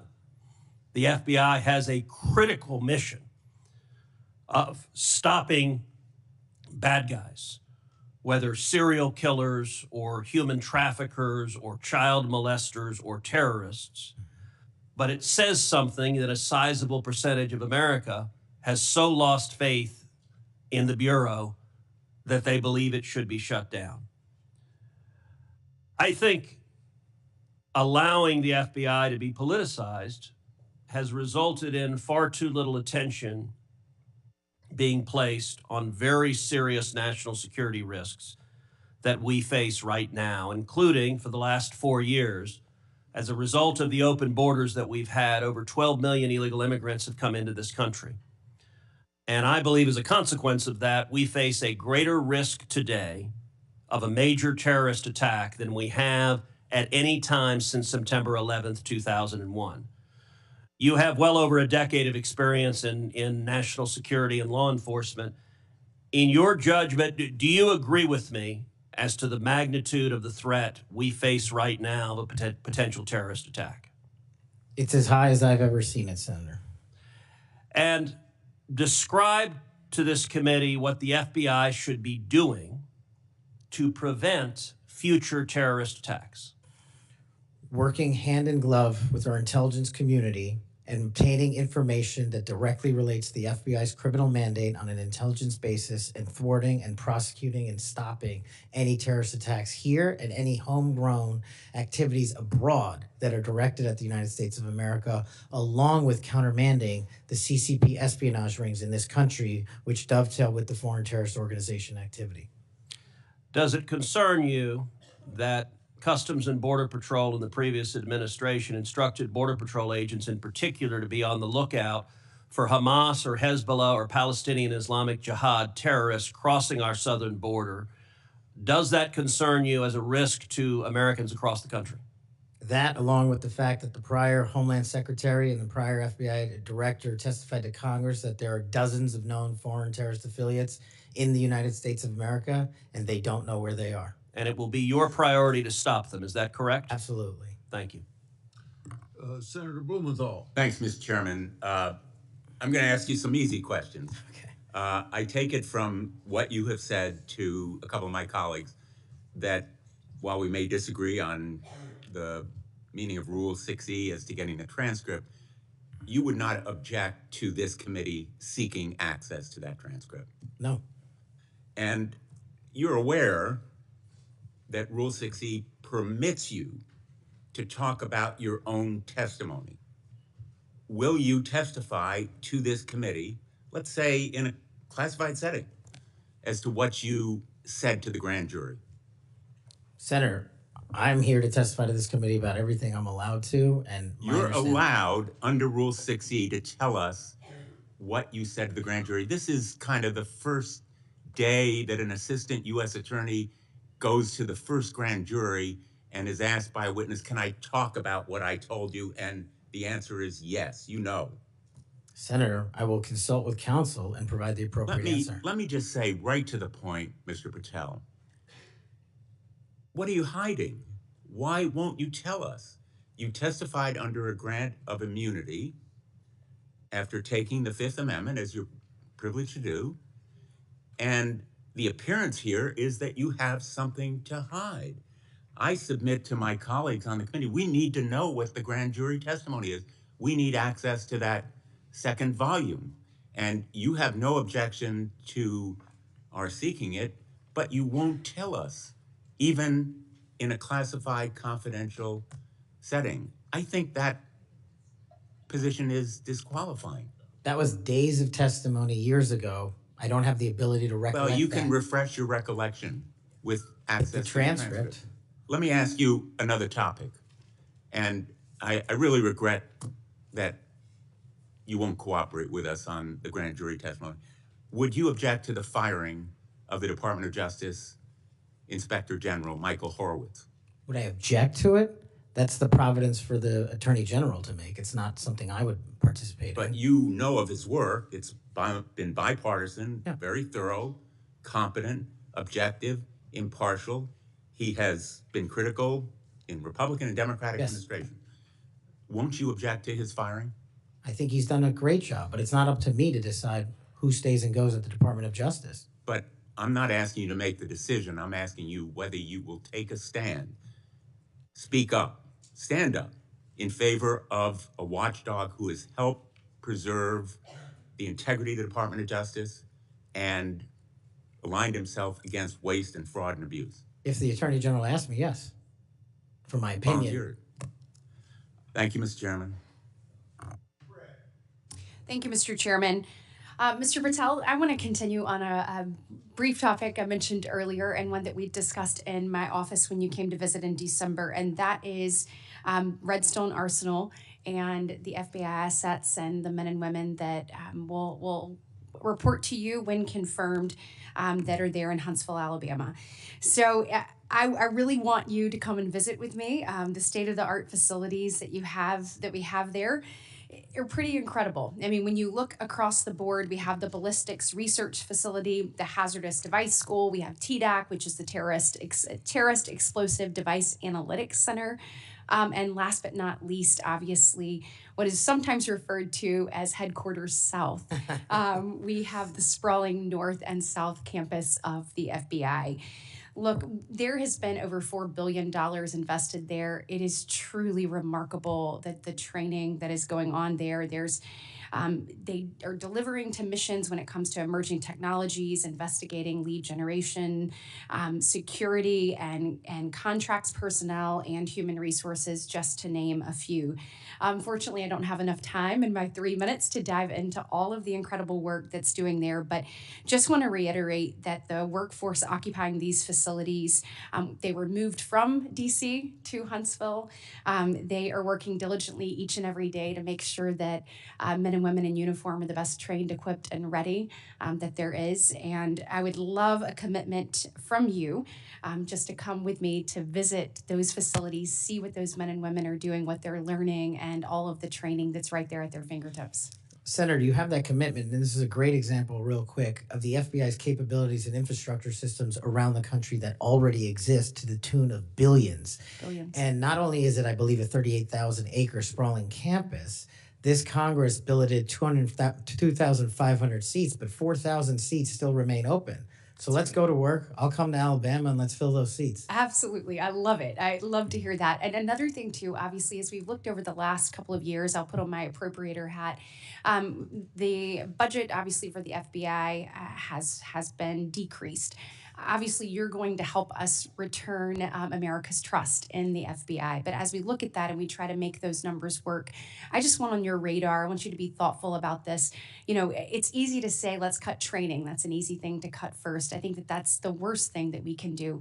We want to make sure that our men and women are ready, that they're ready to find leads that lead to child trafficking rings and other things. And you've talked about the rapes, the fentanyl overdoses, the murders. We want to make sure that we are equipping them with all the tools necessary to make those strides for the American people. And so just want your commitment from you that as we look at those things, that you will take a good look at training and make sure that that's not the first thing that gets cut. Absolutely. High standards and merit. That's Thank what you we'll so do. much. Thank you, Mr. Chairman. As we talked about, Mr. Patel, truth, incredibly important in an FBI director. And a number of the things I asked you about in the first round, you didn't recall or you wanted more context. I'm going to give you one of those. I'll give you the rest on the record.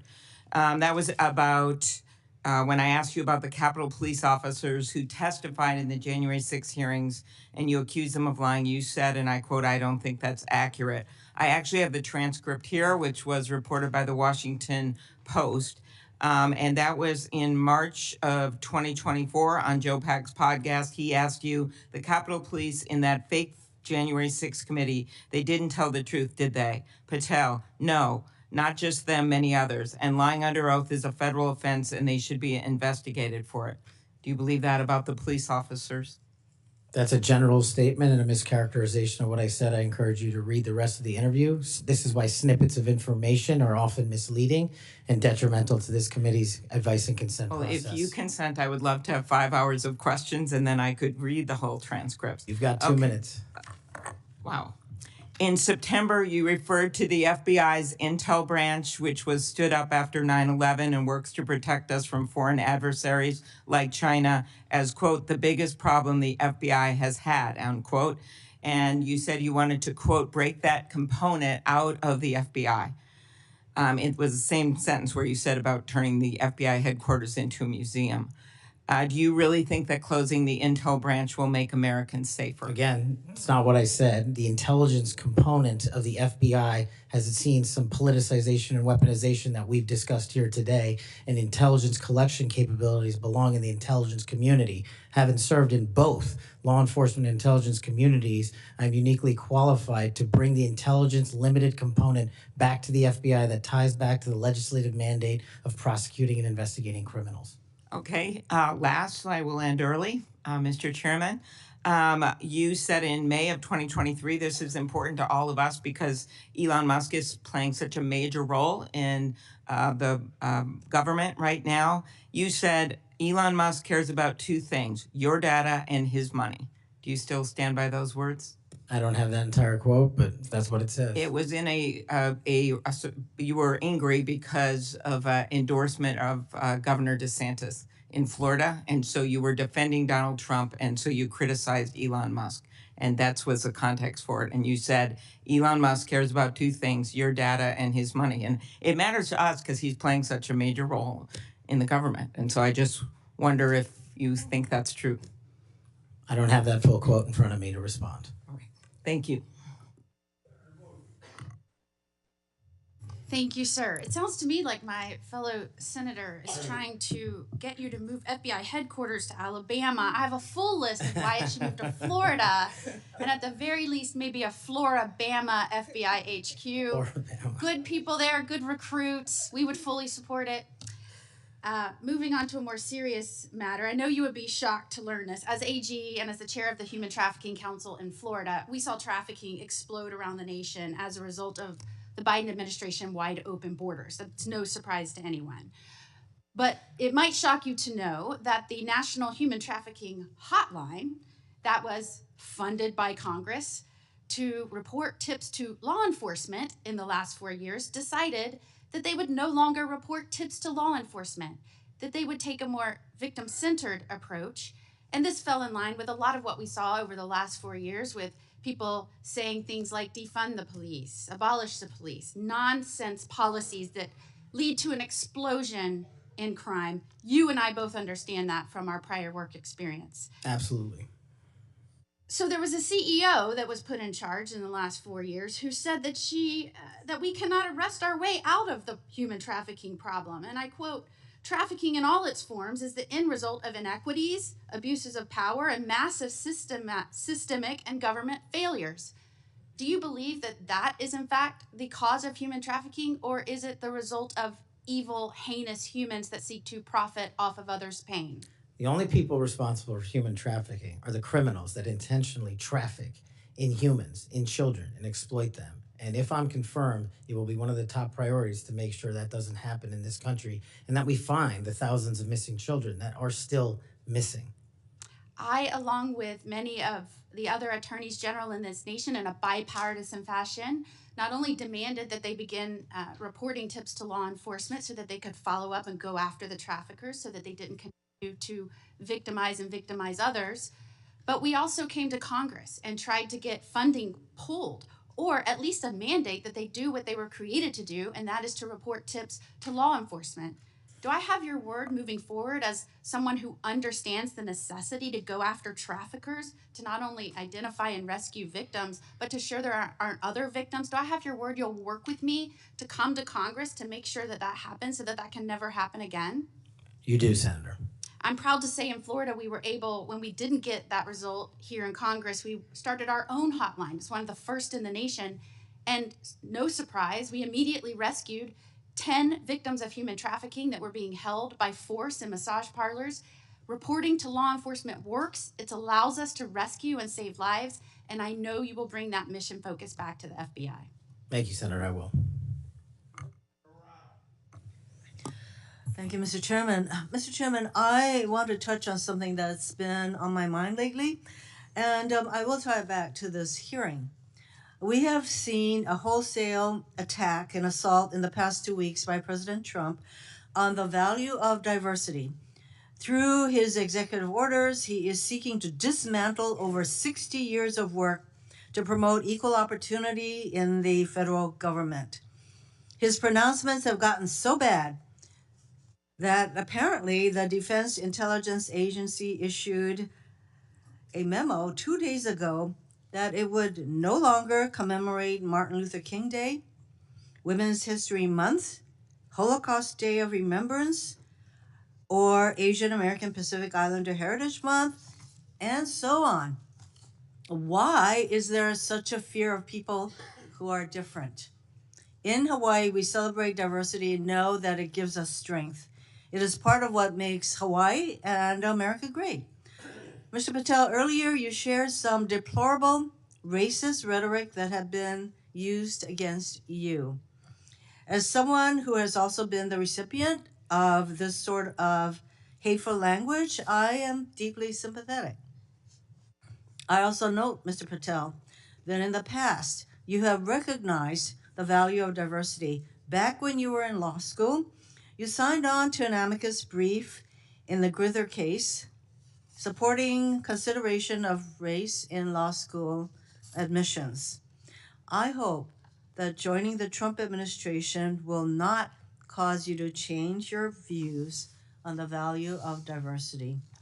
Reflecting on this hearing, it is sad that we are considering Mr. Patel's nomination despite his gross inadequacy to do the job of FBI director fairly and objectively. Yet there is no question that much pressure has been brought to bear on my Republican colleagues to support this nomination. For example, a man named Mike Davis has been threatening my Republican colleagues. He said that this vote was a red line, that if Senate Republicans don't vote to confirm Mr. Patel, his organization, a group called the Article 3 Project, would make their lives a living hell. I certainly hope that all of us will base our vote on your nomination on the best interest, who can work in the best interest of our country, and not based on this sort of pressure. Thank you, Mr. Chairman.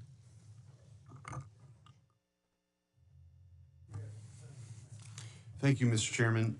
I want to give you a chance to respond to this because I think my colleagues are misstating the law here.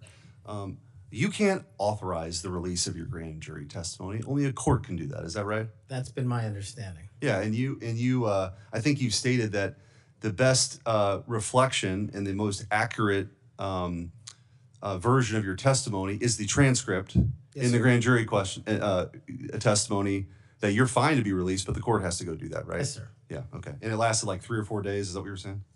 Yes. Yeah. I also want to, Senator Durbin's talked about, what your priority or your priorities will be. And I think your testimony has been that it'll be adherence to the Constitution and the people of the United States of America, right? You take that very seriously. That's it. That's the only thing that matters. Could you talk about maybe some other priorities? We talked initially in my first round about getting the FBI back to its core mission, which is to fight crime and not, sort of try to do the things that it's been doing the last 4 years. Talk about how you might bring that together. So, Senator, I appreciate the question. It's something I wanted to address maybe 6 hours ago, so I appreciate the opportunity to do it now. Whether we prioritize going after violent crime and national security, we cannot defend against either of those successfully unless we go after the underlying criminal nexus there. And whether it's human trafficking, whether it's terrorism, whether it's opioids, and whether it's just outright gang violence, the intersection there is narco trafficking. It is the underlying underbelly, the evil, illegal underbelly of all those operations. And we have not prioritized, in my opinion, as a law enforcement agency, the collective power we can rain down on criminal narco trafficking networks. And ideally, if I'm confirmed, Senator, I would like to work with Attorney General Pam Bondi, if she can be confirmed, to set up regional drug interdiction task force where our local sheriff's offices, our local PDs, and our local precincts are folded in with the FBI on an information and authority sharing basis to take down the criminal networks. And the advice and consent process has been extremely informative to me. I do not know your jurisdictions as well as you all ever will. That's what makes this so critically important educational. I did not know that Memphis was the homicide capital of America per capita. I did not know that there was a corridor in Ohio that speaks to the human trafficking volume more so than any intersection in the country. That is what I will rely on your expertise across the aisle to fold in those resources and target those criminal active hotbeds. And I believe if we are successful in actually crippling the narco trafficking networks, we will see a decrease monumental in violent crime and at the same time protecting Americans' national security. And maybe, just maybe, where you have a third of the personnel for the FBI here in Washington, D.C., maybe, just maybe, one of the reforms is to get more of those folks out into those areas across the country to go do that, right? That's what you're talking about. I think so, sir. Thank you. Thank you, Mr. Chairman. Mr. Patel, do you know any of these 5 individuals? Erica Knight, Tom Ferguson, Greg Menser, Steve Reese, or Carlos Fernandez? Yes, Senator. Who are they? People I've worked with in the past at some point. I'm told that those are the people that will be additional political appointees to help run the FBI. Is that correct? That's news to me, Senator. Under the history of the Federal Bureau of Investigation since the reforms in the early 1970s, there's only been one political appointee. I'm told that these will be additional political appointees, 5 extra political appointees. Do you know if Reese or Fernandez are affiliated with SpaceX or Elon Musk? I don't. I'm told that they are affiliated with SpaceX and Elon Musk, and that he had influence in who will be placed around you as political appointees. Mr. Patel, did you see the President of the United States declassify the documents that were found at Mar-a-Lago? I witnessed the President of the United States issue a declassification order for documents. That did not answer my question. Did you or did you not see the President of the United States declassify the documents that he was holding, the classified documents that were at Mar-a-Lago? And did you? I don't know the answer to that question because I don't know what was fully found because the Justice Department hasn't made that public. You claim publicly that you saw President Trump declassify documents. Is that correct? That's correct, Senator. So you did indeed see President Trump declassify the documents that were found at Mar-a-Lago that he refused to turn over. Is that correct? No, what I said, Senator, was I heard and witnessed the President issue a declassification order for a number of documents. For the documents specifically that were at Mar-a-Lago? When he issued that order, there was documents. I don't know what was found and what was not found at Mar-a-Lago. I wasn't there. So this is the issue. The question is will you lie for the President of the United States? Would you lie for Donald Trump? No. I hear you saying no, but the best way to clarify that would be to testify as you are allowed by law upon what you said to the grand jury. Because that grand jury, as you just said to my colleague, 2 or 3 days of it was about this specific issue. And so as my time ends, Mr. Chairman, it would be utterly irresponsible for this committee to move forward with his nomination unless we know factually, which can be proven by looking at the documents that he's refusing to testify towards. It would be irresponsible for us to move forward if we do not know that the future head of the FBI would break the law and lie for the President of the United States. We can find that out factually if we had access to the testimony or if he would tell us what he said to the grand jury, which by the law of the United States of America, he's allowed to, but he's refusing to do so. He is refusing the transparency that he claims to adhere to. He is refusing to be direct with the United States Senate. He is refusing to be transparent and put it all out there. Did he or did he not lie for the president? That is the question. Thank you, Mr. Chairman. I appreciate that, and thank you for your patience today. We do appreciate it. Just for the record, Mr. Chairman, I put up the clip that showed me requesting the records for Epstein. That is, I put that up on social media just so we could clarify that issue. Mr. Patel, what I'd like to ask you about, you mentioned that Memphis is the homicide capital of the country. That concerns us. And we've recently had an issue where the FBI wanted to consolidate the Memphis and Knoxville offices into a Nashville office. And of course, this causes us some concern. And I would like to get your commitment that you will make certain that we have every resource we need in Memphis to deal with this issue, and that the FBI will be appropriately resourced in the state of Tennessee. You absolutely will, Senator. Thank you so much for that. And then we've had some talk today about DEI, and we've talked about this in this committee, and the emphasis the FBI put on DEI and things like counting Swifty bracelets and things of that nature, and not on investigations. And what we want to make certain is that we have qualified individuals who are going to stick to that core mission. And you have talked about that mission today, and thank you for being able to recite what it is. We appreciate that. And I want you to just talk a little bit about those first few actions that you can take to build back the recruiting and the training in order to accomplish that mission. Absolutely, Senator. Quite simply, I know we have limited time, is that people who sign up to serve the FBI must meet the rigorous high standards, merits, and physical fitness standards, and those will not be changed. So that will be a priority for you. And I think people who want to join the FBI do so with the dedication to serve this country and an adherence to law enforcement. And we will allow those folks that graduate from the academy and enter the FBI to carry a gun and a badge in representation of this country to protect its citizens. And when we allow the good cops to be cops and put handcuffs on the bad guys, I think you will see an exponential increase in enrollment and how we keep people at the FBI. And that is a day one item for you. Yes, ma'am. Thank you. Thank you, Mr. Chair. Mr. Patel, do you believe that background checks for firearm purchases are constitutional?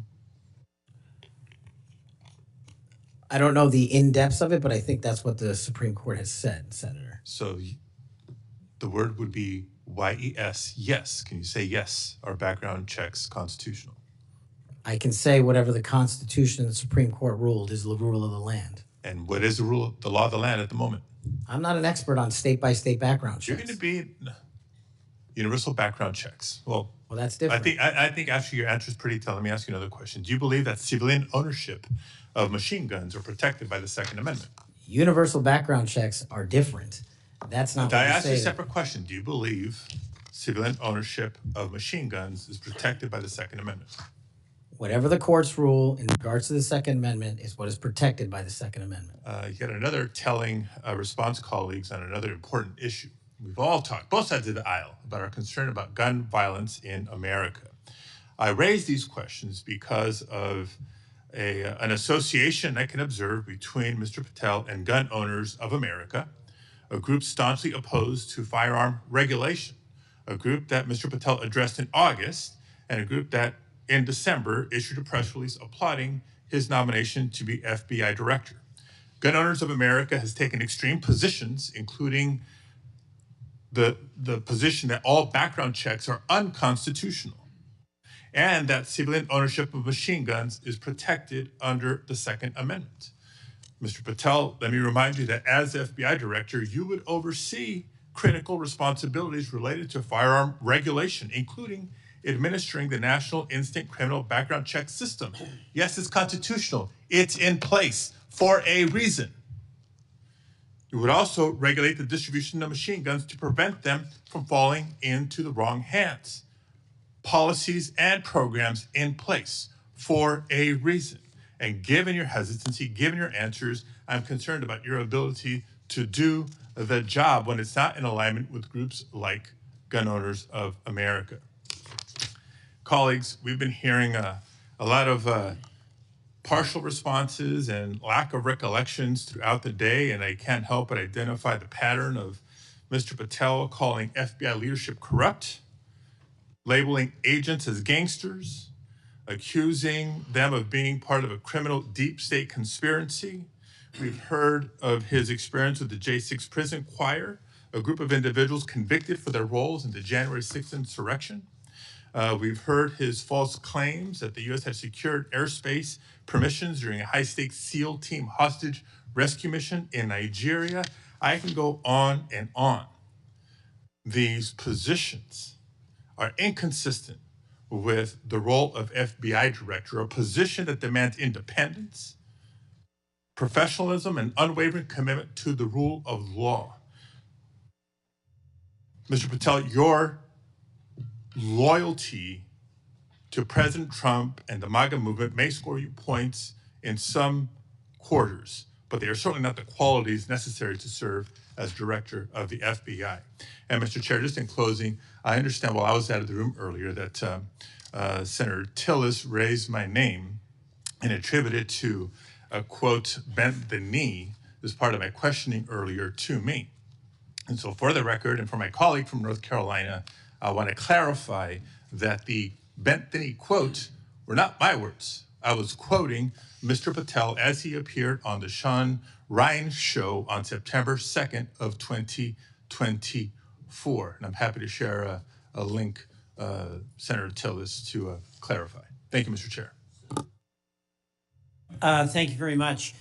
I don't want to belabor this, but it certainly would be of benefit to us if that grand jury testimony could be released. But my understanding is the Senator Whitehouse testimony point that you don't need you as a witness could reveal what you said, and I'm just suggesting you might give that some further thought.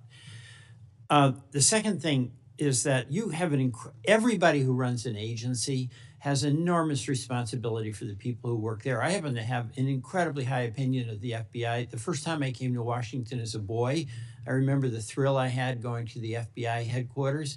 I thought it was a big deal that my senator then got me special tickets to go, and I've always admired them. There's a lot of apprehension there, and it's not just on this question of weaponization. There's a lot of disruption in a new administration. And if you've seen, the president announced an impoundment in effect. It's been rescinded by the courts, but we've received calls from folks in various agencies who we've worked with or seen over the years, and there's just an immense amount of insecurity. Do I have my job? Don't I have my job? And frankly, I think this is my point to the president. Chaos is one thing, but cruelty is another. And having people be really uncertain about do they have a job today or not and leaving them in limbo, I don't think is a good thing for morale. And I don't care whether it's a Democratic or Republican president.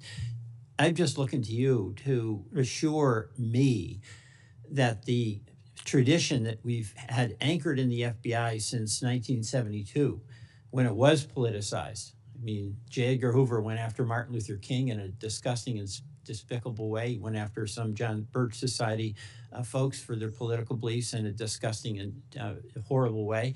And we have no political appointees over there.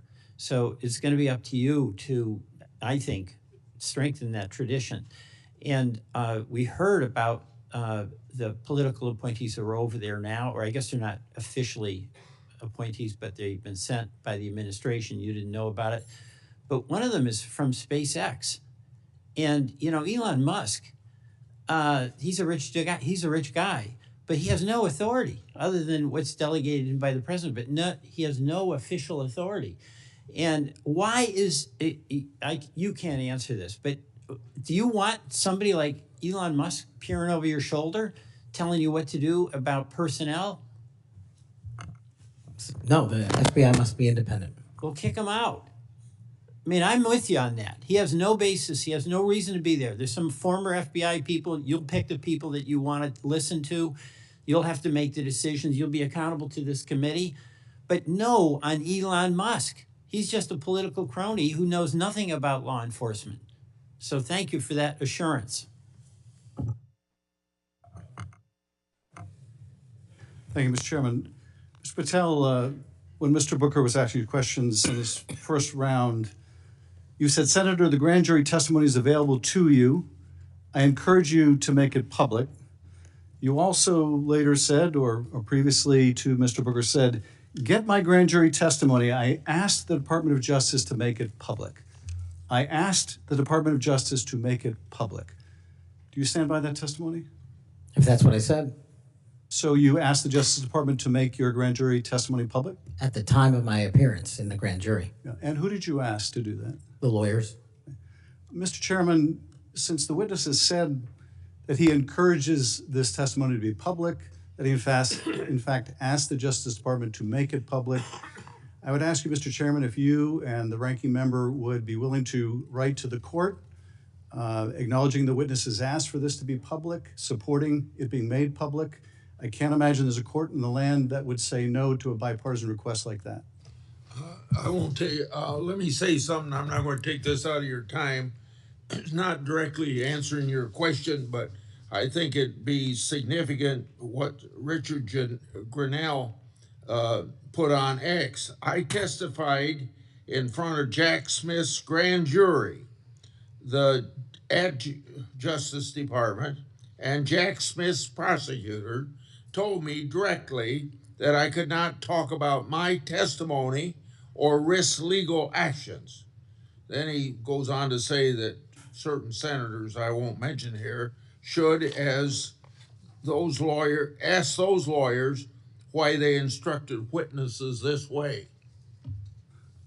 Thank you, Mr. Chairman. We welcome the chance to have Mr. Grinnell testify under oath as opposed to on X.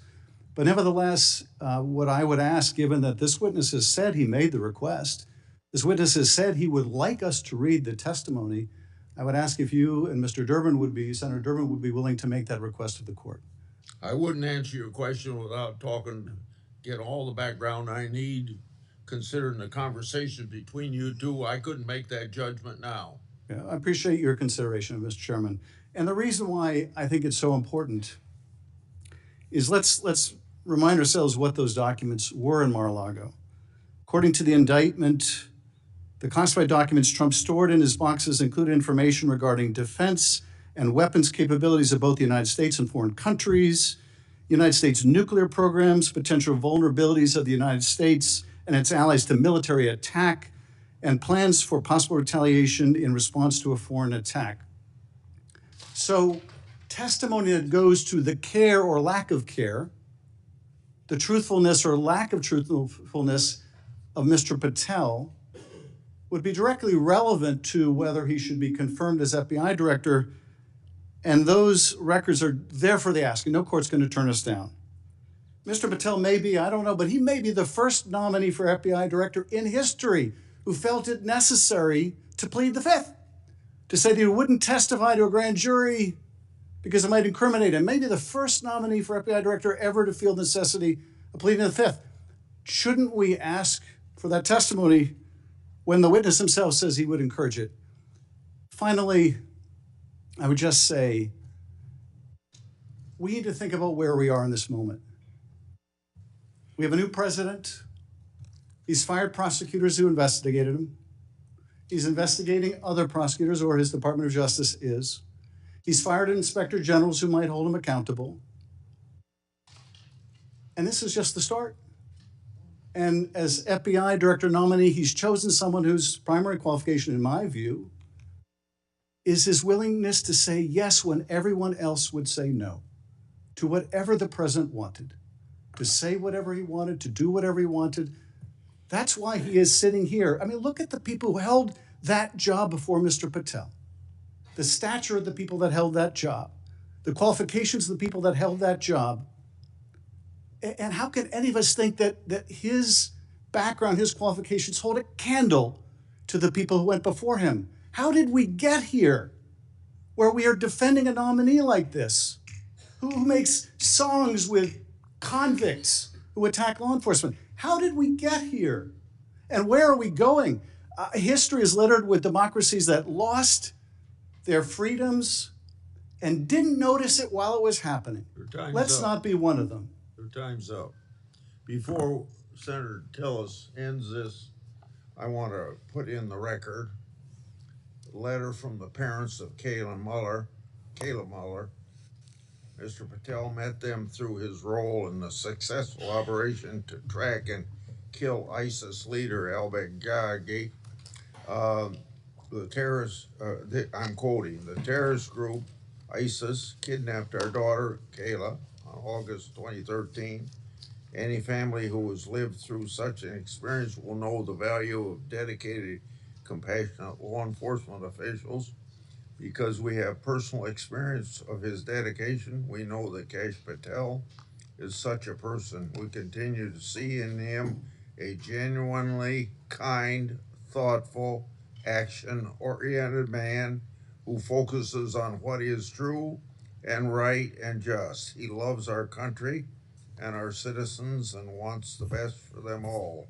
He wants the country to do the best that it can. Without objection, I'll put their letter in the record. Senator Tillis. Thank you, Mr. Chairman. Mr. Patel, I think everything that I did to invest in knowing you better has been on display today. Congratulations. You've exhibited composure, knowledge of the subject matter that I think more than qualifies you for director of the FBI. You know, we seem to have the benefit of sort of a different view of looking at the history. I heard, I actually was supportive of Comey until I figured out that he was playing games. Maybe this is one of the people of great stature, but it's well known now that he did some things that seem to have a political tint to them. I voted for Christopher Wray. I think he's a good man. But I also think he oversaw a department that did bad things. And at the end of the day, that person has to own it. And you will too. It's probably going to disappoint the audience to hear what I'm about to say, those who are watching at home. But you may be surprised to know that most of us at this dais on both sides of the aisle like each other. Senator Schiff and I just met within the last week to talk about areas that we can work together on. Senator Padilla and I actually work together. We co-chair the bipartisan mental health caucus, and I believe it's actually one of the most important pieces of legislation we've done. I didn't get a whole lot of Republicans to vote for it, but a fair number, and this is working extraordinarily well. Would you commit to me to go into the Nix Center in West Virginia and just see how extraordinary this has come to be, and how it hasn't resulted in a mass confiscation of guns? It hasn't resulted in a propagation of red flag laws. In fact, the plain text of the legislation is not allowing money to flow to states, unfortunately, including Florida, that we believe have not gotten the due process right quite yet, so that we would actually fund red flag laws that make sense. This is what bipartisanship produces. Now, you're not going to see any bipartisanship in your confirmation. Look, we had Pam Bondi here, and we had people on this committee talking about a friendship or a friendly relationship in the past. The fact is, it was a shirts and skins game. Blue voted no, red voted yes. It's going to be the same thing for your confirmation. But Mr. Patel, I tell you, it has been a distinct honor to do the work with you to get you ready for this hearing. You did all the work. I'm kind of like the person on the sideline giving you some suggestions, but you did an extraordinary job. And you're going to be held to a high standard. I hope you listen to, and if you don't remember it, listen again to what Senator Kennedy said. There are folks like us that are tired of the pendulum swinging back and forth. We want to be the Senate that confirms an FBI director, that rights the ship, shows consistent respect for the rule of law and the Constitution, consistent respect for all law enforcement officers, and I absolutely believe you're up to the task, and I look forward to supporting your nomination. Thank you, Senator. Before I close the meeting, you have anything you want to say? I've got something here that's directly related. When in my opening statement, I said I want the members of this committee to think about something that's brand new. And it kind of deals with this whole exchange we had today in regard to the grand jury testimony. So I want to read, based upon whistleblower disclosures that I made today, it's clear how unfair and corrupt the Trump prosecution was, and that's created a little faith at best in the grand jury process. We shouldn't allow part of that corrupt process to be used by this committee against the nominee. An example, one document I made public today, DOJ officials literally concurred with Thibault to open the elector case against Trump, and that included a grand jury investigation. Jack Smith's lawfare efforts and its corrupt process should be what this committee investigates. Mr. Patel, thank you for your testimony today. Your family and friends who are here, I think you got to be very proud of him under these tough conditions, because he got tough questions. I think you did very well, and your reputation leading up to and during this hearing, I think proves that you're a person that can stand a lot of heat, including a president that's telling you how to do your job.